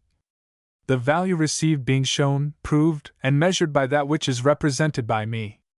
Now you give up your crown to me. Either my title to it is gratuitous, or it is a claim. If you give it me as payment for a service, the following is the result: your account with society for real satisfactions is regulated, balanced, and closed. You had rendered it a service for a crown, you now restore the crown for a service. As far as you are concerned, you are clear. As for me, I am just in the position in which you were just now. It is I who am now in advance to society for the service which I have just rendered it in your person. I am become its creditor for the value of the labor which I have performed for you, and which I might devote to myself. It is into my hands, then, that the title of this credit, the proof of this social debt, ought to pass. You cannot say that I am any richer. If I am entitled to receive, it is because I have given. Still less can you say that society is a crown richer, because one of its members has a crown more, and another has one less. For if you let me have this crown gratis, it is certain that I shall be so much the richer, but you will be so much the poorer for it, and the social fortune, taken in a mass, will have undergone no change, because, as I have already said, this fortune consists in real services, in effective satisfactions, in useful things. You were a creditor to society, you made me a substitute to your rights, and it signifies little to society, which owes a service, whether it pays the debt to you or to me. This is discharged as soon as the bearer of the claim is paid. b. But if we all had a great number of crowns, we should obtain from society many services. Would not that be very desirable? F. You forget that in the process which I have described, and which is a picture of the reality, we only obtain services from society because we have bestowed some upon it. Whoever speaks of a service, speaks at the same time of a service received and returned, for these two terms imply each other, so that the one must always be balanced by the other. It is impossible for society to render more services than it receives, and yet this is the chimera which is being pursued by means of the multiplication of coins, of paper money, and c. b. All that appears very reasonable in theory, but in practice I cannot help thinking, when I see how things go, that if, by some fortunate circumstance, the number of crowns could be multiplied in such a way that each of us could see his little property doubled, we should all be more at our ease, we should all make more purchases, and trade would receive a powerful stimulus. More purchases. And what should we buy? Doubtless, useful articles, things likely to procure for us substantial gratification, such as provisions, stuffs, houses, books, pictures. You should begin, then, by proving that all these things create themselves. You must suppose the mint melting ingots of gold which have fallen from the moon, or that the board of assignats be put in action at the National Printing Office, for you cannot reasonably think that if the quantity of corn, cloth, ships, hats, and shoes remains the same, the share of each of us can be greater, because we each go to market with a greater number of real or fictitious money. Remember the players. In the social order, the useful things are what the workers place under the candlestick, and the crowns which circulate from hand to hand are the counters. If you multiply the francs without multiplying the useful things, the only result will be that more francs will be required for each exchange, just as the players required more counters for each deposit. You have the proof of this in what passes for gold, silver, and copper. Why does the same exchange require more copper than silver, more silver than gold? Is it not because these metals are distributed in the world in different proportions? What reason have you to suppose that if gold were suddenly to become as abundant as silver, it would not require as much of one as of the other to buy a house? You may be right, but I should prefer your being wrong. In the midst of the sufferings which surround us, so distressing in themselves, and so dangerous in their consequences, I have found some consolation in thinking that there was an easy method of making all the members of the community happy. Even if gold and silver were true riches, it would be no easy matter to increase the amount of them in a country where there are no mines. No, but it is easy to substitute something else. I agree with you that gold and silver can do but little service, except as a mere means of exchange. It is the same with paper money, banknotes, and then, if we had all of us plenty of the latter, which it is so easy to create, we might all buy a great deal, and should want for nothing. Your cruel theory dissipates hopes, illusions, if you will, whose principle is assuredly very philanthropic. Yes, like all other barren dreams formed to promote universal felicity. The extreme facility of the means which you recommend is quite sufficient to expose its hollowness.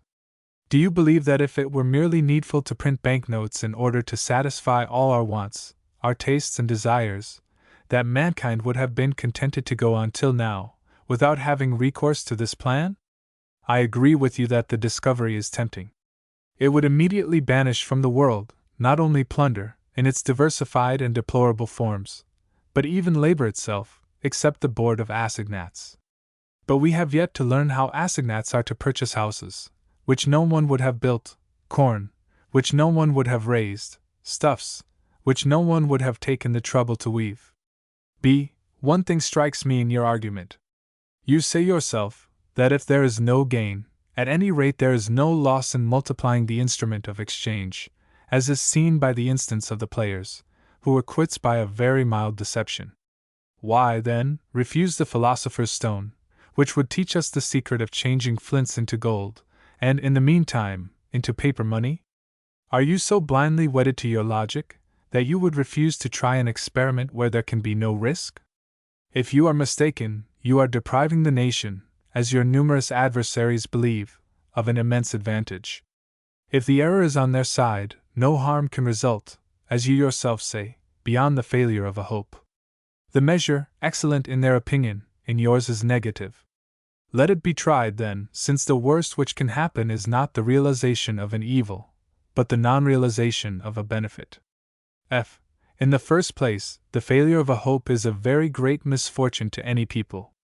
It is also very undesirable that the government should announce the reimposition of several taxes on the faith of a resource which must infallibly fail. Nevertheless, your remark would deserve some consideration, if, after the issue of paper money and its depreciation, the equilibrium of values should instantly and simultaneously take place, in all things and in every part of the country. The measure would tend, as in my example of the players, to a universal mystification, upon which the best thing we could do would be to look at one another and laugh. But this is not in the course of events. The experiment has been made, and every time a despot has altered the money. B. Who says anything about altering the money? F. Why, to force people to take in payment scraps of paper which have been officially baptized francs, or to force them to receive, as weighing 5 grains, a piece of silver which weighs only 2.5, but which has been officially named a franc, is the same thing, if not worse, and all the reasoning which can be made in favor of assignats has been made in favor of legal false money. Certainly, looking at it, as you did just now, and as you appear to be doing still, if it is believed that to multiply the instruments of exchange is to multiply the exchanges themselves as well as the things exchanged, it might very reasonably be thought that the most simple means was to double the crowns, and to cause the law to give to the half the name and value of the whole. Well, in both cases, depreciation is inevitable. I think I have told you the cause. I must also inform you that this depreciation, which, with paper, might go on till it came to nothing, is effected by continually making dupes, and of these, poor people, simple persons, workmen and countrymen are the chief. B. I see, but stop a little. This dose of economy is rather too strong for once. F. Be it so. We are agreed, then, upon this point, that wealth is the mass of useful things which we produce by labor, or, still better, the result of all the efforts which we make for the satisfaction of our wants and tastes. These useful things are exchanged for each other, according to the convenience of those to whom they belong. There are 2 forms in these transactions. One is called barter. In this case, a service is rendered for the sake of receiving an equivalent service immediately. In this form, transactions would be exceedingly limited. In order that they may be multiplied, and accomplished independently of time and space amongst persons unknown to each other, and by infinite fractions, an intermediate agent has been necessary. This is cash. It gives occasion for exchange, which is nothing else but a complicated bargain. This is what has to be remarked and understood. Exchange decomposes itself into 2 bargains, into 2 actors, sale and purchase, the reunion of which is needed to complete it. You sell a service, and receive a crown then, with this crown, you buy a service. Then only is the bargain complete. It is not till then that your effort has been followed by a real satisfaction. Evidently you only work to satisfy the wants of others, that others may work to satisfy yours. So long as you have only the crown which has been given you for your work, you are only entitled to claim the work of another person. When you have done so, the economical evolution will be accomplished as far as you are concerned, since you will then only have obtained, by a real satisfaction, the true reward for your trouble. The idea of a bargain implies a service rendered, and a service received. Why should it not be the same with exchange, which is merely a bargain in 2 parts? And here there are 2 observations to be made. First, it is a very unimportant circumstance whether there be much or little cash in the world. If there is much, much is required; if there is little, little is wanted, for each transaction, that is all. The second observation is this: because it is seen that cash always reappears in every exchange, it has come to be regarded as the sign and the measure of the things exchanged. B. Will you still deny that cash is the sign of the useful things of which you speak? F. A Louis is no more the sign of a sack of corn than a sack of corn is the sign of a Louis. B. What harm is there in looking at cash as the sign of wealth? F. The inconvenience is this: it leads to the idea that we have only to increase the sign, in order to increase the things signified, and we are in danger of adopting all the false measures which you took when I made you an absolute king. We should go still further. Just as in money we see the sign of wealth, we see also in paper money the sign of money, and thence conclude that there is a very easy and simple method of procuring for everybody the pleasures of fortune. B. But you will not go so far as to dispute that cash is the measure of values? F. Yes, certainly, I do go as far as that, for that is precisely where the illusion lies. It has become customary to refer the value of everything to that of cash. It is said this is worth 5, 10, or 20 francs, as we say this weighs 5, 10, or 20 grains, this measures 5, 10, or 20 yards, this ground contains 5, 10, or 20 acres, and hence it has been concluded that cash is the measure of values. B. Well, it appears as if it was so. F. Yes, it appears so, and it is this I complain of, and not of the reality. A measure of length, size, surface, is a quantity agreed upon, and unchangeable. It is not so with the value of gold and silver. This varies as much as that of corn, wine, cloth, or labor, and from the same causes, for it has the same source and obeys the same laws. Gold is brought within our reach, just like iron, by the labor of miners, the advances of capitalists, and the combination of merchants and seamen. It costs more or less, according to the expense of its production, according to whether there is much or little in the market, and whether it is much or little in request. In a word, it undergoes the fluctuations of all other human productions. But one circumstance is singular, and gives rise to many mistakes.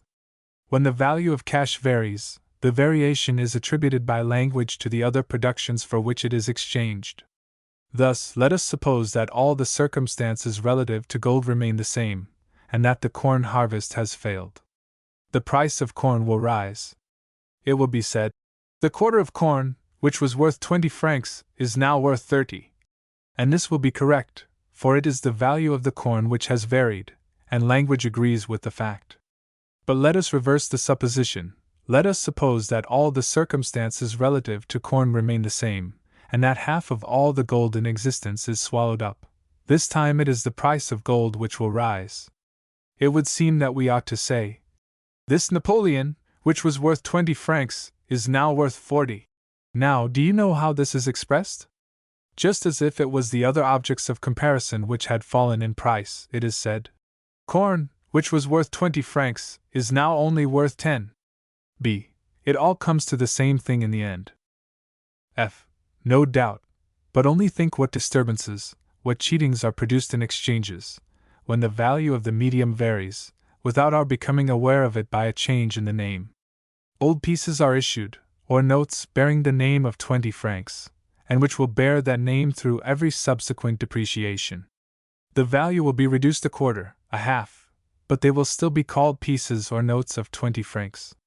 Clever persons will take care not to part with their goods unless for a larger number of notes. In other words, they will ask 40 francs for what they would formerly have sold for 20, but simple persons will be taken in.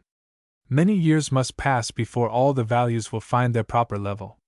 Under the influence of ignorance and custom, the day's pay of a country laborer will remain for a long time at a franc, while the saleable price of all the articles of consumption around him will be rising. He will sink into destitution without being able to discover the cause. In short, since you wish me to finish, I must beg you, before we separate, to fix your whole attention upon this essential point. When once false money, under whatever form it may take, is put into circulation, depreciation will ensue, and manifest itself by the universal rise of everything which is capable of being sold. But this rise in prices is not instantaneous and equal for all things. Sharp men, brokers, and men of business will not suffer by it, for it is their trade to watch the fluctuations of prices, to observe the cause, and even to speculate upon it. But little tradesmen, countrymen, and workmen will bear the whole weight of it. The rich man is not any the richer for it, but the poor man becomes poorer by it. Therefore, expedients of this kind have the effect of increasing the distance which separates wealth from poverty, of paralyzing the social tendencies which are incessantly bringing men to the same level, and it will require centuries for the suffering classes to regain the ground which they have lost in their advance towards equality of condition. B. Good morning. I shall go and meditate upon the lecture you have been giving me. F. Have you finished your own dissertation? As for me, I have scarcely begun mine. I have not yet spoken of the hatred of capital, of gratuitous credit, a fatal notion, a deplorable mistake, which takes its rise from the same source.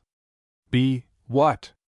Does this frightful commotion of the populace against capitalists arise from money being confounded with wealth? F. It is the result of different causes. Unfortunately, certain capitalists have arrogated to themselves monopolies and privileges which are quite sufficient to account for this feeling. But when the theorists of democracy have wished to justify it, to systematize it, to give it the appearance of a reasonable opinion, and to turn it against the very nature of capital, they have had recourse to that false political economy at whose root the same confusion is always to be found. They have said to the people, "Take a crown, put it under a glass, forget it for a year, then go and look at it, and you will be convinced that it has not produced 10 sous, nor 5 sous, nor any fraction of a sou. Therefore, money produces no interest."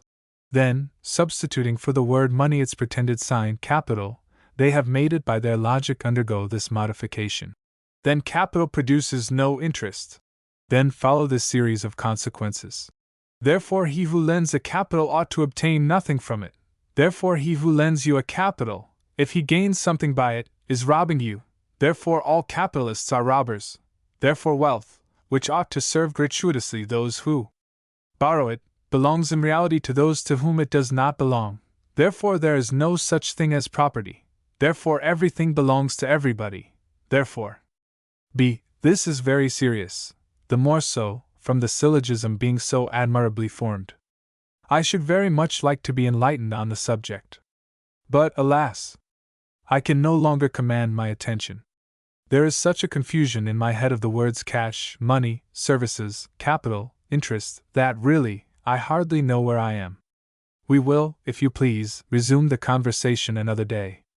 F. In the meantime, here is a little work entitled Capital and Rent. It may perhaps remove some of your doubts. Just look at it, when you are in want of a little amusement. B. To amuse me? F. Who knows? One nail drives in another, one wearisome thing drives away another. B. I have not yet made up my mind that your views upon cash and political economy in general are correct. But from your conversation this is what I have gathered, that these questions are of the highest importance. For peace or war, order or anarchy, the union or the antagonism of citizens, are at the root of the answer to them. How is it that, in France, a science which concerns us all so nearly, and the diffusion of which would have so decisive an influence upon the fate of mankind, is so little known? Is it that the state does not teach it sufficiently? F. Not exactly. For, without knowing it, it applies itself to loading everybody's brain with prejudices, and everybody's heart with sentiments favorable to the spirit of anarchy, war, and hatred, so that, when a doctrine of order, peace, and union presents itself, it is in vain that it has clearness and truth on its side, it cannot gain admittance. B. Decidedly you are a frightful grumbler. What interest can the state have in mystifying people's intellects in favor of revolutions, and civil and foreign wars? There must certainly be a great deal of exaggeration in what you say. F. Consider. At the period when our intellectual faculties begin to develop themselves, at the age when impressions are liveliest, when habits of mind are formed with the greatest ease, when we might look at society and understand it in a word, as soon as we are 7 or 8 years old, what does the state do? It puts a bandage over our eyes, takes us gently from the midst of the social circle which surrounds us, to plunge us, with our susceptible faculties, our impressible hearts, into the midst of Roman society. It keeps us there for 10 years at least, long enough to make an ineffaceable impression on the brain. Now observe, that Roman society is directly opposed to what our society ought to be. There they lived upon war, here we ought to hate war. There they hated labor, here we ought to live upon labor. There the means of subsistence were founded upon slavery and plunder, here they should be drawn from free industry. Roman society was organized in consequence of its principle. It necessarily admired what made it prosper. There they considered as virtue what we look upon as vice. Its poets and historians had to exalt what we ought to despise. The very words liberty, order, justice, people, honor, influence, and could not have the same signification at Rome as they have, or ought to have, at Paris. How can you expect that all these youths who have been at university or conventual schools, with Livy and Quintus Curtius for their catechism, will not understand liberty like the Gracchi, virtue like Cato, patriotism like Caesar? How can you expect them not to be factious and warlike? How can you expect them to take the slightest interest in the mechanism of our social order? Do you think that their minds have been prepared to understand it? Do you not see that, in order to do so, they must get rid of their present impressions, and receive others entirely opposed to them? B. What do you conclude from that? F. I will tell you. The most urgent necessity is, not that the state should teach, but that it should allow education. All monopolies are detestable, but the worst of all is the monopoly of education. The law perverted. The law and, in its wake, all the collective forces of the nation. The law, I say, not only diverted from its proper direction, but made to pursue one entirely contrary. The law become the tool of every kind of avarice, instead of being its check. The law guilty of that very iniquity which it was its mission to punish. Truly, this is a serious fact, if it exists, and one to which I feel bound to call the attention of my fellow citizens. We hold from God the gift which, as far as we are concerned, contains all others, life physical, intellectual, and moral life. But life cannot support itself. He who has bestowed it, has entrusted us with the care of supporting it, of developing it, and of perfecting it. To that end, He has provided us with a collection of wonderful faculties. He has plunged us into the midst of a variety of elements. It is by the application of our faculties to these elements that the phenomena of assimilation and of appropriation, by which life pursues the circle which has been assigned to it, are realized.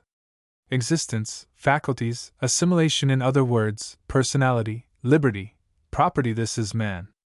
It is of these three things that it may be said, apart from all demagogue subtlety, that they are anterior and superior to all human legislation. It is not because men have made laws that personality, liberty, and property exist. On the contrary, it is because personality, liberty, and property exist beforehand that men make laws. What, then, is law? As I have said elsewhere, it is the collective organization of the individual right to lawful defense. Nature, or rather God, has bestowed upon every one of us the right to defend his person, his liberty, and his property, since these are the three constituent or preserving elements of life, elements, each of which is rendered complete by the others, and cannot be understood without them. For what are our faculties, but the extension of our personality? And what is property, but an extension of our faculties? If every man has the right of defending, even by force, his person, his liberty, and his property, a number of men have the right to combine together, to extend, to organize a common force, to provide regularly for this defense. Collective right, then, has its principle, its reason for existing, its lawfulness, in individual right, and the common force cannot rationally have any other end, or any other mission, than that of the isolated forces for which it is substituted. Thus, as the force of an individual cannot lawfully touch the person, the liberty, or the property of another individual for the same reason, the common force cannot lawfully be used to destroy the person, the liberty, or the property of individuals or of classes. For this perversion of force would be, in one case as in the other, in contradiction to our premises. For who will dare to say that force has been given to us, not to defend our rights, but to annihilate the equal rights of our brethren? And if this be not true of every individual force, acting independently, how can it be true of the collective force, which is only the organized union of isolated forces? Nothing, therefore, can be more evident than this. The law is the organization of the natural right of lawful defense. It is the substitution of collective for individual forces, for the purpose of acting in the sphere in which they have a right to act, of doing what they have a right to do, to secure persons, liberties, and properties, and to maintain each in its right, so as to cause justice to reign over all. And if a people established upon this basis were to exist, it seems to me that order would prevail among them in their acts as well as in their ideas. It seems to me that such a people would have the most simple, the most economical, the least oppressive, the least to be felt, the least responsible, the most just, and consequently, the most solid government which could be imagined, whatever its political form might be. For, under such an administration, every one would feel that he possessed all the fullness, as well as all the responsibility of his existence. So long as personal safety was ensured, so long as labor was free, and the fruits of labor secured against all unjust attacks, no one would have any difficulties to contend with in the state. When prosperous, we should not, it is true, have to thank the state for our success, but when unfortunate, we should no more think of taxing it with our disasters than our peasants think of attributing to it the arrival of hail or of frost. We should know it only by the inestimable blessing of safety. It may further be affirmed that, thanks to the non-intervention of the state in private affairs, our wants and their satisfactions would develop themselves in their natural order. We should not see poor families seeking for literary instruction before they were supplied with bread. We should not see towns peopled at the expense of rural districts, nor rural districts at the expense of towns. We should not see those great displacements of capital, of labor, and of population, which legislative measures occasion, displacements, which render so uncertain and precarious the very sources of existence, and thus aggravate to such an extent the responsibility of governments. Unhappily, law is by no means confined to its own department. Nor is it merely in some indifferent and debatable views that it has left its proper sphere. It has done more than this. It has acted in direct opposition to its proper end, it has destroyed its own object, it has been employed in annihilating that justice which it ought to have established, in effacing amongst rights that limit which was its true mission to respect. It has placed the collective force in the service of those who wish to traffic, without risk and without scruple, in the persons, the liberty, and the property of others. It has converted plunder into a right, that it may protect it, and lawful defense into a crime, that it may punish it. How has this perversion of law been accomplished? And what has resulted from it? The law has been perverted through the influence of two very different causes: bare egotism and false philanthropy. Let us speak of the former. Self-preservation and development is the common aspiration of all men, in such a way that if every one enjoyed the free exercise of his faculties and the free disposition of their fruits, social progress would be incessant, uninterrupted, inevitable. But there is also another disposition which is common to them. This is, to live and to develop, when they can, at the expense of one another.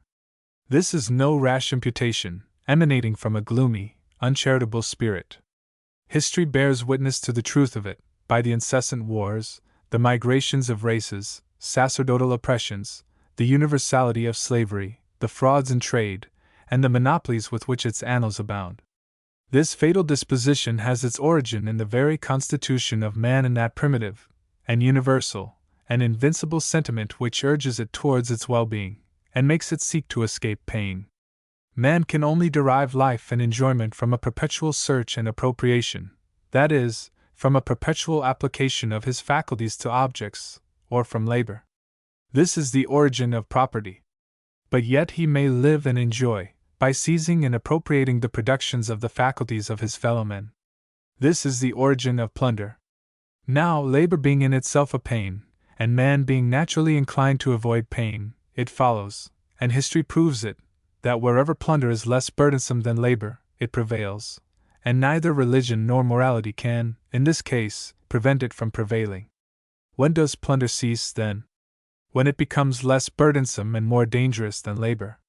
It is very evident that the proper aim of law is to oppose the powerful obstacle of collective force to this fatal tendency, that all its measures should be in favor of property, and against plunder. But the law is made, generally, by one man, or by one class of men. And as law cannot exist without the sanction and the support of a preponderating force, it must finally place this force in the hands of those who legislate. This inevitable phenomenon, combined with the fatal tendency which, we have said, exists in the heart of man, explains the almost universal perversion of law. It is easy to conceive that, instead of being a check upon injustice, it becomes its most invincible instrument. It is easy to conceive that, according to the power of the legislator, it destroys for its own profit, and in different degrees, amongst the rest of the community, personal independence by slavery, liberty by oppression, and property by plunder. It is in the nature of men to rise against the injustice of which they are the victims. When, therefore, plunder is organized by law for the profit of those who perpetrate it, all the plundered classes tend, either by peaceful or revolutionary means, to enter in some way into the manufacturing of laws. These classes, according to the degree of enlightenment at which they have arrived, may propose to themselves two very different ends, when they thus attempt the attainment of their political rights, either they may wish to put an end to lawful plunder, or they may desire to take part in it. Woe to the nation where this latter thought prevails amongst the masses, at the moment when they, in their turn, seize upon the legislative power. Up to that time, lawful plunder has been exercised by the few upon the many, as is the case in countries where the right of legislating is confined to a few hands. But now it has become universal, and the equilibrium is sought in universal plunder. The injustice which society contains, instead of being rooted out of it, is generalized. As soon as the injured classes have recovered their political rights, their first thought is, not to abolish plunder. This would suppose them to possess enlightenment, which they cannot have, but to organize against the other classes, and to their own detriment, a system of reprisals, as if it was necessary, before the reign of justice arrives, that all should undergo a cruel retribution, some for their iniquity, and some for their ignorance. It would be impossible, therefore, to introduce into society a greater change and a greater evil than this, the conversion of the law into an instrument of plunder. What would be the consequences of such a perversion? It would require volumes to describe them all. We must content ourselves with pointing out the most striking. In the first place, it would efface from everybody's conscience the distinction between justice and injustice. No society can exist unless the laws are respected to a certain degree, but the safest way to make them respected is to make them respectable. When law and morality are in contradiction to each other, the citizen finds himself in the cruel alternative of either losing his moral sense, or of losing his respect for the law, two evils of equal magnitude, between which it would be difficult to choose.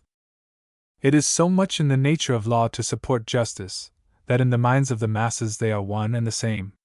There is in all of us a strong disposition to regard what is lawful as legitimate, so much so, that many falsely derive all justice from law. It is sufficient, then, for the law to order and sanction plunder, that it may appear to many consciences just and sacred. Slavery, protection, and monopoly find defenders, not only in those who profit by them, but in those who suffer by them. If you suggest a doubt as to the morality of these institutions, it is said directly, "You are a dangerous innovator, a utopian, a theorist, a despiser of the laws. You would shake the basis upon which society rests." If you lecture upon morality, or political economy, official bodies will be found to make this request to the government: that henceforth science be taught not only with sole reference to free exchange, to liberty, property, and justice, as has been the case up to the present time, but also, and especially, with reference to the facts and legislation, contrary to liberty, property, and justice, which regulate French industry. That, in public pulpits salaried by the Treasury, the professor abstain rigorously from endangering in the slightest degree the respect due to the laws now in force. So that if a law exists which sanctions slavery or monopoly, oppression or plunder, in any form whatever, it must not even be mentioned, for how can it be mentioned without damaging the respect which it inspires? Still further, morality and political economy must be taught in connection with this law, that is, under the supposition that it must be just, only because it is law. Another effect of this deplorable perversion of the law is, that it gives to human passions and to political struggles, and in general, to politics, properly so called, an exaggerated preponderance. I could prove this assertion in 1,000 ways, but I shall confine myself, by way of illustration, to bringing it to bear upon a subject which has of late occupied everybody's mind: universal suffrage. Whatever may be thought of it by the adepts of the school of Rousseau, which professes to be very far advanced, but which I consider 20 centuries behind, universal suffrage, taking the word in its strictest sense, is not one of those sacred dogmas with respect to which examination and doubt are crimes. Serious objections may be made to it. In the first place, the word universal conceals a gross sophism. There are, in France, 36 million of inhabitants. To make the right of suffrage universal, 36 million of electors should be reckoned. The most extended system reckons only 9 million. 3 persons out of 4, then, are excluded, and more than this, they are excluded by the 4th. Upon what principle is this exclusion founded? Upon the principle of incapacity. Universal suffrage, then, means universal suffrage of those who are capable. In point of fact, who are the capable? Are age, sex, and judicial condemnations the only conditions to which incapacity is to be attached? On taking a nearer view of the subject, we may soon perceive the motive which causes the right of suffrage to depend upon the presumption of incapacity, the most extended system differing only in this respect from the most restricted by the appreciation of those conditions on which this incapacity depends, and which constitutes, not a difference in principle, but in degree. This motive is that the elector does not stipulate for himself, but for everybody. If, as the republicans of the Greek and Roman tone pretend, the right of suffrage had fallen to the lot of every one at his birth, it would be an injustice to adults to prevent women and children from voting. Why are they prevented? Because they are presumed to be incapable. And why is incapacity a motive for exclusion? Because the elector does not reap alone the responsibility of his vote. Because every vote engages and affects the community at large. Because the community has a right to demand some securities, as regards the acts upon which his well-being and his existence depend. I know what might be said in answer to this. I know what might be objected. But this is not the place to exhaust a controversy of this kind. What I wish to observe is this, that this same controversy, in common with the greater part of political questions, which agitates, excites, and unsettles the nations, would lose almost all its importance if the law had always been what it ought to be. In fact, if law were confined to causing all persons, all liberties, and all properties to be respected, if it were merely the organization of individual right and individual defense, if it were the obstacle, the check, the chastisement opposed to all oppression, to all plunder, is it likely that we should dispute much, as citizens, on the subject of the greater or less universality of suffrage? Is it likely that it would compromise that greatest of advantages, the public peace? Is it likely that the excluded classes would not quietly wait for their turn? Is it likely that the enfranchised classes would be very jealous of their privilege? And is it not clear that, the interest of all being one and the same, some would act without much inconvenience to the others?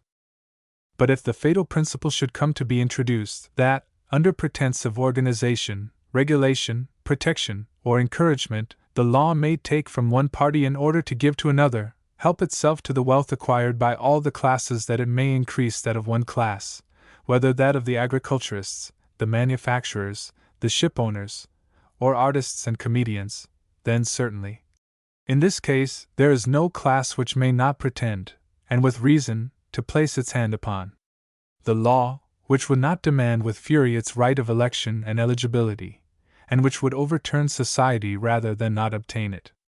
Even beggars and vagabonds will prove to you that they have an incontestable title to it. They will say, "We never buy wine, tobacco, or salt, without paying the tax, and a part of this tax is given by law in perquisites and gratuities to men who are richer than we are." Others make use of the law to create an artificial rise in the price of bread, meat, iron, or cloth. Since everybody traffics in law for his own profit, we should like to do the same. We should like to make it produce the right to assistance, which is the poor man's plunder. To effect this, we ought to be electors and legislators, that we may organize, on a large scale, alms for our own class, as you have organized, on a large scale, protection for yours. Don't tell us that you will take our cause upon yourselves, and throw to us 600,000 francs to keep us quiet, like giving us a bone to pick.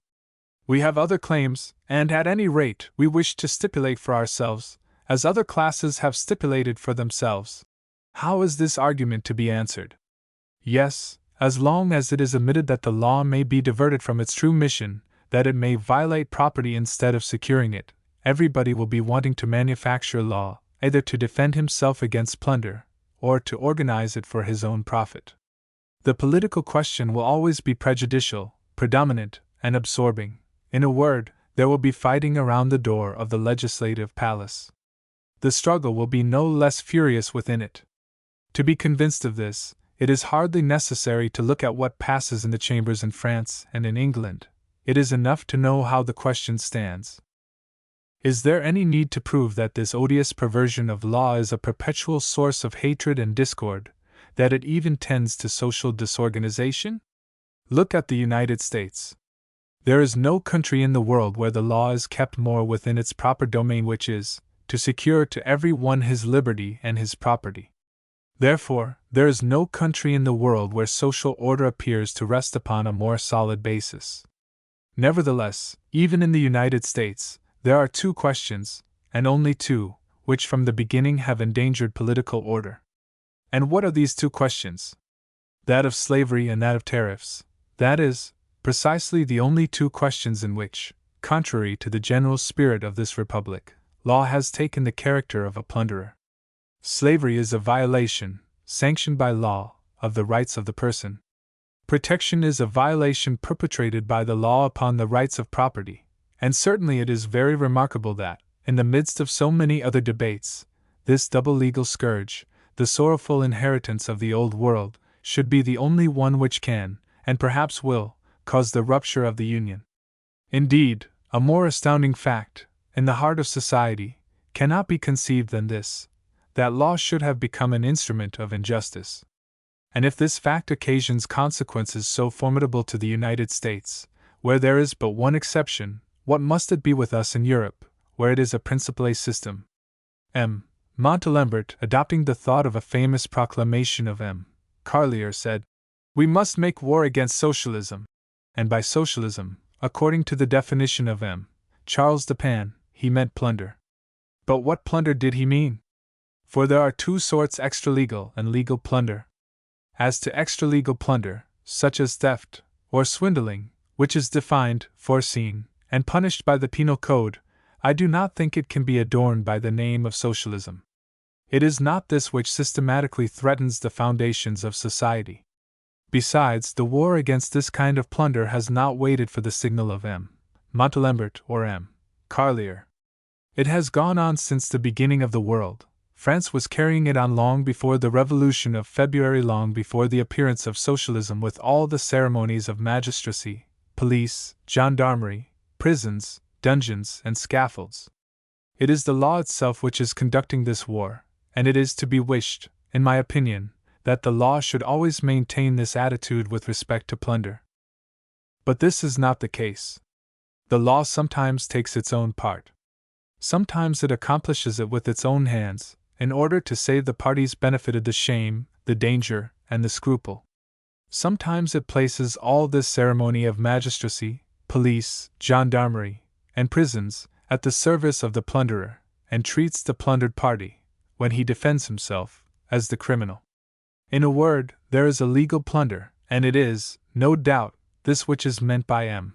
Montalembert. This plunder may be only an exceptional blemish in the legislation of a people, and in this case, the best thing that can be done is, without so many speeches and lamentations, to do away with it as soon as possible, notwithstanding the clamors of interested parties. But how is it to be distinguished? Very easily. See whether the law takes from some persons that which belongs to them, to give to others what does not belong to them. See whether the law performs, for the profit of one citizen, and to the injury of others, an act which this citizen cannot perform without committing a crime. Abolish this law without delay. It is not merely an iniquity, it is a fertile source of iniquities, for it invites reprisals, and if you do not take care, the exceptional case will extend, multiply, and become systematic. No doubt the party benefited will exclaim loudly. He will assert his acquired rights. He will say that the state is bound to protect and encourage his industry. He will plead that it is a good thing for the state to be enriched, that it may spend the more, and thus shower down salaries upon the poor workmen. Take care not to listen to this sophistry, for it is just by the systematizing of these arguments that legal plunder becomes systematized. And this is what has taken place. The delusion of the day is to enrich all classes at the expense of each other. It is to generalize plunder under pretense of organizing it. Now, legal plunder may be exercised in an infinite multitude of ways. Hence come an infinite multitude of plans for organization: tariffs, protection, perquisites, gratuities, encouragements, progressive taxation, gratuitous instruction, right to labor, right to profit, right to wages, right to assistance, right to instruments of labor, gratuity of credit, and and it is all these plans, taken as a whole, with what they have in common, legal plunder, which takes the name of socialism.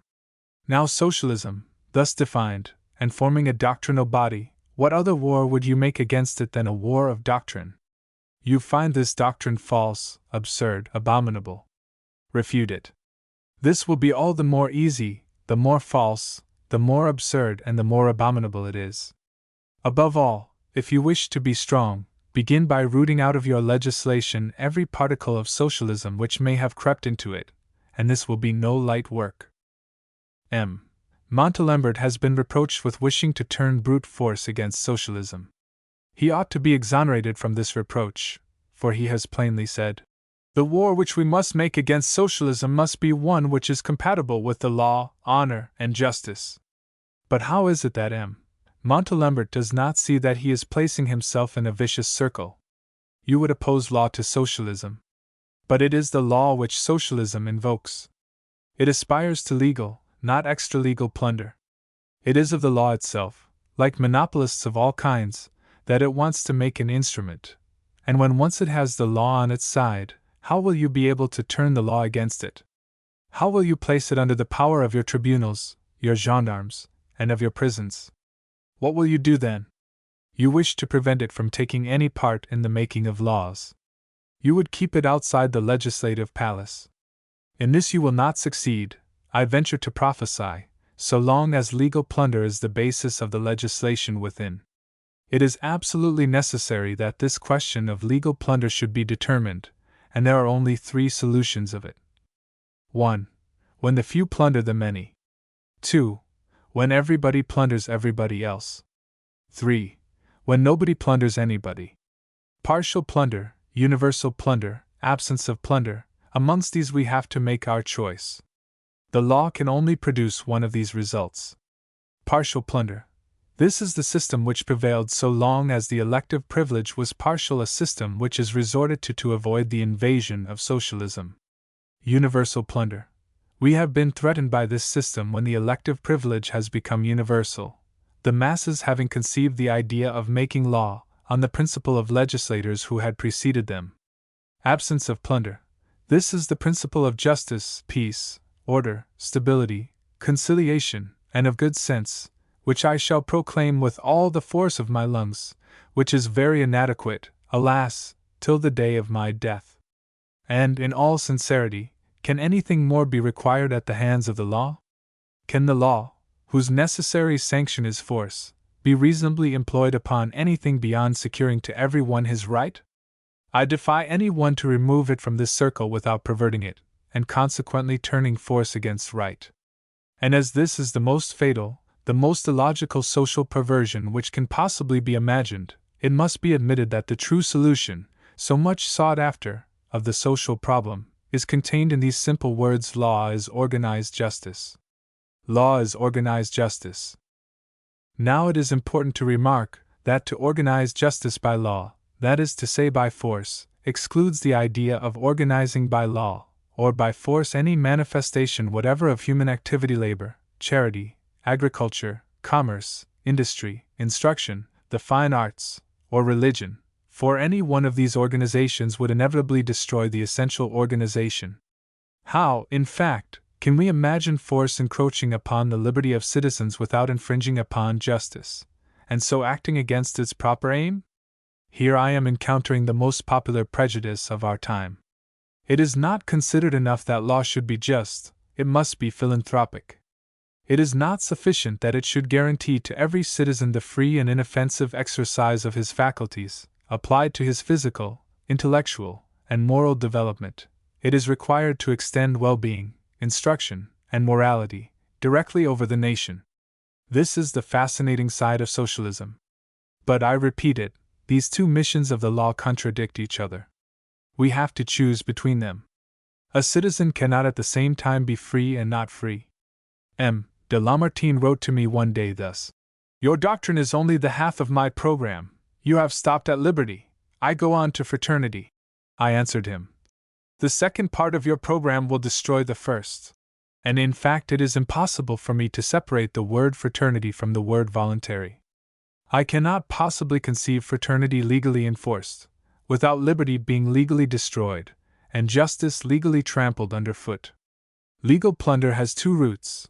One of them, as we have already seen, is in human egotism, the other is in false philanthropy. Before I proceed, I think I ought to explain myself upon the word plunder. I do not take it, as it often is taken, in a vague, undefined, relative, or metaphorical sense. I use it in its scientific acceptation, and as expressing the opposite idea to property. When a portion of wealth passes out of the hands of him who has acquired it, without his consent, and without compensation, to him who has not created it, whether by force or by artifice, I say that property is violated, that plunder is perpetrated. I say that this is exactly what the law ought to repress always and everywhere. If the law itself performs the action it ought to repress, I say that plunder is still perpetrated, and even, in a social point of view, under aggravated circumstances. In this case, however, he who profits from the plunder is not responsible for it. It is the law, the lawgiver, society itself, and this is where the political danger lies. It is to be regretted that there is something offensive in the word. I have sought in vain for another, for I would not wish at any time, and especially just now, to add an irritating word to our dissensions. Therefore, whether I am believed or not, I declare that I do not mean to accuse the intentions nor the morality of anybody. I am attacking an idea which I believe to be false, a system which appears to me to be unjust, and this is so independent of intentions, that each of us profits by it without wishing it, and suffers from it without being aware of the cause. Any person must write under the influence of party spirit or of fear, who would call in question the sincerity of protectionism, of socialism, and even of communism, which are one and the same plant, in 3 different periods of its growth. All that can be said is, that plunder is more visible by its partiality in protectionism, and by its universality in communism, whence it follows that, of the 3 systems, socialism is still the most vague, the most undefined, and consequently the most sincere. Be it as it may, to conclude that legal plunder has one of its roots in false philanthropy, is evidently to put intentions out of the question. With this understanding, let us examine the value, the origin, and the tendency of this popular aspiration, which pretends to realize the general good by general plunder. The socialists say, since the law organizes justice, why should it not organize labor, instruction, and religion? Why? Because it could not organize labor, instruction, and religion without disorganizing justice. For remember that law is force, and that consequently the domain of the law cannot lawfully extend beyond the domain of force. When law and force keep a man within the bounds of justice, they impose nothing upon him but a mere negation. They only oblige him to abstain from doing harm. They violate neither his personality, his liberty, nor his property. They only guard the personality, the liberty, the property of others. They hold themselves on the defensive. They defend the equal right of all. They fulfill a mission whose harmlessness is evident, whose utility is palpable, and whose legitimacy is not to be disputed. This is so true that, as a friend of mine once remarked to me, to say that the aim of the law is to cause justice to reign, is to use an expression which is not rigorously exact. It ought to be said, the aim of the law is to prevent injustice from reigning. In fact, it is not justice which has an existence of its own, it is injustice. The one results from the absence of the other. But when the law, through the medium of its necessary agent force, imposes a form of labor, a method or a subject of instruction, a creed, or a worship, it is no longer negative, it acts positively upon men. It substitutes the will of the legislator for their own will, the initiative of the legislator for their own initiative. They have no need to consult, to compare, or to foresee. The law does all that for them. The intellect is for them a useless lumber. They cease to be men. They lose their personality, their liberty, their property. Endeavor to imagine a form of labor imposed by force, which is not a violation of liberty, a transmission of wealth imposed by force, which is not a violation of property. If you cannot succeed in reconciling this, you are bound to conclude that the law cannot organize labor and industry without organizing injustice. When, from the seclusion of his cabinet, a politician takes a view of society, he is struck with the spectacle of inequality which presents itself. He mourns over the sufferings which are the lot of so many of our brethren, sufferings whose aspect is rendered yet more sorrowful by the contrast of luxury and wealth. He ought, perhaps, to ask himself whether such a social state has not been caused by the plunder of ancient times, exercised in the way of conquests, and by plunder of later times, effected through the medium of the laws? He ought to ask himself whether, granting the aspiration of all men after well-being and perfection, the reign of justice would not suffice to realize the greatest activity of progress, and the greatest amount of equality compatible with that individual responsibility which God has awarded as a just retribution of virtue and vice. He never gives this a thought. His mind turns towards combinations, arrangements, legal or factitious organizations. He seeks the remedy in perpetuating and exaggerating what has produced the evil. For, justice apart, which we have seen is only a negation, is there any one of these legal arrangements which does not contain the principle of plunder? You say, there are men who have no money, and you apply to the law. But the law is not a self-supplied fountain, whence every stream may obtain supplies independently of society. Nothing can enter the public treasury, in favor of one citizen or one class, but what other citizens and other classes have been forced to send to it. If every one draws from it only the equivalent of what he has contributed to it, your law, it is true, is no plunderer, but it does nothing for men who want money. It does not promote equality. It can only be an instrument of equalization as far as it takes from one party to give to another, and then it is an instrument of plunder. Examine, in this light, the protection of tariffs, prizes for encouragement, right to profit, right to labor, right to assistance, right to instruction, progressive taxation, gratuitousness of credit, social workshops, and you will always find at the bottom legal plunder, organized injustice. You say, there are men who want knowledge, and you apply to the law. But the law is not a torch which sheds light abroad which is peculiar to itself. It extends over a society where there are men who have knowledge, and others who have not, citizens who want to learn, and others who are disposed to teach. It can only do one of two things: either allow a free operation to this kind of transaction, i.e., let this kind of want satisfy itself freely, or else force the will of the people in the matter, and take from some of them sufficient to pay professors' commission to instruct others gratuitously. But in this second case, there cannot fail to be a violation of liberty and property, legal plunder. You say, here are men who are wanting in morality or religion, and you apply to the law. But law is force, and need I say how far it is a violent and absurd enterprise to introduce force in these matters? As the result of its systems and of its efforts, it would seem that socialism, notwithstanding all its self-complacency, can scarcely help perceiving the monster of legal plunder. But what does it do? It disguises it cleverly from others, and even from itself, under the seductive names of fraternity, solidarity, organization, association. And because we do not ask so much at the hands of the law, because we only ask it for justice, it supposes that we reject fraternity, solidarity, organization, and association, and they brand us with the name of individualists. We can assure them that what we repudiate is not natural organization, but forced organization.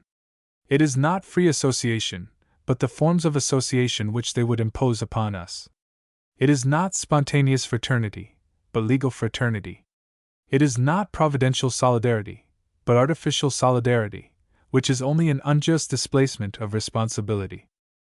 Socialism, like the old policy from which it emanates, confounds government and society. And so, every time we object to a thing being done by government, it concludes that we object to its being done at all. We disapprove of education by the state, then we are against education altogether. We object to a state religion, then we would have no religion at all. We object to an equality which is brought about by the state, then we are against equality.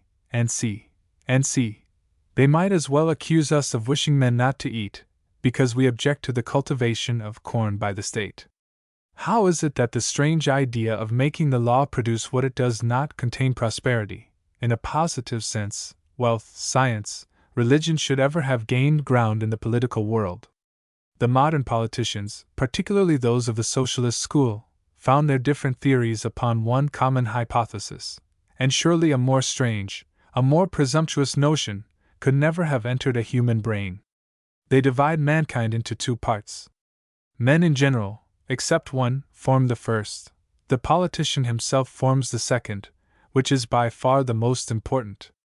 In fact, they begin by supposing that men are devoid of any principle of action, and of any means of discernment in themselves, that they have no moving spring in them, that they are inert matter, passive particles, atoms without impulse, at best a vegetation indifferent to its own mode of existence, susceptible of receiving, from an exterior will and hand, an infinite number of forms, more or less symmetrical, artistic, and perfected. Moreover, every one of these politicians does not scruple to imagine that he himself is, under the names of organizer, discoverer, legislator, institutor or founder, this will and hand, this universal spring, this creative power, whose sublime mission it is to gather together these scattered materials, that is, men, into society. Starting from these data, as a gardener, according to his caprice, shapes his trees into pyramids, parasols, cubes, cones, vases, espaliers, distaffs, or fans, so the socialist, following his chimera, shapes poor humanity into groups, series, circles, subcircles, honeycombs, or social workshops, with all kinds of variations. And as the gardener, to bring his trees into shape, wants hatchets, pruning hooks, saws, and shears, so the politician, to bring society into shape, wants the forces which he can only find in the laws, the law of customs, the law of taxation, the law of assistance, and the law of instruction. It is so true that the socialists look upon mankind as a subject for social combinations that if, by chance, they are not quite certain of the success of these combinations, they will request a portion of mankind, as a subject to experiment upon. It is well known how popular the idea of trying all systems is, and one of their chiefs has been known seriously to demand of the Constituent Assembly a parish, with all its inhabitants, upon which to make his experiments. It is thus that an inventor will make a small machine before he makes one of the regular size. Thus the chemist sacrifices some substances, the agriculturist some seed and a corner of his field, to make trial of an idea. But then, think of the immeasurable distance between the gardener and his trees, between the inventor and his machine, between the chemist and his substances, between the agriculturist and his seed. The socialist thinks, in all sincerity, that there is the same distance between himself and mankind. It is not to be wondered at that the politicians of the 19th century look upon society as an artificial production of the legislator's genius. This idea, the result of a classical education, has taken possession of all the thinkers and great writers of our country. To all these persons, the relations between mankind and the legislator appear to be the same as those which exist between the clay and the potter. Moreover, if they have consented to recognize in the heart of man a principle of action, and in his intellect a principle of discernment, they have looked upon this gift of God as a fatal one, and thought that mankind, under these two impulses, tended fatally towards ruin. They have taken it for granted that if abandoned to their own inclinations, men would only occupy themselves with religion to arrive at atheism, with instruction to come to ignorance, and with labor and exchange to be extinguished in misery. Happily, according to these writers, there are some men, termed governors and legislators, upon whom heaven has bestowed opposite tendencies, not for their own sake only, but for the sake of the rest of the world. Whilst mankind tends to evil, they incline to good. Whilst mankind is advancing towards darkness, they are aspiring to enlightenment. Whilst mankind is drawn towards vice, they are attracted by virtue. And this granted, they demand the assistance of force, by means of which they are to substitute their own tendencies for those of the human race. It is only needful to open, almost at random, a book on philosophy, polities, or history, to see how strongly this idea, the child of classical studies and the mother of socialism, is rooted in our country, that mankind is merely inert matter, receiving life, organization, morality, and wealth from power, or rather, and still worse, that mankind itself tends towards degradation, and is only arrested in its tendency by the mysterious hand of the legislator. Classical conventionalism shows us everywhere, behind passive society, a hidden power, under the names of law, or legislator, or by a mode of expression which refers to some person or persons of undisputed weight and authority, but not named, which moves, animates, enriches, and regenerates mankind. We will give a quotation from Bossuet. One of the things which was the most strongly impressed by whom? Upon the mind of the Egyptians was the love of their country. Nobody was allowed to be useless to the state. The law assigned to every one his employment, which descended from father to son. No one was permitted to have two professions, nor to adopt another. But there was one occupation which was obliged to be common to all. This was the study of the laws and of wisdom. Ignorance of religion and the political regulations of the country was excused in no condition of life. Moreover, every profession had a district assigned to it by whom? Amongst good laws, one of the best things was that everybody was taught to observe them, by whom? Egypt abounded with wonderful inventions, and nothing was neglected which could render life comfortable and tranquil.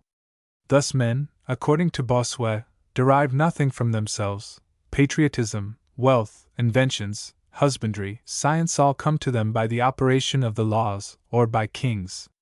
All they have to do is to be passive. It is on this ground that Bossuet takes exception, when Diodorus accuses the Egyptians of rejecting wrestling and music. How is that possible? Says he, since these arts were invented by Trismegistus? It is the same with the Persians. One of the first cares of the prince was to encourage agriculture. As there were posts established for the regulation of the armies, so there were offices for the superintending of rural works. The respect with which the Persians were inspired for royal authority was excessive. The Greeks, although full of mind, were no less strangers to their own responsibilities, so much so that of themselves, like dogs and horses, they would not have ventured upon the most simple games. In a classical sense, it is an undisputed thing that everything comes to the people from without. The Greeks, naturally full of spirit and courage, had been early cultivated by kings and colonies who had come from Egypt. From them they had learned the exercises of the body, foot races, and horse and chariot races. The best thing that the Egyptians had taught them was to become docile, and to allow themselves to be formed by the laws for the public good. Fenelon, reared in the study and admiration of antiquity, and a witness of the power of Louis XIV, Fenelon naturally adopted the idea that mankind should be passive, and that its misfortunes and its prosperities, its virtues and its vices, are caused by the external influence which is exercised upon it by the law, or by the makers of the law. Thus, in his Utopia of Salentum, he brings the men, with their interests, their faculties, their desires, and their possessions, under the absolute direction of the legislator. Whatever the subject may be, they themselves have no voice in it, the prince judges for them. The nation is just a shapeless mass, of which the prince is the soul. In him resides the thought, the foresight, the principle of all organization, of all progress. On him, therefore, rests all the responsibility. In proof of this assertion, I might transcribe the whole of the 10th book of Telemachus. I refer the reader to it, and shall content myself with quoting some passages taken at random from this celebrated work, to which, in every other respect, I am the first to render justice.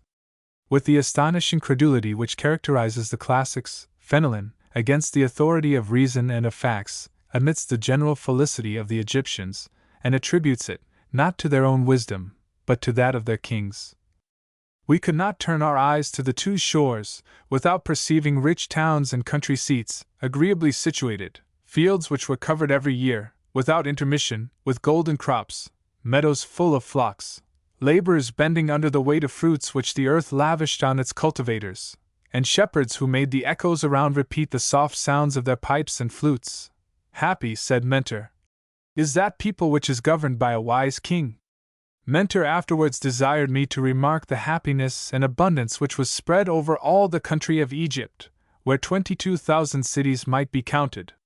He admired the excellent police regulations of the cities, the justice administered in favor of the poor against the rich, the good education of the children, who were accustomed to obedience, labor, and the love of arts and letters, the exactness with which all the ceremonies of religion were performed, the disinterestedness, the desire of honor, the fidelity to men, and the fear of the gods, with which every father inspired his children.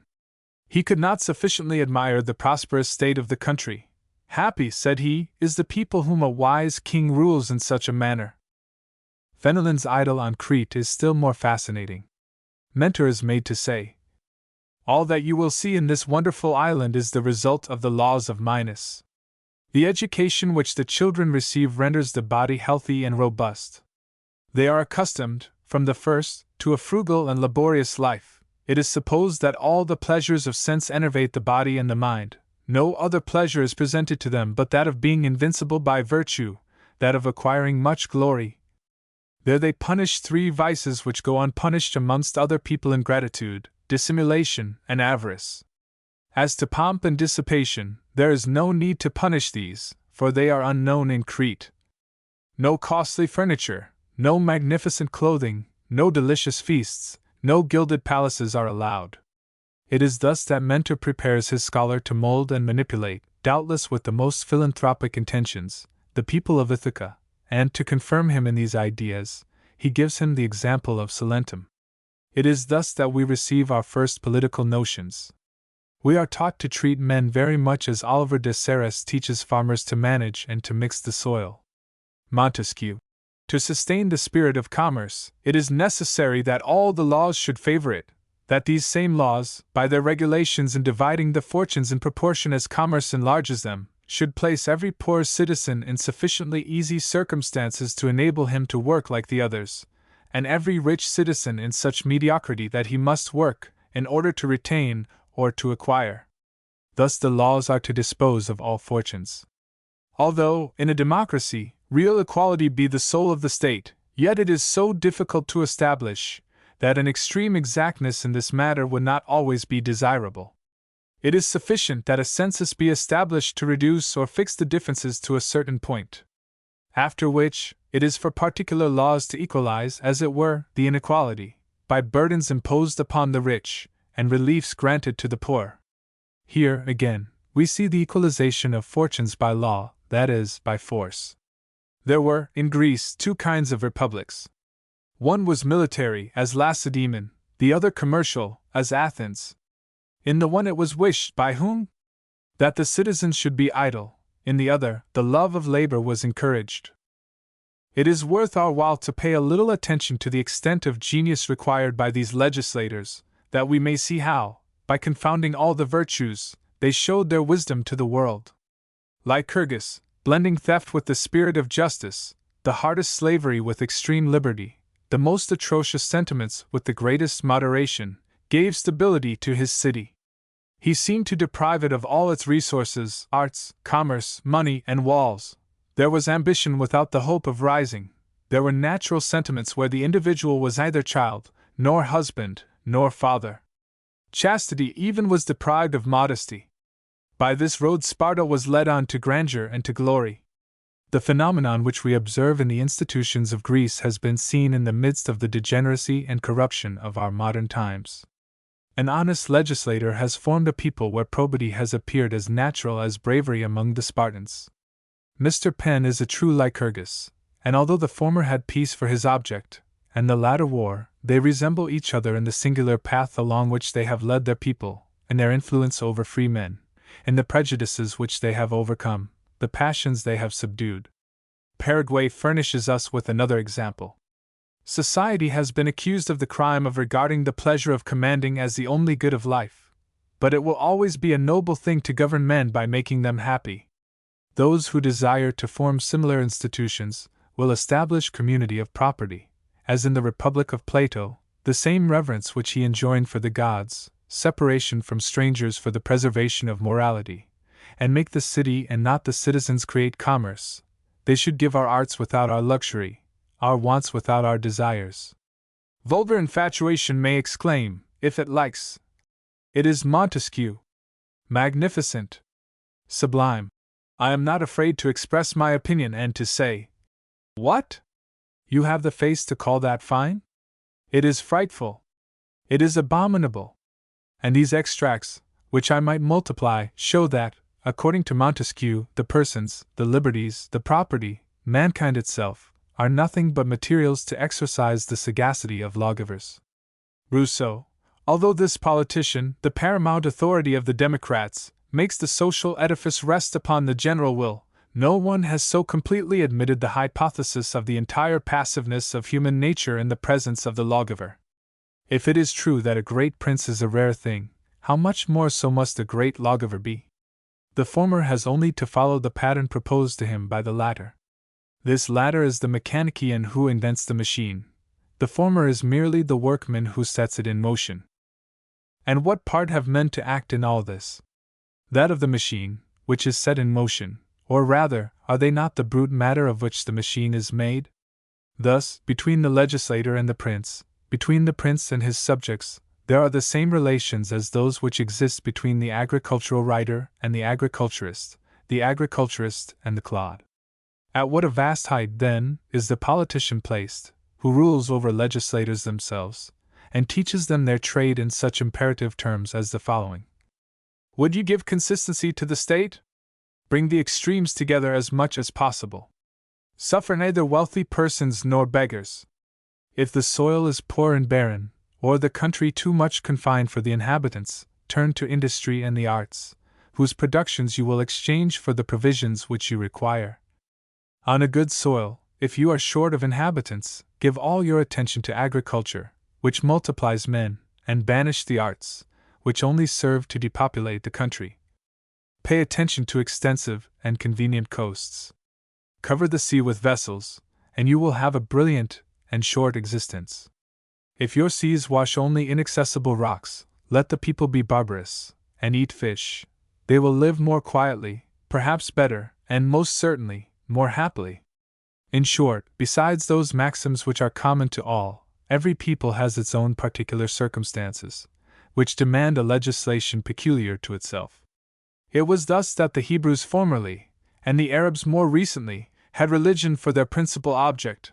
That of the Athenians was literature, that of Carthage and Tyre, commerce, of Rhodes, naval affairs, of Sparta, war, and of Rome, virtue. The author of the Spirit of Laws has shown the art by which the legislator should frame his institutions towards each of these objects.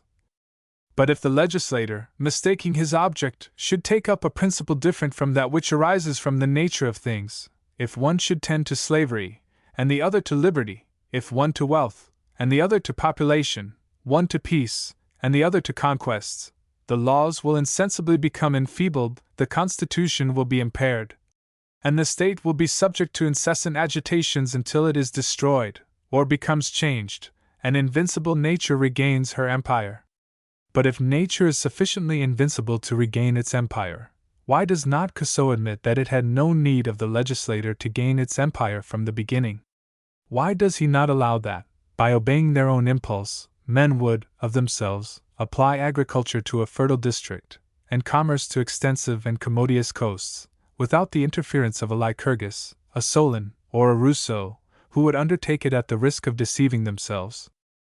Be that as it may, we see with what a terrible responsibility Rousseau invests inventors, institutors, conductors, and manipulators of societies. He is, therefore, very exacting with regard to them. He who dares to undertake the institutions of a people ought to feel that he can, as it were, transform every individual, who is by himself a perfect and solitary whole, receiving his life and being from a larger whole of which he forms a part. He must feel that he can change the constitution of man, to fortify it, and substitute a partial and moral existence for the physical and independent one which we have all received from nature. In a word, he must deprive man of his own powers, to give him others which are foreign to him. Poor human nature! What would become of its dignity if it were entrusted to the disciples of Rousseau? Raynal. The climate, that is, the air and the soil, is the first element for the legislator. His resources prescribe to him his duties. First, he must consult his local position. A population dwelling upon maritime shores must have laws fitted for navigation. If the colony is located in an inland region, a legislator must provide for the nature of the soil, and for its degree of fertility. It is more especially in the distribution of property that the wisdom of legislation will appear. As a general rule, and in every country, when a new colony is founded, land should be given to each man, sufficient for the support of his family. In an uncultivated island, which you are colonizing with children, it will only be needful to let the germs of truth expand in the developments of reason. But when you establish old people in a new country, the skill consists in only allowing it those injurious opinions and customs which it is impossible to cure and correct. If you wish to prevent them from being perpetuated, you will act upon the rising generation by a general and public education of the children. A prince, or legislator, ought never to found a colony without previously sending wise men there to instruct the youth. In a new colony, every facility is open to the precautions of the legislator who desires to purify the tone and the manners of the people. If he has genius and virtue, the lands and the men which are at his disposal will inspire his soul with a plan of society which a writer can only vaguely trace, and in a way which would be subject to the instability of all hypotheses, which are varied and complicated by an infinity of circumstances too difficult to foresee and to combine.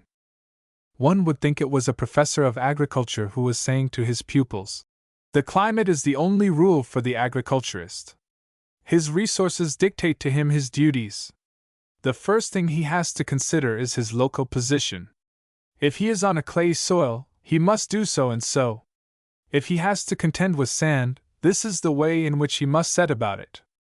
Every facility is open to the agriculturist who wishes to clear and improve his soil. If he only has the skill, the manure which he has at his disposal will suggest to him a plan of operation, which a professor can only vaguely trace, and in a way that would be subject to the uncertainty of all hypotheses, which vary and are complicated by an infinity of circumstances too difficult to foresee and to combine. But oh, sublime writers, deign to remember sometimes that this clay, this sand, this manure, of which you are disposing in so arbitrary a manner, are men, your equals, intelligent and free beings like yourselves, who have received from God, as you have, the faculty of seeing, of foreseeing, of thinking, and of judging for themselves. Mably. He is supposing the laws to be worn out by time and by the neglect of security, and continues thus. Under these circumstances, we must be convinced that the springs of government are relaxed. Give them a new tension, it is the reader who is addressed, and the evil will be remedied. Think less of punishing the faults than of encouraging the virtues which you want. By this method you will bestow upon your republic the vigor of youth. Through ignorance of this, a free people has lost its liberty. But if the evil has made so much way that the ordinary magistrates are unable to remedy it effectually, have recourse to an extraordinary magistracy, whose time should be short, and its power considerable. The imagination of the citizens requires to be impressed. In this style he goes on through 20 volumes. There was a time when, under the influence of teaching like this, which is the root of classical education, every one was for placing himself beyond and above mankind, for the sake of arranging, organizing, and instituting it in his own way. Condillac. Take upon yourself, my lord, the character of Lycurgus or of Solon. Before you finish reading this essay, amuse yourself with giving laws to some wild people in America or in Africa. Establish these roving men in fixed dwellings, teach them to keep flocks. Endeavor to develop the social qualities which nature has implanted in them. Make them begin to practice the duties of humanity. Cause the pleasures of the passions to become distasteful to them by punishments, and you will see these barbarians, with every plan of your legislation, lose a vice and gain a virtue. All these people have had laws, but few among them have been happy. Why is this? Because legislators have almost always been ignorant of the object of society, which is, to unite families by a common interest. Impartiality in law consists in two things: in establishing equality in the fortunes and in the dignity of the citizens. In proportion to the degree of equality established by the laws, the dearer will they become to every citizen.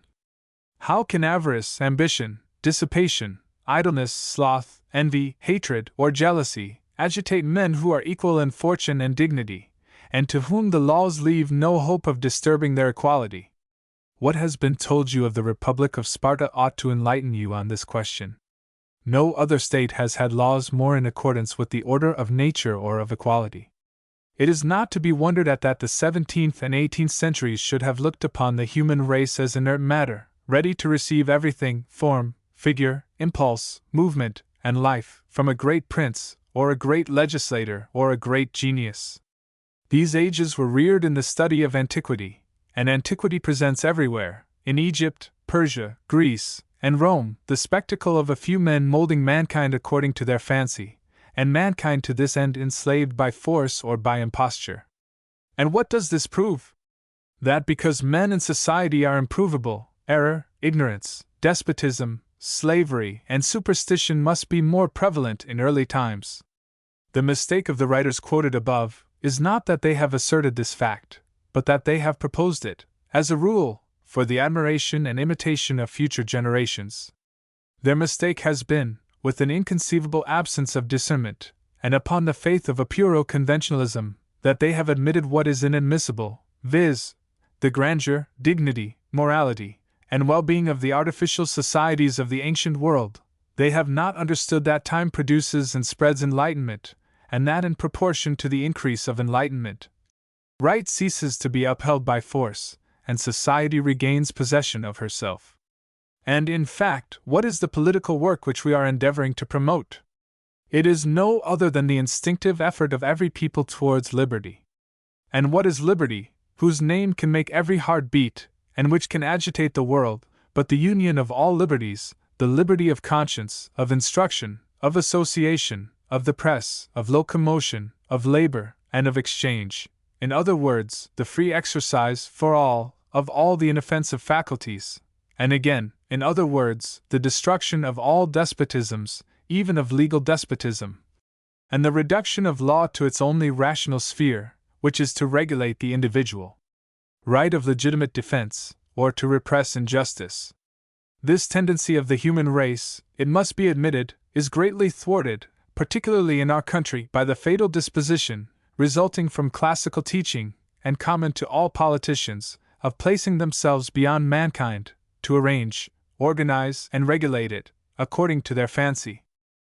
For whilst society is struggling to realize liberty, the great men who placed themselves at its head, imbued with the principles of the 17th and 18th centuries, think only of subjecting it to the philanthropic despotism of their social inventions, and making it bear with docility, according to the expression of Rousseau, the yoke of public felicity, as pictured in their own imaginations.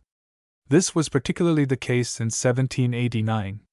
No sooner was the old system destroyed than society was to be submitted to other artificial arrangements, always with the same starting point, the omnipotence of the law.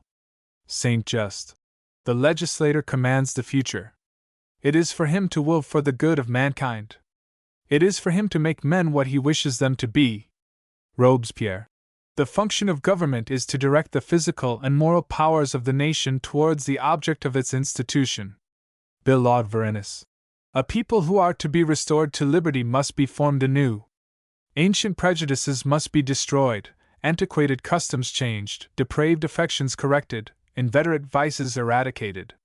For this, a strong force and a vehement impulse will be necessary. Citizens, the inflexible austerity of Lycurgus created the firm basis of the Spartan Republic. The feeble and trusting disposition of Solon plunged Athens into slavery. This parallel contains the whole science of government. Lepelletier. Considering the extent of human degradation, I am convinced of the necessity of effecting an entire regeneration of the race, and if I may so express myself, of creating a new people. Men, therefore, are nothing but raw material. It is not for them to will their own improvement. They are not capable of it. According to Saint Just, it is only the legislator who is. Men are merely to be what he wills that they should be. According to Robespierre, who copies Rousseau literally, the legislator is to begin by assigning the aim of the institutions of the nation. After this, the government has only to direct all its physical and moral forces towards this end.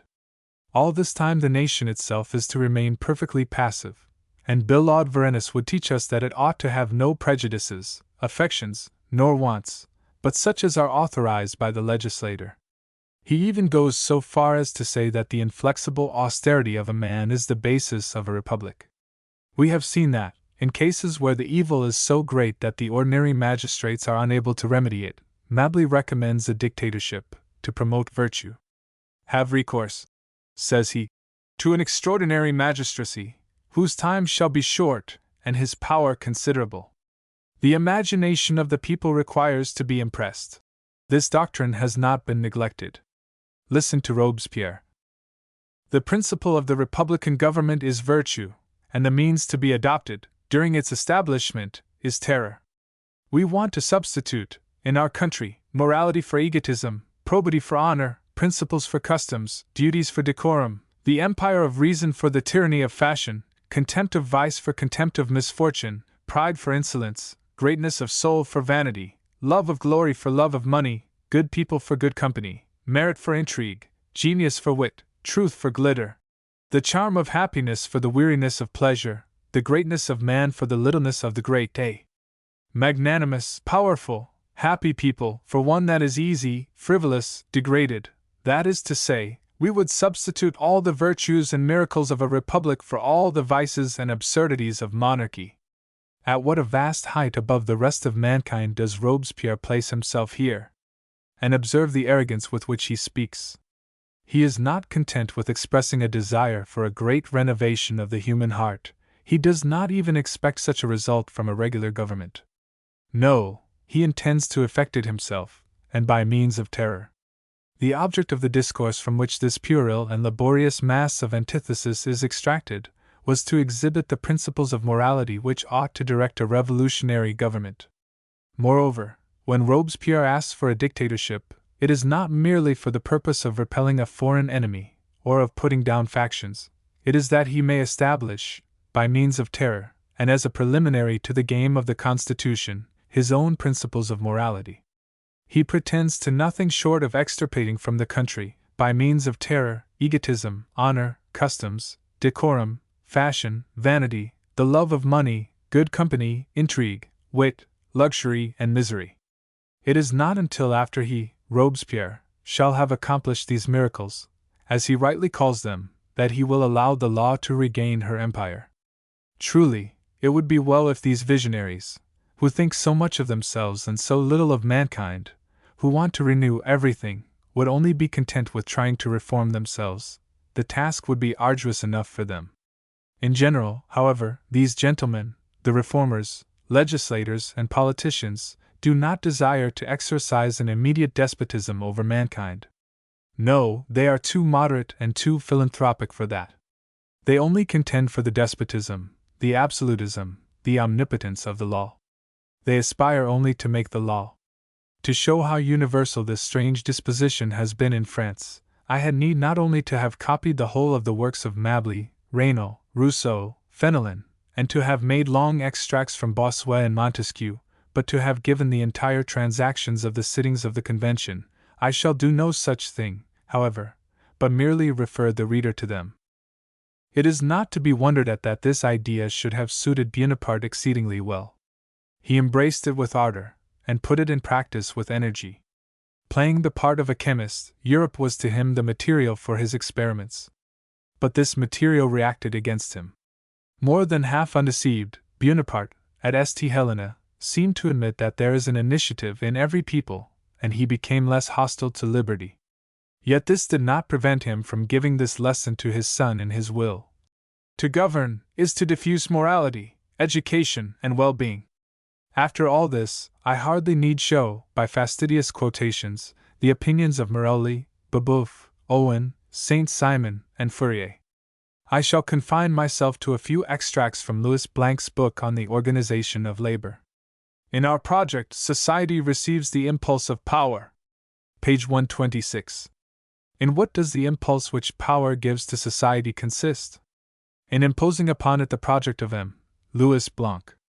On the other hand, society is the human race. The human race, then, is to receive its impulse from M. Louis Blanc. It is at liberty to do so or not, it will be said. Of course, the human race is at liberty to take advice from anybody, whoever it may be. But this is not the way in which M. Louis Blanc understands the thing. He means that his project should be converted into law, and consequently, forcibly imposed by power. In our project, the state has only to give a legislation to labor, by means of which the industrial movement may and ought to be accomplished in all liberty. The state, merely places society on an incline, that is all, that it may descend. When once it is placed there, by the mere force of things, and by the natural course of the established mechanism. But what is this incline? One indicated by M. Louis Blanc. Does it not lead to an abyss? No, it leads to happiness. Why, then, does not society go there of itself? Because it does not know what it wants, and it requires an impulse. What is to give it this impulse? Power. And who is to give the impulse to power? The inventor of the machine, M. Louis Blanc. We shall never get out of this circle mankind passive, and a great man moving it by the intervention of the law. Once on this incline, will society enjoy something like liberty? Without a doubt. And what is liberty?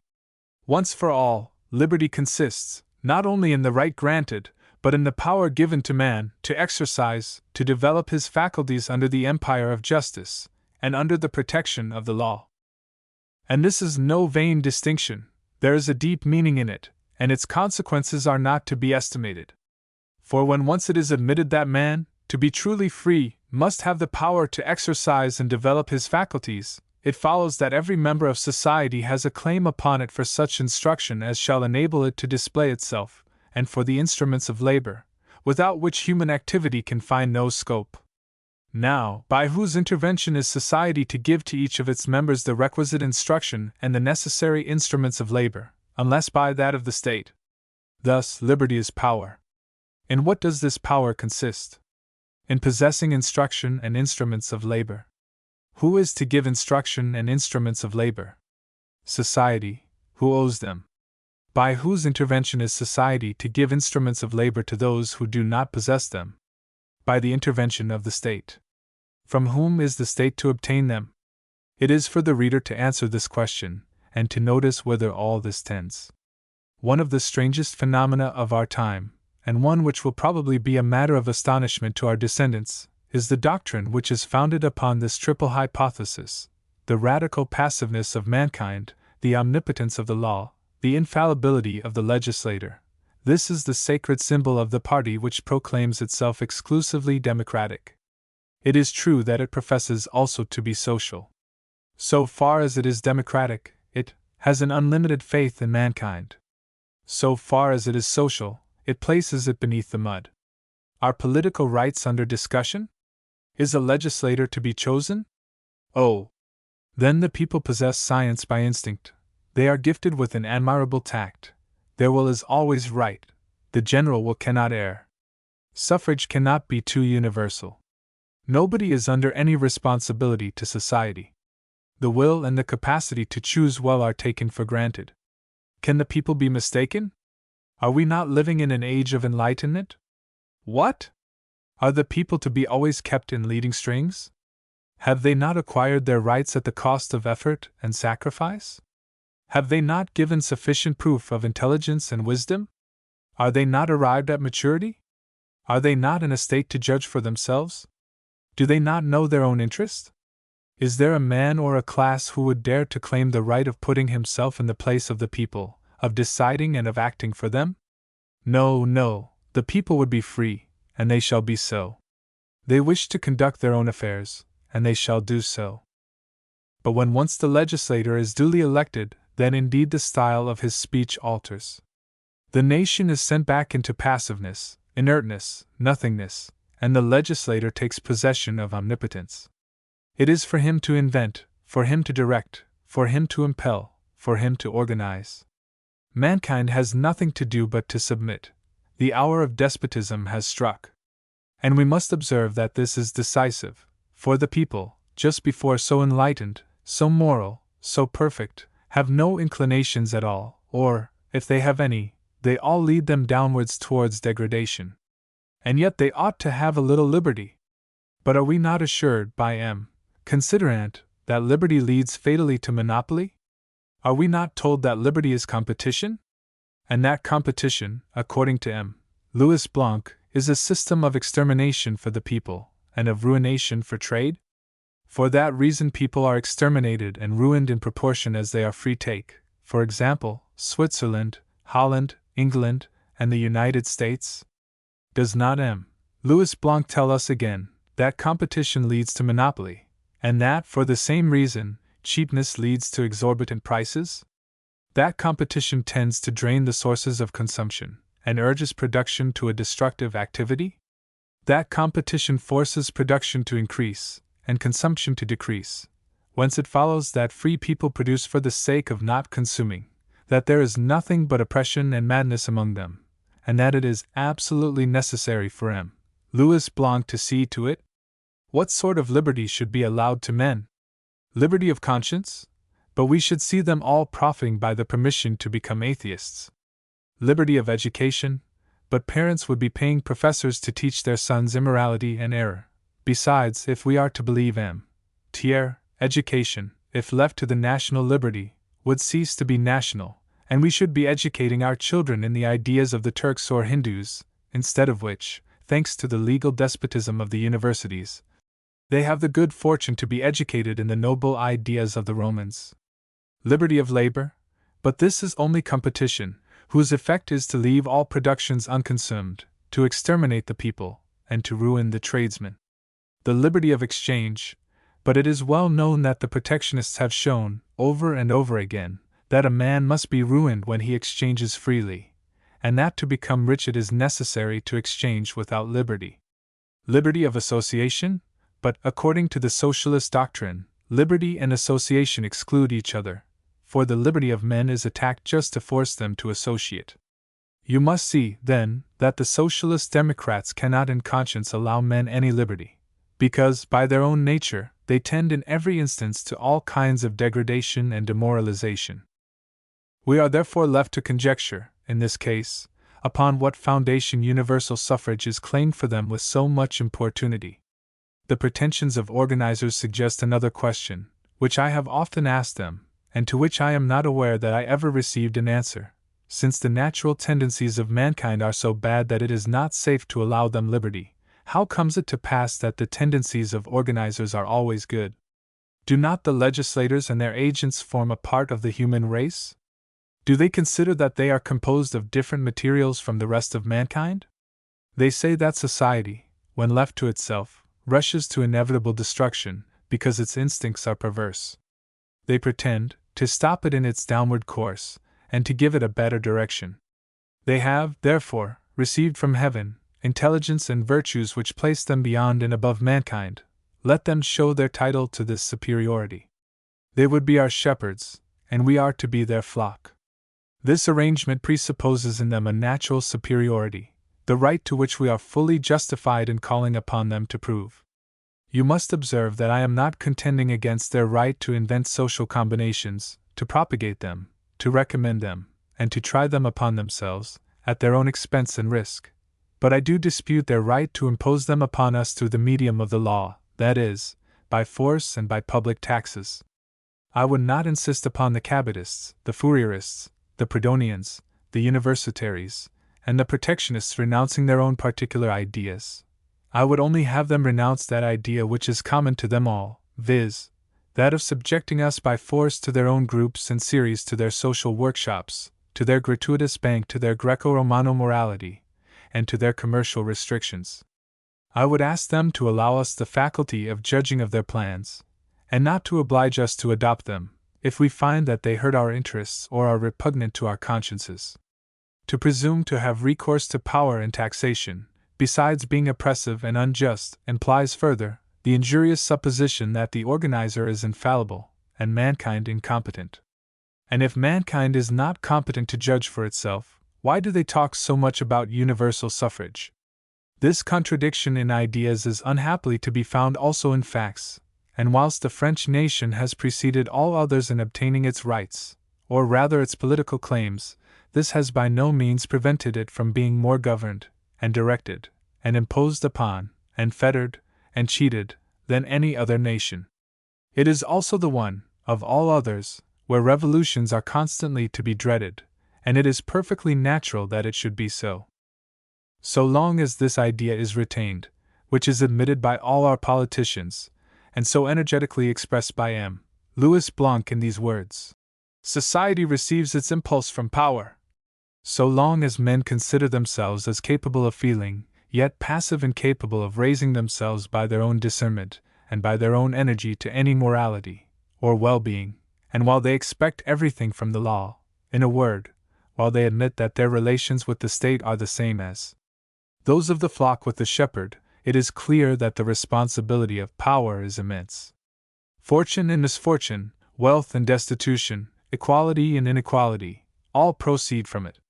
It is charged with everything, it undertakes everything, it does everything, therefore it has to answer for everything. If we are happy, it has a right to claim our gratitude, but if we are miserable, it alone must bear the blame. Are not our persons and property, in fact, at its disposal? Is not the law omnipotent? In creating the universitary monopoly, it has engaged to answer the expectations of fathers of families who have been deprived of liberty, and if these expectations are disappointed, whose fault is it? In regulating industry, it has engaged to make it prosper, otherwise it would have been absurd to deprive it of its liberty, and if it suffers, whose fault is it? In pretending to adjust the balance of commerce by the game of tariffs, it engages to make it prosper, and if, so far from prospering, it is destroyed, whose fault is it? In granting its protection to maritime armaments in exchange for their liberty, it has engaged to render them lucrative. If they become burdensome, whose fault is it? Thus, there is not a grievance in the nation for which the government does not voluntarily make itself responsible. Is it to be wondered at that every failure threatens to cause a revolution? And what is the remedy proposed? To extend indefinitely the dominion of the law, i.e., the responsibility of government. But if the government engages to raise and to regulate wages, and is not able to do it, if it engages to assist all those who are in want, and is not able to do it, if it engages to provide an asylum for every laborer, and is not able to do it, if it engages to offer to all such as are eager to borrow, gratuitous credit, and is not able to do it, if, in words which we regret should have escaped the pen of M. de Lamartine, the state considers that its mission is to enlighten, to develop, to enlarge, to strengthen, to spiritualize, and to sanctify the soul of the people. If it fails in this, is it not evident that after every disappointment, which, alas, is more than probable, there will be a no less inevitable revolution?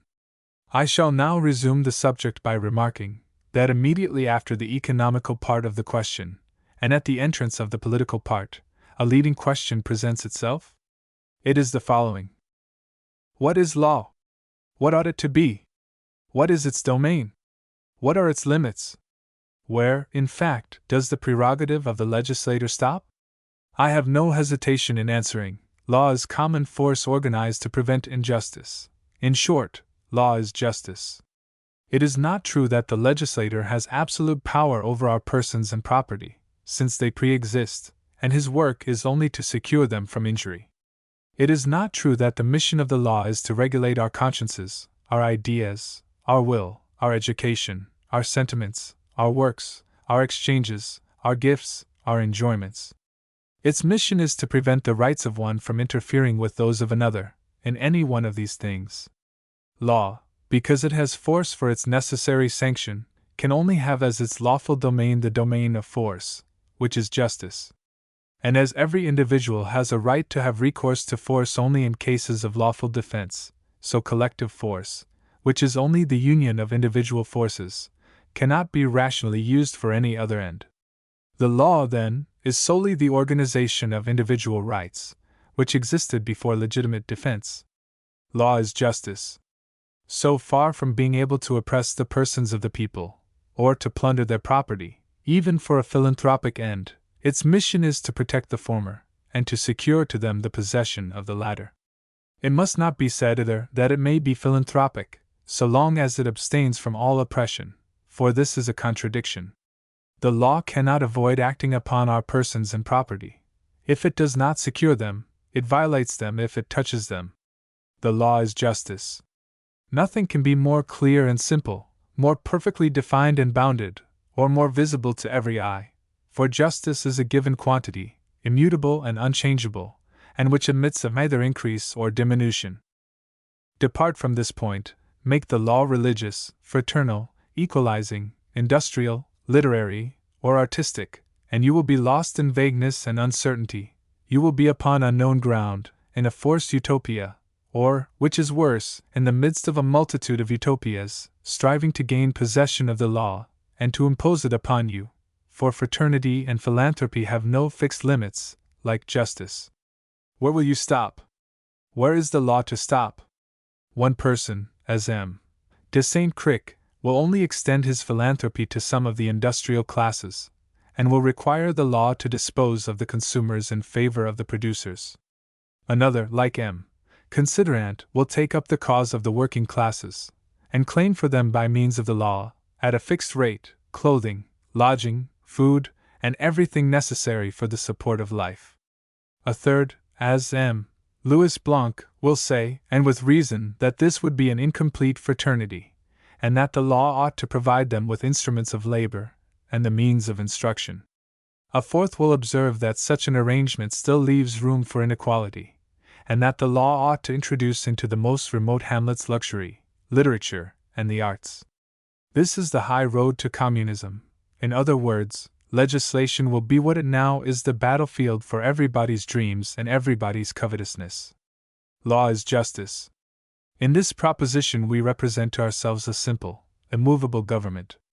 And I defy any one to tell me whence the thought of a revolution, an insurrection, or a simple disturbance could arise against a public force confined to the repression of injustice.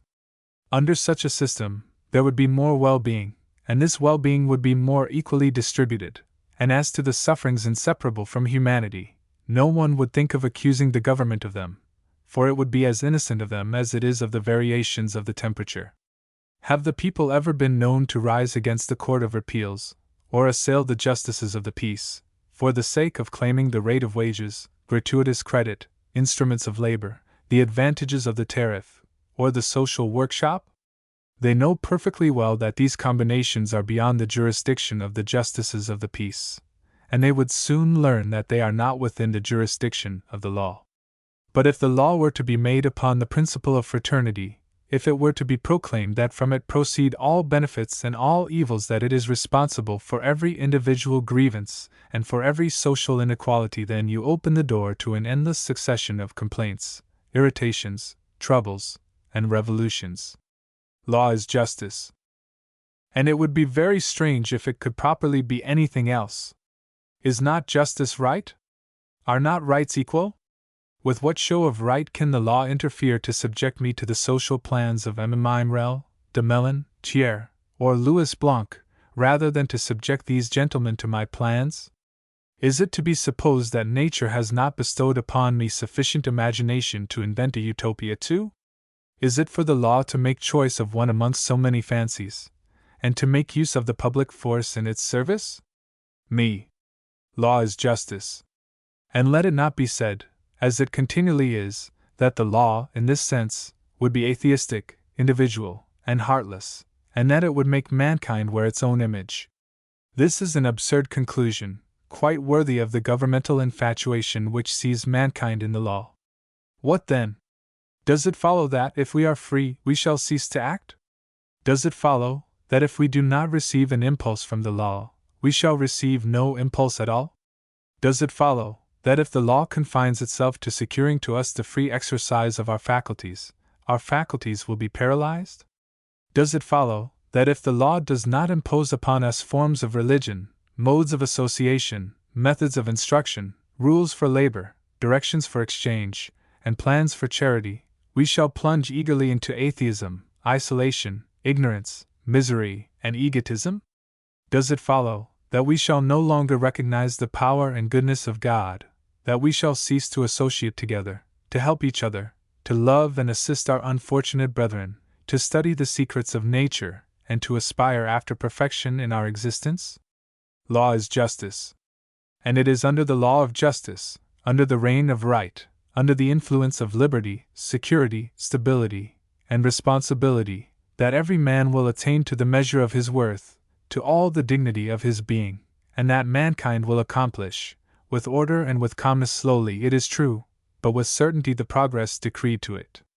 I believe that my theory is correct, for whatever be the question upon which I am arguing, whether it be religious, philosophical, political, or economical, whether it affects well-being, morality, equality, right, justice, progress, responsibility, property, labor, exchange, capital, wages, taxes, population, credit, or government. At whatever point of the scientific horizon I start from, I invariably come to the same thing: the solution of the social problem is in liberty. And have I not experience on my side?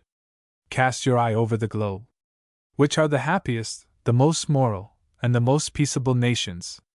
Those where the law interferes the least with private activity, where the government is the least felt, where individuality has the most scope, and public opinion the most influence, where the machinery of the administration is the least important and the least complicated, where taxation is lightest and least unequal, popular discontent the least excited and the least justifiable, where the responsibility of individuals and classes is the most active, and where, consequently, if morals are not in a perfect state, at any rate they tend incessantly to correct themselves, where transactions, meetings, and associations are the least fettered, where labor, capital, and production suffer the least from artificial displacements, where mankind follows most completely its own natural course, where the thought of God prevails the most over the inventions of men, those, in short, who realize the most nearly this idea that within the limits of right, all should flow from the free, perfectible, and voluntary action of man, nothing be attempted by the law or by force, except the administration of universal justice. I cannot avoid coming to this conclusion that there are too many great men in the world, there are too many legislators, organizers, institutors of society, conductors of the people, fathers of nations, and too many persons place themselves above mankind, to rule and patronize it, too many persons make a trade of attending to it. It will be answered, you yourself are occupied upon it all this time. Very true. But it must be admitted that it is in another sense entirely that I am speaking, and if I join the reformers it is solely for the purpose of inducing them to relax their hold. I am not doing as Vaucanson did with his automaton, but as a physiologist does with the organization of the human frame. I would study and admire it. I am acting with regard to it in the spirit which animated a celebrated traveler. He found himself in the midst of a savage tribe. A child had just been born, and a crowd of soothsayers, magicians, and quacks were around it, armed with rings, hooks, and bandages. One said, "This child will never smell the perfume of a calumet unless I stretch his nostrils." Another said, "He will be without the sense of hearing, unless I draw his ears down to his shoulders."